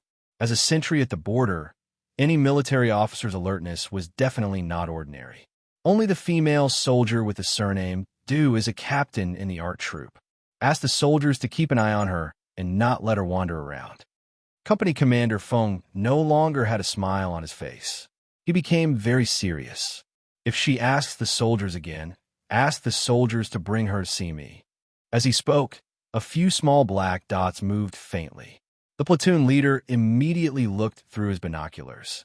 Company Commander, the political commissar is back. Keep an eye on the inside. I'll go pick them up. Compared to the performance of the art troupe, Company Commander Feng naturally placed more importance on the commissioner who came for the border defense, as well as the diplomat who was also a translator. The translator accompanying Qin Xiu was not a translator, but a missile specialist who carried an important object with him. The satellite launch base at the northwest border of the entire frontier had entered the final phase of testing. At the same time, there was also the construction of a national defense base. The snowy mountains in the northwest of the frigid winter border were sealed off, but it was also the best time for some national defense to be launched. Qin Xiu accompanied the commissioner here and was in charge of completing the exchange between the commissioner and an important figure of a certain country that purchased our country's missiles. Exchanges between countries that could appear on TV could be widely publicized. Exchanges that could not be released could only be considered core exchanges that were completed in secret. Qin Xiu, who was protected all the way back, saw the national flag fluttering in the wind in front of him. Although he could only see the outline of the flag, Qin Xiu still felt a sense of security, as if everything had finally been arranged. As a citizen, only in his own country could he truly feel a sense of belonging and security. Qin Xiu, who had finally completed his mission, declined Company Commander Feng's invitation to watch the art troupe's performance. Du Jia was present, so he did not go. He did not want to be recognized. Chapter 1837. As for Mrs. Qin's advice, Qin Xiu chose to forget about it. The commissioner didn't go to watch the performance either. He returned to the barracks with Qin Xiu, closed the door, and rested. Their mission was complete. They could finally have a good night's sleep. Qin Xiu lay on the bed and didn't fall asleep immediately, although his body was very tired, so tired that he couldn't even open his eyes. The image of Qin Yin, who was full of spiritual energy, still appeared in his mind. She was an interesting girl. She didn't resemble any of the girls he had seen before. The real socialites in Beijing were all capable, but compared to Yi Qian, they were still a bit lacking. His first impression of Yi Qian was her unforgettable face.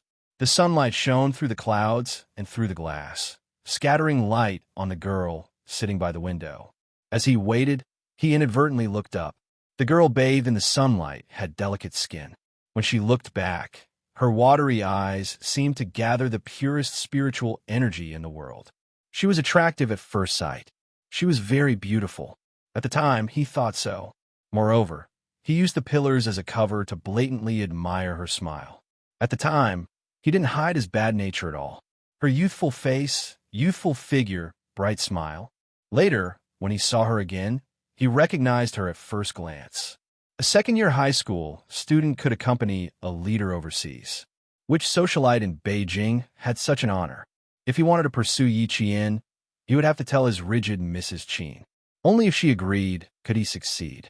Otherwise, with Mrs. Qin's feudal mindset, she wouldn't accept a daughter-in-law with an ordinary background. Thinking of this, Qin Xiu couldn't help but chuckle. He was really daydreaming. Daughter-in-law? With Yi Qian's talent, she had the right to choose a daughter-in-law, not her. However, Mrs. Qin and the Qin family had to pass before he could pursue Yi Qian. Regardless of whether he could win her heart in the future, he didn't want her to be humiliated because of her family. Suddenly, the faint sound of a woman's voice came from outside the window. Qin Xiu, who was resting with his eyes closed, didn't stay for long, but when the voice came from outside the window, he inadvertently heard it. Company Commander, is there really no soldier named Xia Jinyuan in our outpost? But why did I hear that he was serving in the most remote outpost in the border? Are you afraid that I'll disturb him? So you purposely said that you don't know him? Or did he serve here before and was transferred away? It was Du Jia's voice. She was asking about Xia Jinyuan's whereabouts. You're wrong. There's no doubt that he's in the outpost. The most remote outpost in the border. There are many outposts. There are many outposts. Of course, you have to be sure that he is assigned to the northwest outpost of the border. Company Commander Feng smiled as he looked at the captain of the Arts and Crafts Regiment who had come to look for him after the ceremony ended.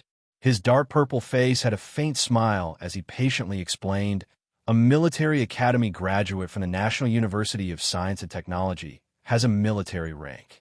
If he was really assigned to our outpost as the company commander, how could I not know? Captain Du, I can tell you with certainty that there hasn't been a single officer named Xia Jinyuan assigned to our outpost in the past few years. He was quite stubborn, insisting on getting the answer he wanted. But how was he supposed to answer when there was no one here? Chapter 1838. Du Jia finally believed that he wasn't lying to her. It seemed that he wasn't at this outpost, but at another outpost. She immediately put on a dignified smile and said, I'm sorry, Captain. Xia Jinyuan and I are old friends. He never contacted his mother after he joined the military. I was only looking for his whereabouts because his mother asked me to. I'm sorry for taking up so much of your time. Company Commander Feng had already learned about the situation from Instructor Gao and knew that there was no problem with Du Jia's identity. He smiled brightly and said, It's not a problem at all. It's a pity that I couldn't help you. Company Commander Feng had a good impression of the staff officer's daughter, who was polite and didn't put on airs at all. He was very willing to help her. How about this, Captain Du? You write a letter, and I'll ask around at each outpost. If there's any news, I'll send a letter to Barracks 30 Li. What do you think? When Qin Xiu heard Du Jia's overjoyed reply, his lips curled into a smile. That's for the best. She was so anxious to find Xia Jinyuan. It seemed that the daughter of the Du family liked Xia Jinyuan. The two families had a dead knot, and Xia Jinyuan was a strong-willed person. Du Jia would probably be frustrated. Of course, that wasn't his main concern. His main concern was that he could explain to Mrs. Qin that the daughter-in-law she liked already had someone in her heart. As her son, he wouldn't be the bad guy and ruin Du Jia's plans. With the Qin family's traditions, they didn't want rumors to spread about the daughter-in-law they liked. The first person to object wouldn't be Mrs. Qin, but the old master, who was enjoying his old age. The Qin family had always been strict. In the early years of the war, the Qin family went abroad to avoid trouble. After they returned, the old Master Qin restrained the younger generation of the family from doing anything rash in order to prevent them from ruining the foundation of the Qin family. When it came to the grandchildren's generation, the Qin family was considered stable. However, the old Master Qin couldn't help but feel a little angry when it came to history. Therefore, even if the Qin family returned to its prosperous state before the war, the family's traditions were still strict. The slightest deviation would anger the old Master Qin. If one of the grandchildren married a woman who had a bad reputation before she got married, the old Master Qin would remove his name to correct the family's traditions. The conversation outside gradually quieted down. Qin Xiu heard Du Jia ask, "How are Reporter Qin and his colleagues?" Only then did he know that Company Commander Feng and the others' excuse. He didn't know if he would tell Du Jia the truth or not. As a company commander of the outpost, he couldn't possibly make such a big mistake. The sound of footsteps and conversation gradually faded away until the surroundings were quiet again. Qin Xiu, who was lying flat on the bed, closed his eyes again. There was a smile at the corner of his mouth. He had probably solved another worry, so he fell asleep after a while. The charcoal stove emitted a certain aura. Smelling the unpleasant smell, Qin Xiu slept until dawn. The next day, Qin Xiu began to do what he was supposed to do as a reporter. He interviewed the company commander, platoon leader, and comrades. Then, he followed the company commander up to the high-altitude outpost. It took Qin Xiu 2 days to finish. During this time, Du Jia made excuses several times to come and read his manuscript, but she was rejected. In the end, Du Jia's face was livid. She didn't calm down even when they returned to the 30-mile camp together. Xia Jinyuan, who was about 300 kilometers away from the 30-mile camp, found out that Du Jiayi was asking about his whereabouts on the fourth day after Qin Xiu and the others returned to Beijing. At the same time, she also inquired about which army Yi Qian belonged to, what the number of the army was, and other information about his identity. Chapter 1839. In response to her inquiry, the leader of Camp 30 Li said, "This is what a soldier should do and also a soldier's duty. You don't need to repay me to avoid ruining the atmosphere." His words directly blocked Du Jiayi's words, making it impossible for her to ask other leaders. She had no choice but to return to the Nongguang military region with regret. When Xia Jinyuan found out that Du Jiayi had asked about him while asking about Yi Qian, his eyes suddenly sharpened. "She found out that I was serving at the border." She didn't know that he was training at the border, but she found out that he had been serving there since he graduated from the National University of Science and Technology. On the third year of Yi Qian, he had entered the Snowfield Brigade and received a mission to protect the construction of a satellite base in the border. His comrades in the Snowfield Brigade, such as J5, G3, Z7, and so on, had accompanied him. Because of some unknown reasons, this group of comrades had to travel to the border of a certain country to meet with the military there. In addition, the two sides had to exchange information. Only a few of them, who only had military ranks and no military information, had information about their military service at the border. Previously, Han Zheng had said that he still remembered that he belonged to the border army, which was why he had served in the army. It was understandable for her to ask about Yi Qian, but it was incomprehensible for her to ask about Xia Jinyuan's whereabouts. What's more, she was actually asking about him at the border.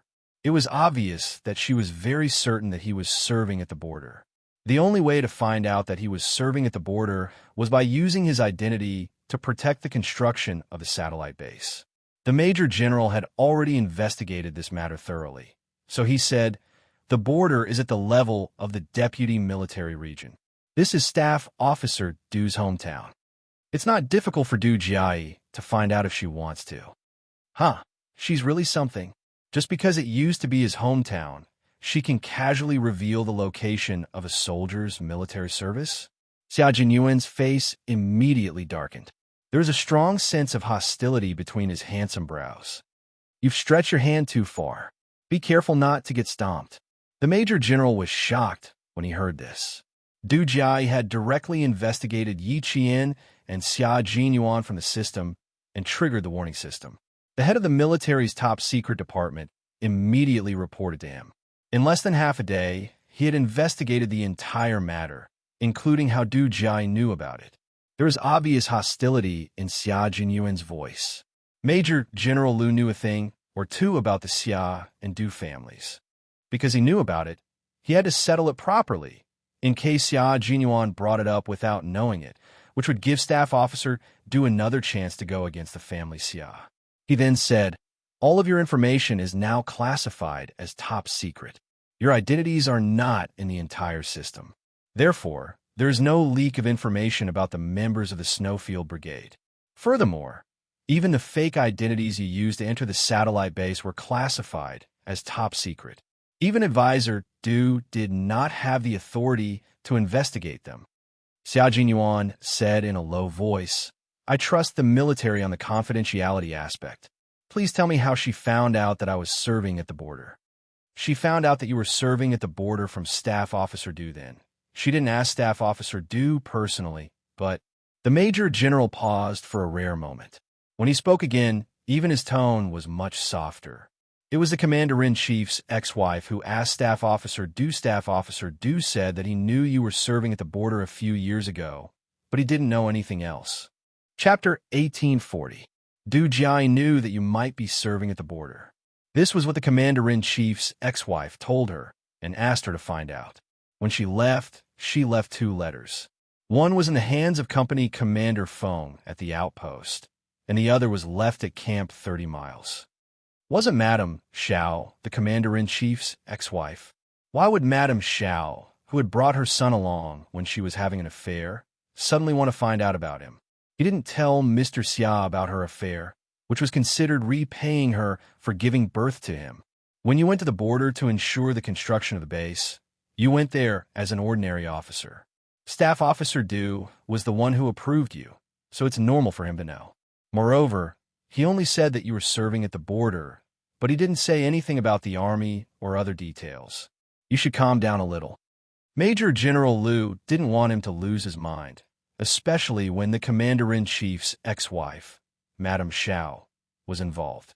In this family, the person who didn't want to contact Madame Xiao the most was Xia Jinyuan. It was already unbelievable that Du Jiai wanted to find out where he was serving, but in the end, it was actually Madame Xiao who asked her to do it. Xia Jinyuan couldn't help but look up at the sky. The sun didn't rise in the west and set in the east today. You don't have to give me the letter. Just destroy it. As for the anger in my heart, to be honest, I'm not angry at all. He originally wanted to find out what Du Jiai's motive was, but now it was completely unnecessary. Didn't Madame Xiao see her as her biological daughter? Madame Xiao asked her biological daughter to do something, so her biological daughter had no choice but to accept it. Xia Jinyuan, who contacted Major General Liu through the ground navigation system, smiled faintly and said, since she was asked by Madame Xiao, it doesn't matter much. However, you still need to keep an eye on Yi Qian. She can't find out Yi Qian's information just because she wants to. Moreover, her information is classified as top secret along with yours. If anyone searches for Yi Qian's information in the system, the military's confidential department will immediately know and contact me. Yi Qian hasn't joined the army yet, so she can't find anything even if she wanted to. The Major General was not worried that Yi Qian's information would be investigated, nor was he worried that someone would find out about Xia Jinyuan.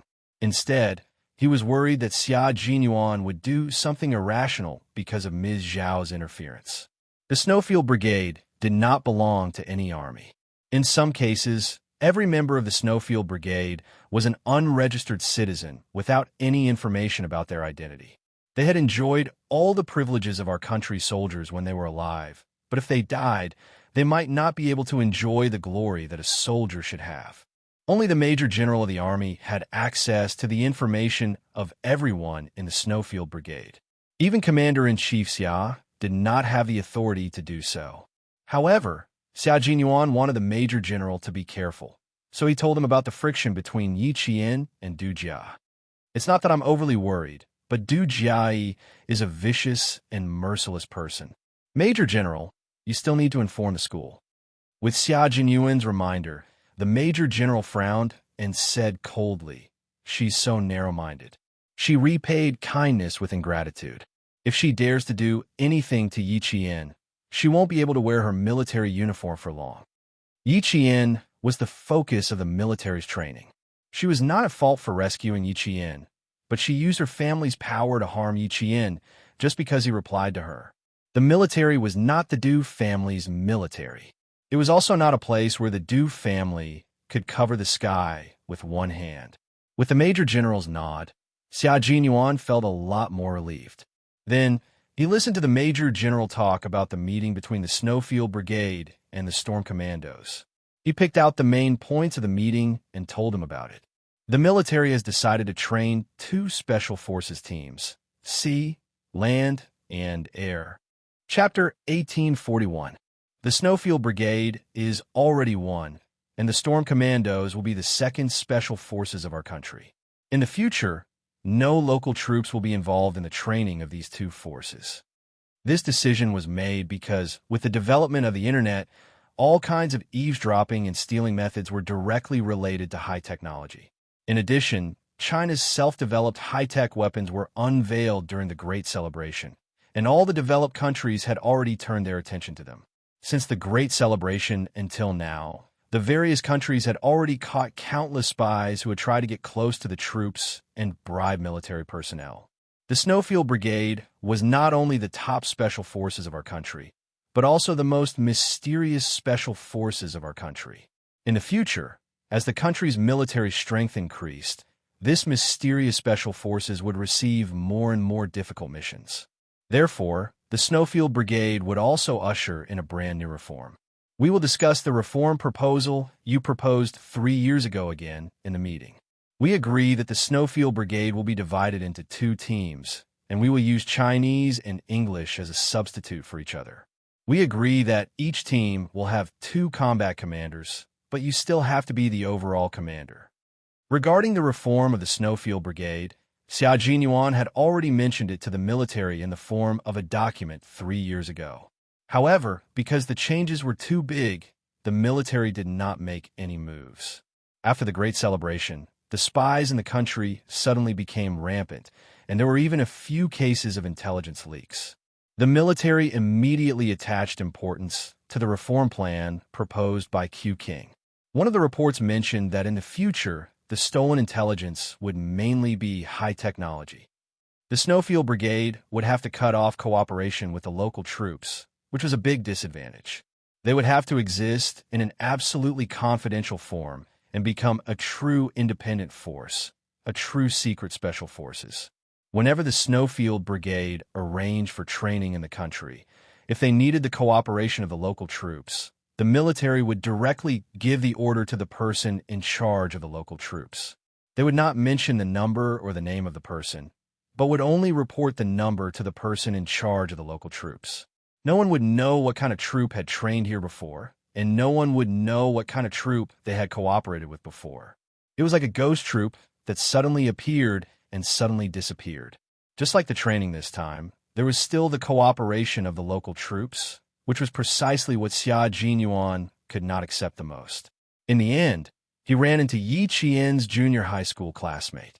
Even though he wasn't sure if that boy was Yi Qian, it still made him suspicious.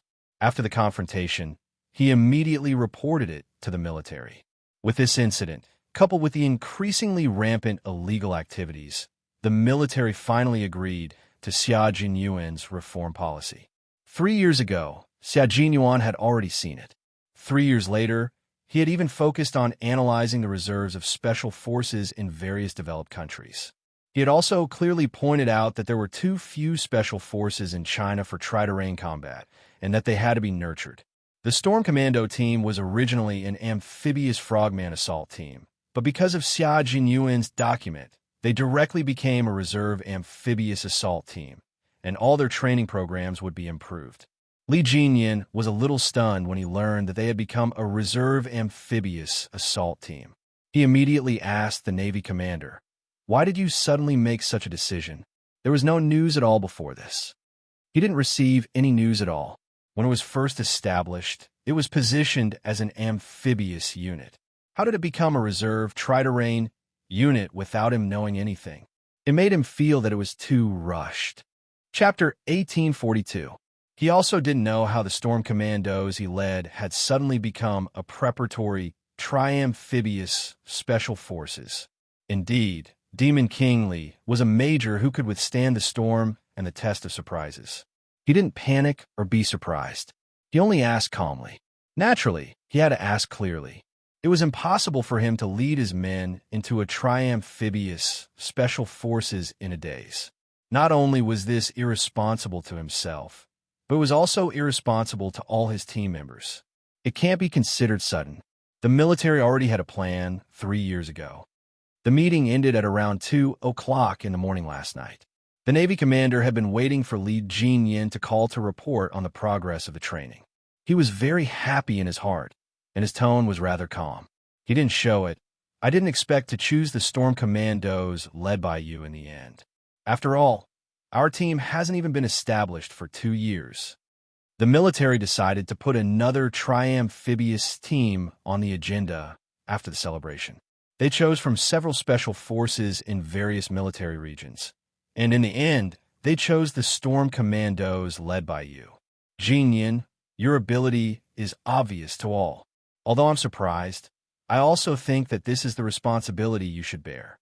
You have to shoulder this responsibility that has been given to you. I'll hand the Storm Commandos over to you. I hope that you can achieve something. Chase after your goal, and one day, you will truly surpass that SEAL team in the West.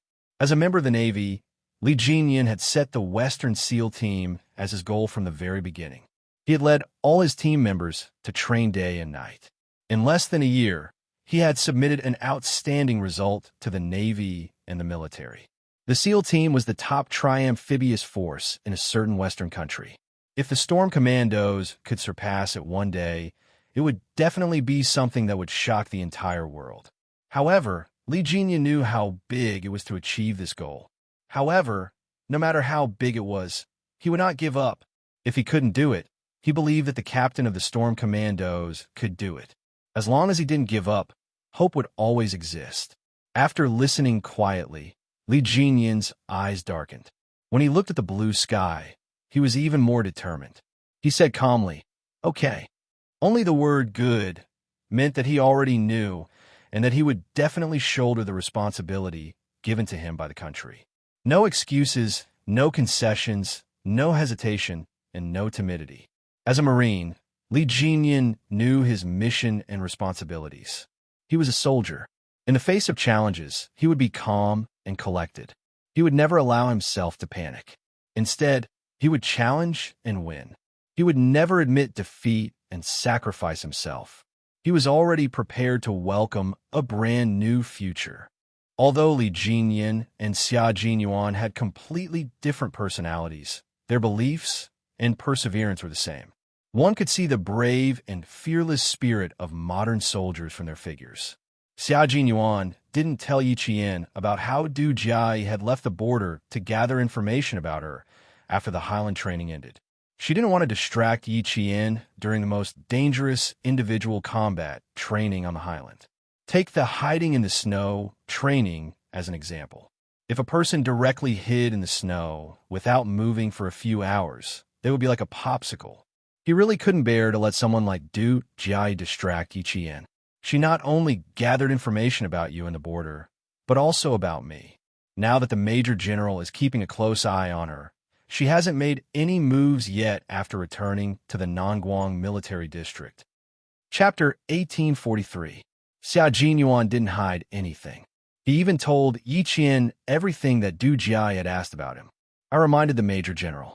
Now that the Major General is helping us keep an eye on her, if she dares to do anything, she won't be the only one who will suffer. Staff Officer Du will suffer too. Ask about Captain Xia. Why is she asking about you? This was Yi Qian's main concern. Even his tone was much colder. Why would she come to the border to ask about you? Where did she get the news that you're in the border? Is it from her father's place? Captain Xia didn't show up that night. If she knew that he was in the border, it would be a very serious matter. It was an important matter regarding Captain Xia's safety in the country. Xia Jinyuan had already seen Yi Qian's sharp senses. Now that she had grasped the main point and asked directly, he wasn't surprised at all. He gently brushed off the frost that had gathered on her eyebrows and explained, "She didn't know that I was training here. Do you still remember that year when we fought together in the snowy highlands? I was on a mission at that time. For some reason, I became an ordinary platoon leader in the border. The border was where Staff Officer Du had worked his way up. At that time, he only knew that I graduated from the National University of Science and Technology and was serving in the border. Madame Xiao found out from Staff Officer Du that I was serving in the border, so she asked Du Jiai to ask about me. As for why she asked about me, I don't want to know. It couldn't be anything good. Moreover, he didn't want to have anything to do with Madame Xiao." Yi Qian was relieved. He was afraid that she knew that Captain Xia was training in the border, so she directly asked about him.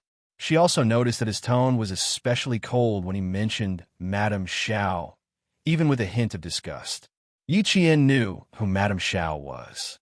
Although she didn't know why he had such an expression, she was definitely on his side. Just ignore her. It's not worth getting angry over someone you don't like. She advised him with some heartache. During this period of time, he had been planning the training. Sometimes he didn't even have time to give her homework at night. If you're tired, don't let someone you don't like affect your mood. Xia Jinyuan wasn't someone who would get angry over Madame Xiao. He just simply discussed. Affect his mood? Heh, she really didn't have that right. As it was a private matter between the two of them, they chose a place where no one else was around. After glancing around to make sure there were no comrades around, Xia Jinyuan suddenly bent down and gave Yi Qian a quick peck on the cheek. His thin lips curved into a wanton smile as he said, "You guessed wrong. You should be punished. Your Captain Xia is not someone who is easily affected by others. Of course, this little fox in front of me is an exception. Just a small look or a small action from her can make my mood fluctuate. Indeed, it didn't affect his mood at all. It could be seen from his indecent behavior. Yi Qian, who had just been kissed, glared at him. There was no anger in her eyes, only coquettishness. You're getting more and more mischievous. Status. Mind your own status. I pay a lot of attention to my identity. I don't dare to forget it at all times, but I do need to relax occasionally, especially now that it's rest time. Major Xia had always known how to strike a balance between work and rest. They had left the highlands at night. Now, it was equivalent to taking half a day off to wait for the helicopter from the aviation team to arrive. He could take advantage of the rest time to have some sweetness. It could help him sweep away the stress of the past half a month. The two of them didn't leave alone for too long. Just as Yi Qian said, they still had to pay attention to their status. In addition, Li Jinyan came looking for them. So Yi Qian left first and seized the time to revise her homework. Returning to school would be the midterm exams, so she had to hurry. Chapter 1844. It was bitterly cold in the northwest of Xinjiang, but the sun was shining brightly in Nangguang. The lowest temperature today was only 8 degrees Celsius. Compared to the dozens of degrees below zero in Xinjiang, Nangguang was as warm as spring. Yi Jifan, who was in a suit for the first time, was in a sharp contrast with the soldiers in dark green uniforms. Seeing that the door of the office building was guarded by heavily armed soldiers, Yi Jifan could not help but swallow his saliva. He had been an officer for nearly 20 years, and this was the first time he had interacted with a senior officer in the army. He put his left hand into his pocket and touched the cold jade pendant. A trace of uneasiness flashed in his eyes. Yes, uneasiness. The reason why he could talk to the young master of the Du family was because he received a call from the mysterious man again. It had been more than 10 years since he received a call from the mysterious man. When he received the call again, the disguised voice did not change much. Probably because he was older, the voice was not as impetuous as it used to be. When the voice came from the phone, he almost thought that he was going to take back the jade pendant, because he didn't let Yi Jian become useless at all. Instead, he watched her go further and further away and stand higher and higher. Even he, a dignified bureau chief, couldn't do anything about it. So he was afraid. He was afraid that the owner of the jade pendant, who had sent him to his official career, would take back everything he had and leave him with nothing. But he did not expect that the mysterious man, who he had not contacted for more than 10 years, would say, "Try to send Yi Ying to the army. He will provide the opportunity." Sending Ying Ying to the army. This was what he had been dreaming of. He followed the order and went to Nangguang to save the young master of the Du family, who was attacked by the mafia during dinner. He was the commander of a brigade in the Nangguang military region. He had racked his brains in the Nan province, but still could not do it. But in less than 4 days, he had done it easily in Nangguang. Although he had been stabbed in the back, it was worth it. It was really worth it. "Commander, Bureau Chief Yi is here." The guard knocked on the door and told him the purpose of his visit. There was no immediate answer. Just when Yi Jifan was feeling a little uneasy, the half-closed door suddenly opened. A soldier in his early 30s with a medium build opened the door personally. His eyes fell directly on Yi Jifan, and he laughed loudly. "Bureau Chief Yi, I have been waiting for you. Please have a seat." This was Chief of Staff Du's eldest son, Du Kaiwei, 33 years old. He was a commander of a brigade in Nangguang military region. His enthusiasm suddenly made Yi Jifan's heart. But when he saw Commander Du smile, "Director Yi, you should have time to have a meal with me after we're done with work." I, of course. And I. Director Yi had blocked the knife for him. If he hadn't blocked it, the knife would have landed on Du Kaiwei's neck, and his head would have fallen to the ground on the spot. Just because of this, he could not neglect it.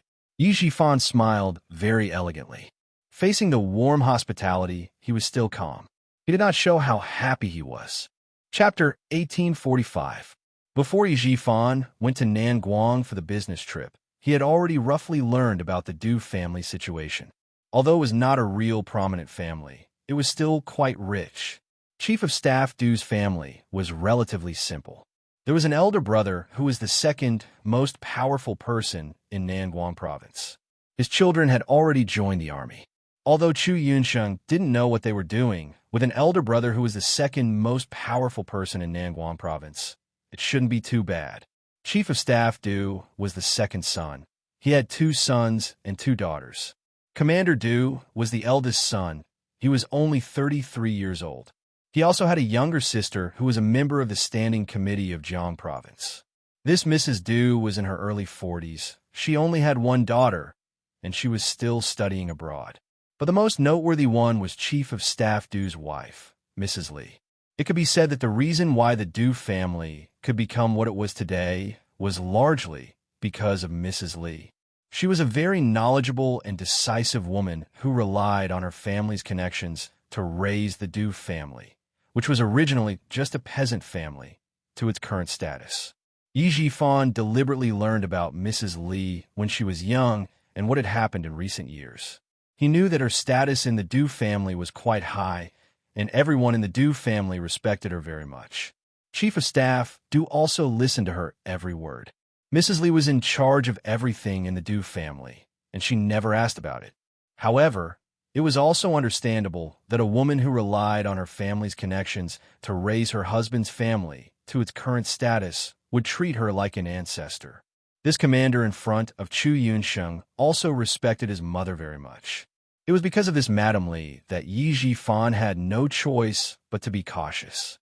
Facing Du Kaiwei's warm hospitality, Yi Jifan, who purposely learned about it before coming here, took a sip of tea and said calmly, "Commander Du, you are too polite. The thing you told me last time, I've thought about it again and again. My daughter is studying abroad in France. If she suddenly drops out of school and joins the army, once she stops studying, it will be very difficult for her to pick it up again. She just turned 19 years old a few days ago. I'm afraid that she won't be able to handle the hardships if she joins the army at such a young age."